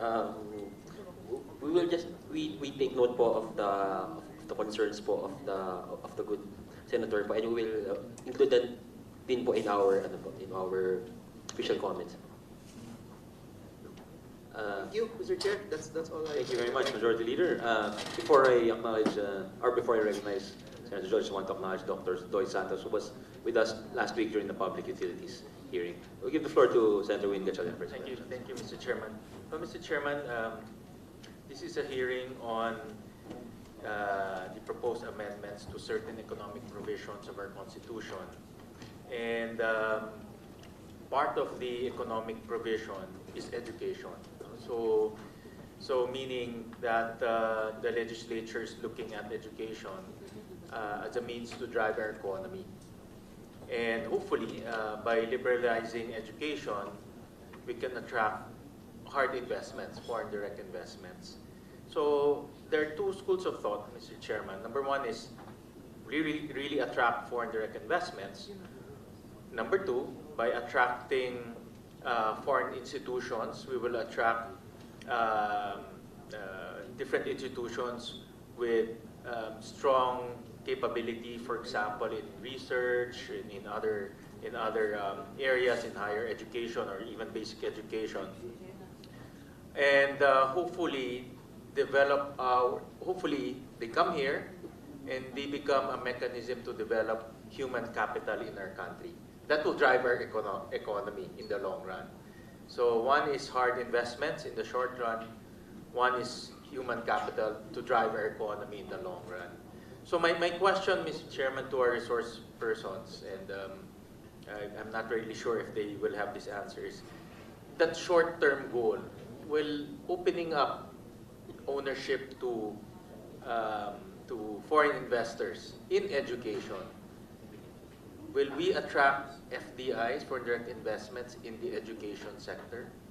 I'll give an example, Mr. Chairman, when we were discussing the Public Services Act, and when we carved out airlines, we removed airlines as public utility and designated it as public services, is because foreign investors, especially the big airlines, would want to own 100% of that airline to bring in their capital for obvious reasons. They want to manage the airline. No? So in the same vein, in the same example, will allowing 100% foreign ownership in education institutions drive in foreign investments to our country? And I want to open that up to any of our resource persons. Dr. Serafika, then Doc. Okay, thank you. Thank you for the question, Senator Gatchalian. Definitely, that's what I'm positioning myself, actually being in the middle of academia and industry. That in my experience in the United States, because of the partnership of my university with industry, I was able to train and eventually become an entrepreneur after finishing my doctorate and eventually creating economic viability by raising venture capital for 17 years and employing several PhDs and masters. So that's a kind of activity, but it has to be very directed. If I'm UP, I'll take the case of UP, we'll take advantage of our health research. We're already doing that type of collaboration with clinical trials on some of our activities. How about you put your entrepreneur hat on? Yes. What would make sense from that point of view? I think that's the question of it's Senator Win. what foreign universities would want from us is, one, our markets, our population. Two, potential applications of their either new or even mature technologies. Three is the secondary only, tuitional, but really to harvest intellectual capital that they can then ship back or use. I mean, there's no really borders now in terms of being able to collaborate. We can Zoom, we can calculate whatever equations we wanted to do in that collaboration, and it can be fed back to the mothership, and it's a collective. So in that sense, by having this open collaboration, but very directed, very targeted. I mean, I use it in UP. I say I only help agricultural, health, energy, environment, education, and advanced materials. All of that deep research that I wanted to commercialize, those technologies, so that UP ka, una ka sa pakinabang. That's what I always tell my 10 taon na kami sa UP, dalawa yung boss ko dito, si Senjo at si Giselle. But definitely, it's all directed towards technology commercialization and utilization for the benefit of the Filipinos. We spent a total of 10 billion. I've seen 10 billion poured into research in the last 10 years that I've been back. I was in the US for 24 years. The 10 years that I here, I saw PCARI. I was being recruited for the health executive director for PCARI as well. I'm now advising them on the Lakas. I'm a member of National Academy. I'm looking at all our research in the National Academy as well. And all of it is towards an economic value creation. That's what we do as entrepreneurs. We need to create value. And does this opening it up create value? Or how can it create value is the question that I was thinking. And the only way it can create value is if I welcome the right specialized university. It can be Max Planck, it can be specialized Sorbonne, or it can be MIT, or I'm collaborating with MIT right now on advanced manufacturing. Or it can be Stanford. I was in Berkeley last summer as well. But very directed towards a particular industry or sector. Endeavors, yeah. That will bring in... What about seafarers? Because you see a lot of foreign companies putting up schools for seafarers. I had my venture capitalists were from Holland, and I know Rotterdam, and as well as Sweden has very strong in AI and data science on seafaring and where to fish. Yeah. But those kinds of very directed, almost invitation or recruitment, for lack of a better word, we need to be very selective in recruiting this foreign university with our intent in mind. The way China did it with their fast trade. They recruited TGV and IBT of Germany. But how can we be strategic? We can't even regulate properly.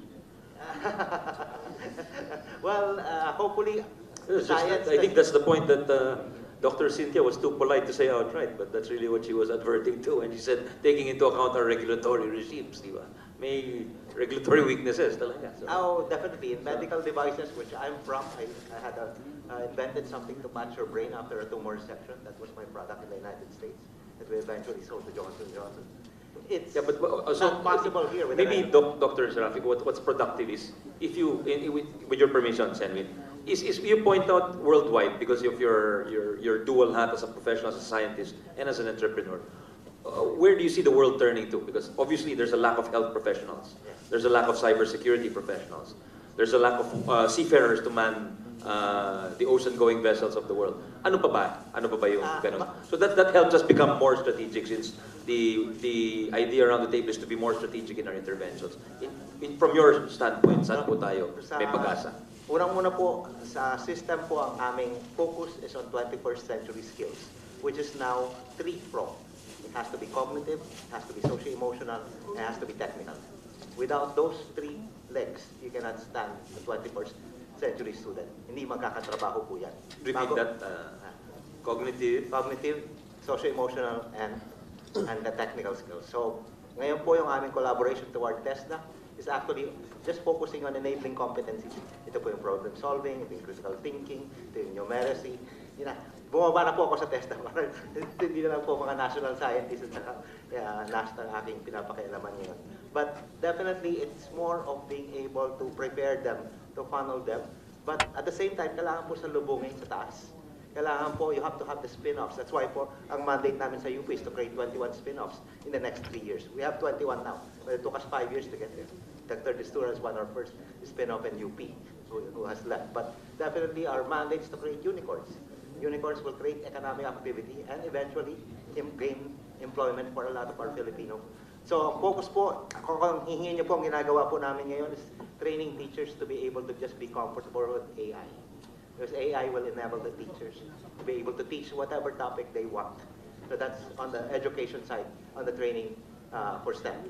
And then secondly, on the vertical sectors po, ganun pa rin po yung ating specialty. Yung current discussion po namin sa ADB, clearly ang lumalabas po is ang renewable energy, EV, vehicle ecosystems. You're looking at, of course, the healthcare delivery as well as the discovery. Ang ating tuklas-nulas project po sa DOST. Ako lang walang 1 billion na yan. At kailangan pong nandiyan ang Lagundi, nandiyan ang Sambong. But we need to elevate our game to be able to have foreign markets accessible with these discoveries as well. And then the other areas, of course, in agriculture, we visited po Israel when I was on the board of DOST, SEI. And sabi nila, wala kaming agricultural engineering sa Israel Institute of Technology. But what we have is all disciplines of engineering applying towards agriculture. That's why you can grow bananas in the desert po. So, yung ability lang po natin to partner with the right university that has the right expertise. I look at it po from that analogy of the fast train. Tatlong ni-recruit ng China, Shinkansen, TGV, at saka IVT. They all made trades for different sections of China. Nung natapos yung kontrata, labas sila lahat, nasa kanila na yung kaalaman. So, hopefully, ganun po yung mangyari sa atin. Ma-recruit po natin yung the right universities in the sectors that we wanted to enable. And then, hopefully, from there, we can get the knowledge, operationalize and utilize them for a certain period of time, and then we let them go and create the companies that would support and adopt all the human capital that Dr. Giselle Concepcion is asking for. Thank you. Well, Mr. Chairman, Dr. Cynthia. So I think so, following ASEAN. So for the targeted, diba, you liberalize, but you actually know who to invite. For that, they might not want ownership. They might not want 100% ownership. I'm not sure if you say by law that you can create a law that for these particular institutions, they can have 100% ownership. I'm not sure about that. But for that group, yes. We're not going to attract higher education institutions to this country for many reasons. One, you have even if you have young population, they cannot pay. Your upper class and your middle class is too insignificant to actually pay. So if they come in here, it might be to bring in foreigners, but they will be foreigners who will not be looking for the good universities. They will be foreigners who will be looking for at least to have a degree. Now for maritime, I guess for maritime it's different. The Europeans, for instance, are not going to come in here with a 100% no, because we're such a vulnerable country. They are, I think and they're already implementing it, they're adopting our schools. In other words, they are saying that this school is accredited by the Belgian, it's just like us, but they will not come in here.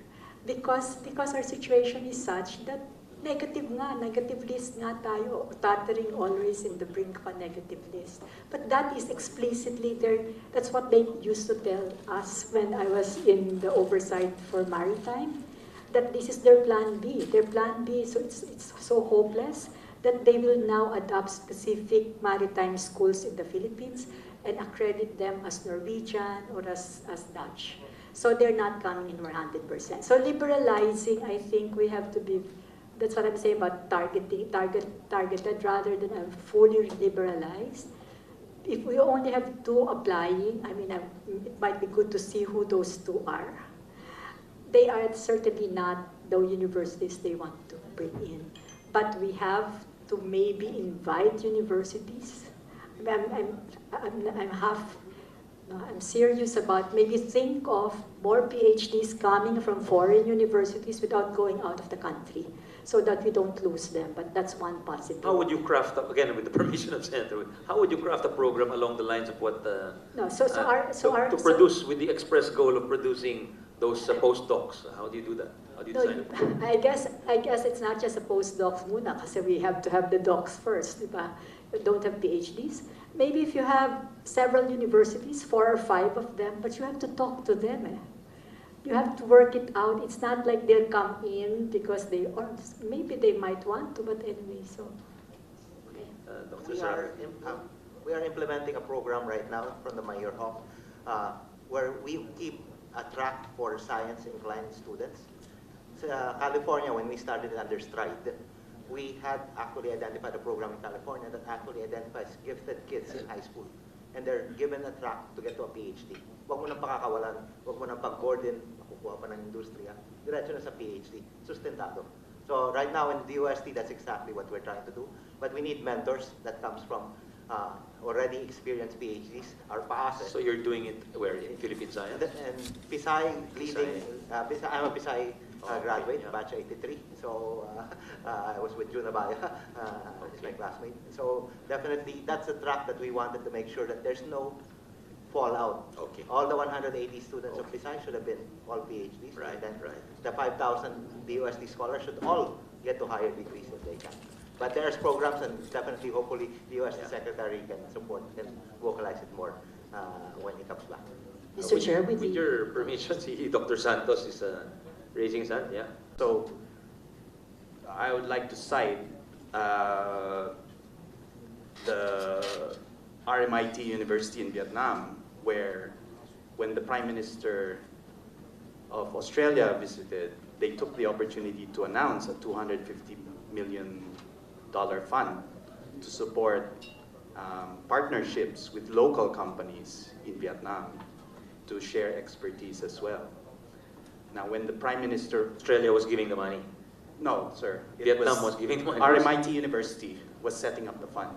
RMIT is the Royal Melbourne Institute of So it's an Technology. Australian... Yes. Okay. It started out as a polytechnic, then became a university. So, if you recall, Mr. Chair, when Prime Minister Anthony Albanese visited the Philippines to sign the strategic partnership, there was no similar announcement. Now, I only mention this because I work in the startup space in Australia, and we're trying to set up a national center for research. I work with a team of PhDs as well. The thing there is a lot of opportunity in green energy, in so many technologies. And as you know, Mr. Chair, the importance of know-how in Ricardo Hausmann's economic complexity model is that it is easier to transfer the brain rather than it's not possible to codify the know-how, it's tacit knowledge. So people-to-people exchanges, collaborations, that is the way of the 21st century. So this is what I was talking about, Mr. Chair. It was part of my slides last time, but the contrast. So we, for many reasons, should actually be at the forefront of this, Mr. Chair, because of political, cultural reasons. Politically, we're a democracy. We speak English. We're predominantly Christian. But could you take a step back, Dr. Santos, and tell us why did they invest that in Australia but not in the Philippines? Sir, because they already had a presence there. Is it because there are a lot of Australian companies manufacturing there or in locating there? Maybe. So it's always about the why, diba? So why? I think that was also presented by the good honorable Senator, Majority Leader, in his chart where Vietnam and Cambodia were actually lower. So they recognized the gap.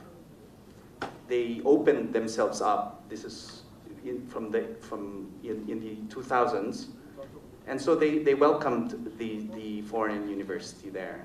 Now, I was told, because I was just in Vietnam visiting one of the faculty there, that during COVID, they used to send students to Australia. But when COVID, the lockdown happened, they doubled their population because they could no longer send them. Australia was locked down. Borders were closed.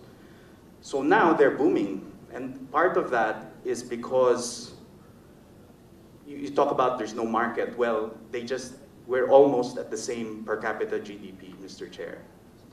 So they have there the fashion, they have technology, they have all sorts of departments there. And now this is a 10 billion peso investment fund that they're setting up to set up collaborations. So this is the opportunity, I suppose, Mr. Chair, that we're missing by being closed. Sorry, is it because of ownership issue, Your Honor? So of course, that's part of it, because they set up a campus there. So obviously they were allowed to... Australian, as far no as I know. Vietnamese equity. Yes, because when Australian universities go, like in Monash, that's in Malaysia. There's no local participation. Yes.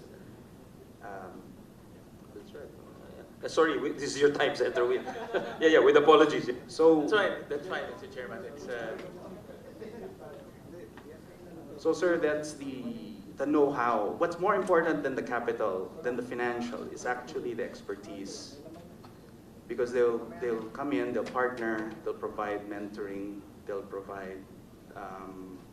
so many things could come out of that. We cannot predict what will happen, Mr. Chair. So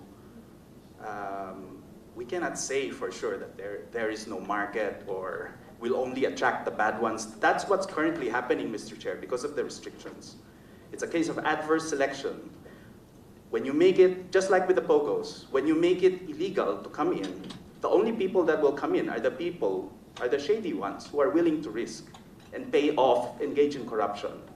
That's why it was part of my testimony last week, that when we try to provide preferential treatment to local players, in our history, that's what has happened, is that corruption ensued.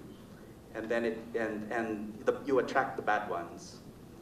And so in other places where the corruption is equally rampant, the way to deal with it is to just allow for equal competition and allow for new ideas to come in, I suppose.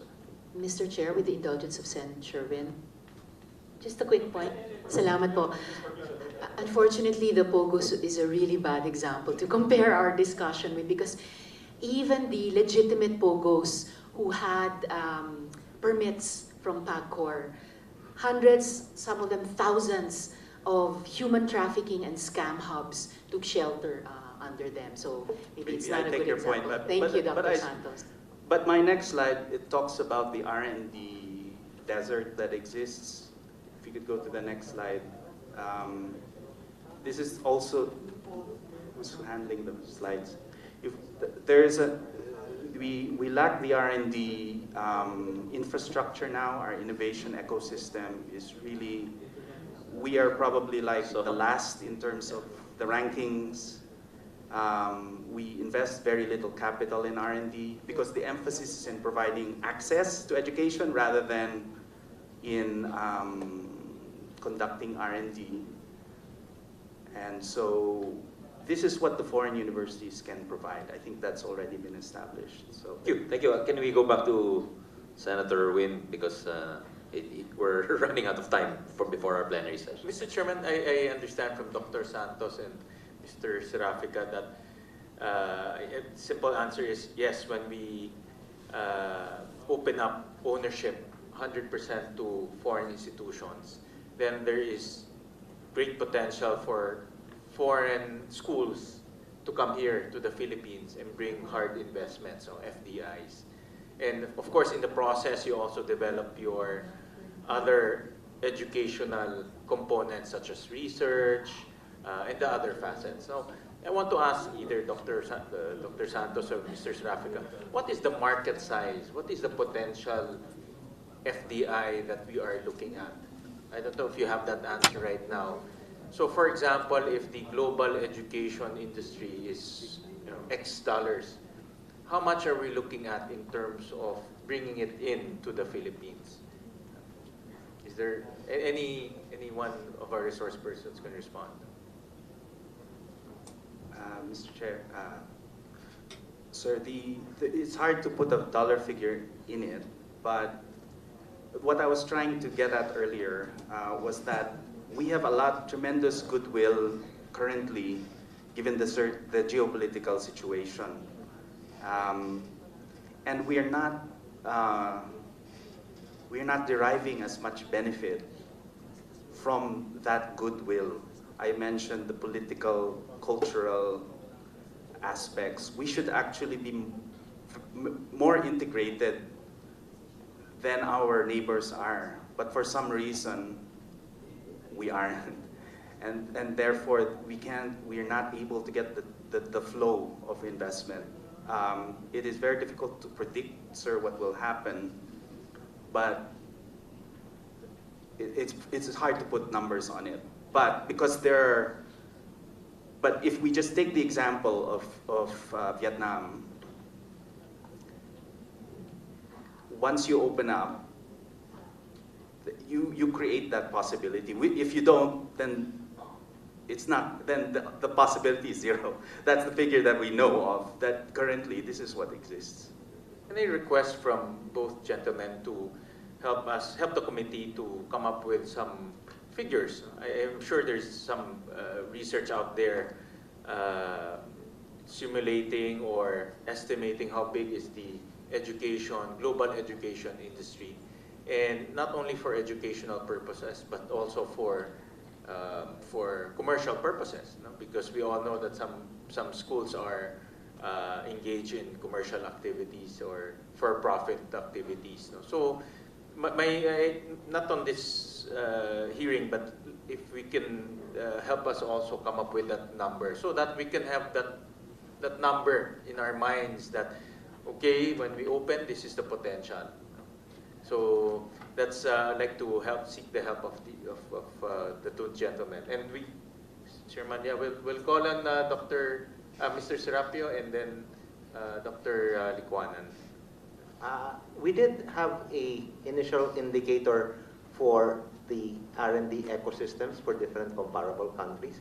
But again, it's a two-step process, Senator, in the sense that you welcome a very directed, selected higher education institutions with existing partners of industries that you want to come in.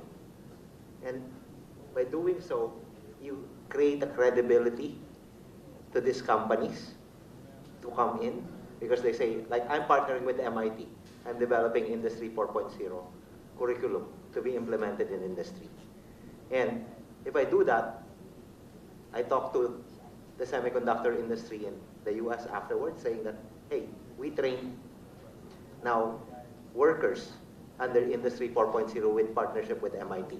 Why don't you come here and put up a micro fab plant? Then that's when the FDI comes.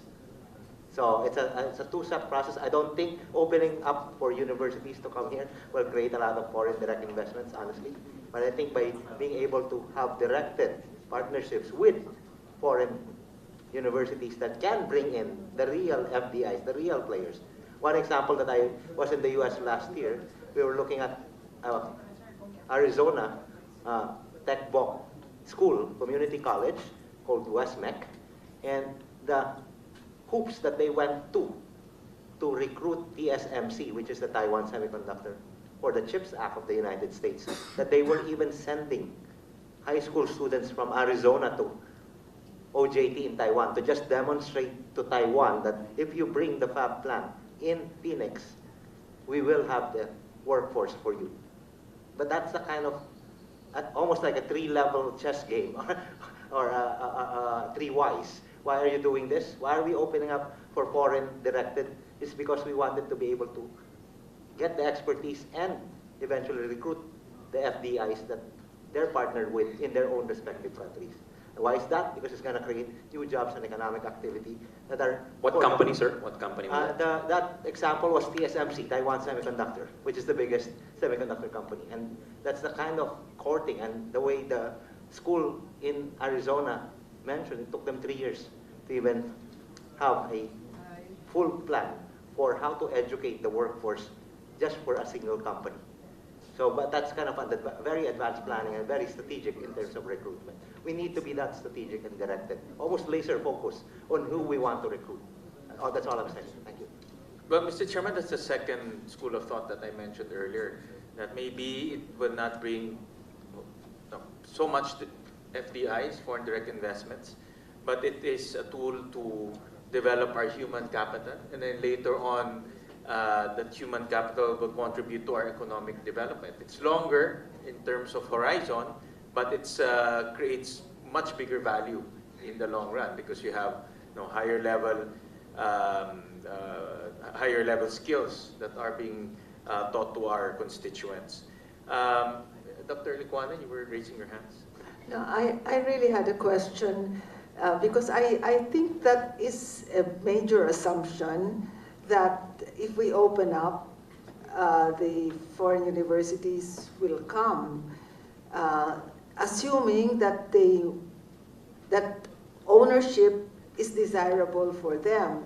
But if I were a foreign university, if I can get what I need and what I want, why would I risk ownership if I can get it through partnership? So I think that is the assumption that we are making, which I would question, that they want to own.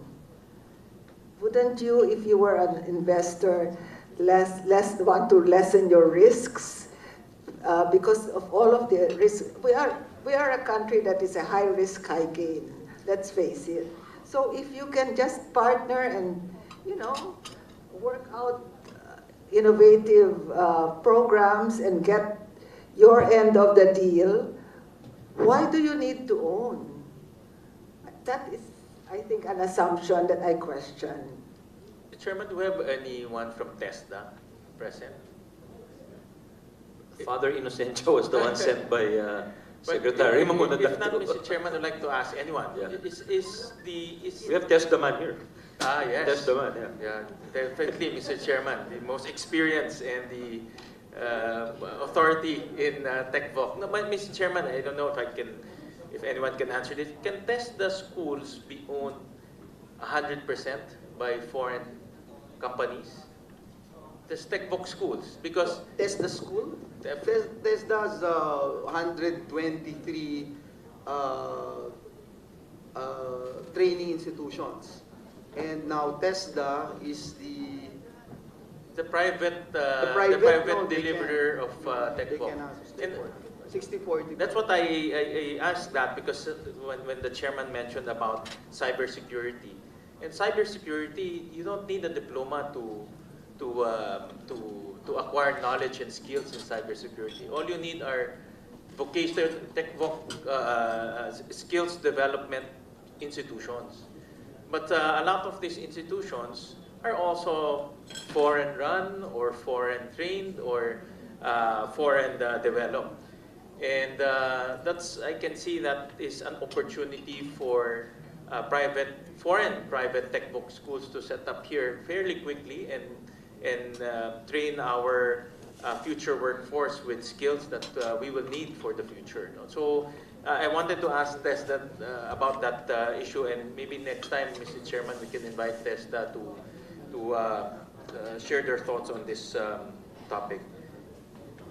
Mr. Chairman, I think we're running out of time, but my last question for this session. Senator Win, just to put on record, yung TVET pwede dun sa transnational law, kasama sila that they can actually partner with foreign institutions. Not ownership. Not ownership. Not ownership. So that's one opportunity that I can see for private Tech-Voc, foreign. Transnational allows ownership, but only 60-40. Only 60-40, correct. But, Mr. Chairman, again, I would like to throw this to our esteemed resource persons. With your permission, I was informed, see Dr. Coelho is raising his hand. Perhaps it's in response to your questions. Maybe we can ask him. Dr. Coelho? Yes? Yes, thank you, Mr. Chair. Senator Gatchalian, I appreciated your question because I think that's one systematic way by which to evaluate this. May I suggest to the subcommittee to get in touch with the Board of Investments? I know that this is an educational matter, but they are experts in terms of evaluating investment opportunities, around the globe, including, of course, in Southeast Asia. And I think that they would be very helpful in this regard. It's a good idea. We'll do that along with I quickly TESDA. Googled Statista, and I got this information here. In Southeast Asia, the total revenue in education market is projected to reach 43 or 44 million US dollars in 2022, and it's growing at a rate of about 11%. That's CAGR, 2022 to 2027. I think it's important for the subcommittee to be educated in the investment potential of education in Southeast Asia, and BOI can help with that. Thanks. It's a good idea. Thank you, Dr. Clay. Maybe we can do 5 minutes. Is that all right? And then we can wrap up because Majority Leader is kicking my leg under the table. So, yeah. Thank you. Mr. Chairman, this is an easy, I think, related but easy question to for our resource person. Best practices. Dr. Santos mentioned about Vietnam earlier, and Vietnam, I understand, allows 100% ownership for educational institutions. The United Arab Emirates also allows 100% ownership. In fact, there are some foreign schools that operate in the UAE, NYU, Abu Dhabi, Sorbonne, I think Dr. Sarafika mentioned that earlier, and then London Business Schools. Maybe not the super well known, but foreign schools that cater probably to very specific market and specific niches. So I'd like to ask the body for best practices that we can look at. Do you have, aside from Vietnam, aside from the UAE, what other jurisdictions allow 100% foreign ownership in educational institutions, and they are actually reaping the benefits? And also on the other side, maybe the disadvantage to 100% foreign ownership in educational institutions. Any from the body? Dr. Cynthia? Senator Win, Singapore. Singapore is really reaping it, but as mentioned earlier, Singapore invested. Singapore has different arrangements. There are some arrangements where they fully cover everything. NUS, Yale, NUS, Duke University, or they invited the Institute of Munich, the Technological Institute, to develop their engineering. But they allow private institutions, but they're very, very, very selective. And in recent years, there's a study that says in recent years, because they already know. In the beginning, they were inviting because they wanted to develop strategic areas.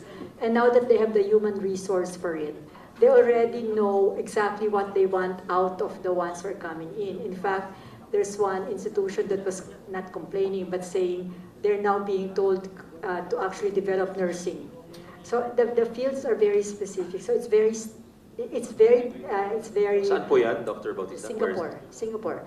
They're very targeted, but they're earning from it. I mean, they're gaining from it, even in terms of the high value, because that's, for them, their human resource is their only resource, and that they have to always be in the high value chain. And because of that, they have to get the institutions that will make them high value, and the ecosystem is something that the government is really pouring its resources into. Just to conclude, one of our greatest potential is the command of English, and I think by attracting some of these foreign institutions to come here, we also attract their own citizens to come here, learn their academic requirements, at the same time also learn English.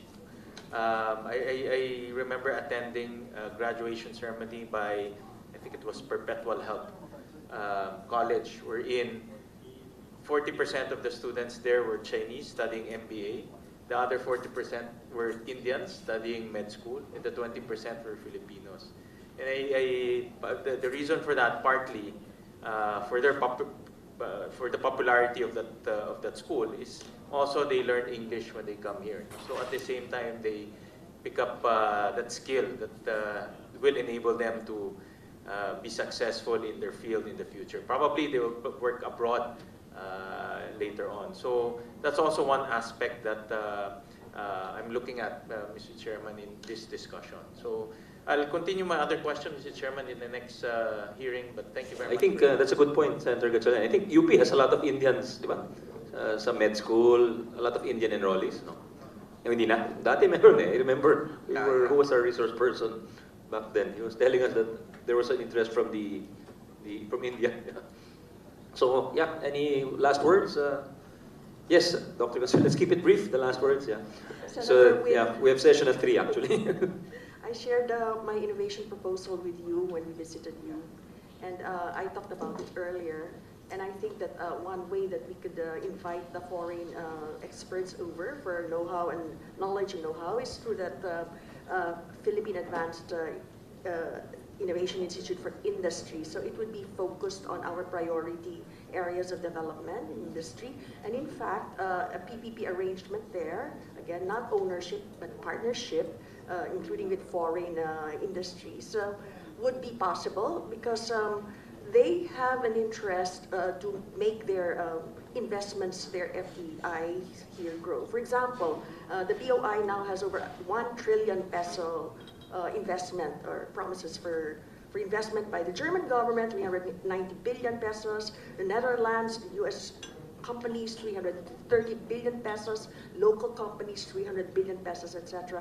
And they would be interested in getting a skilled workforce here to grow their business. So in fact, I've gotten some feedback from the DTI that there might be, in fact, foreign companies that would like to invest in that institute, and part of that would be training because they have to produce the workforce to support the growth of their investments here.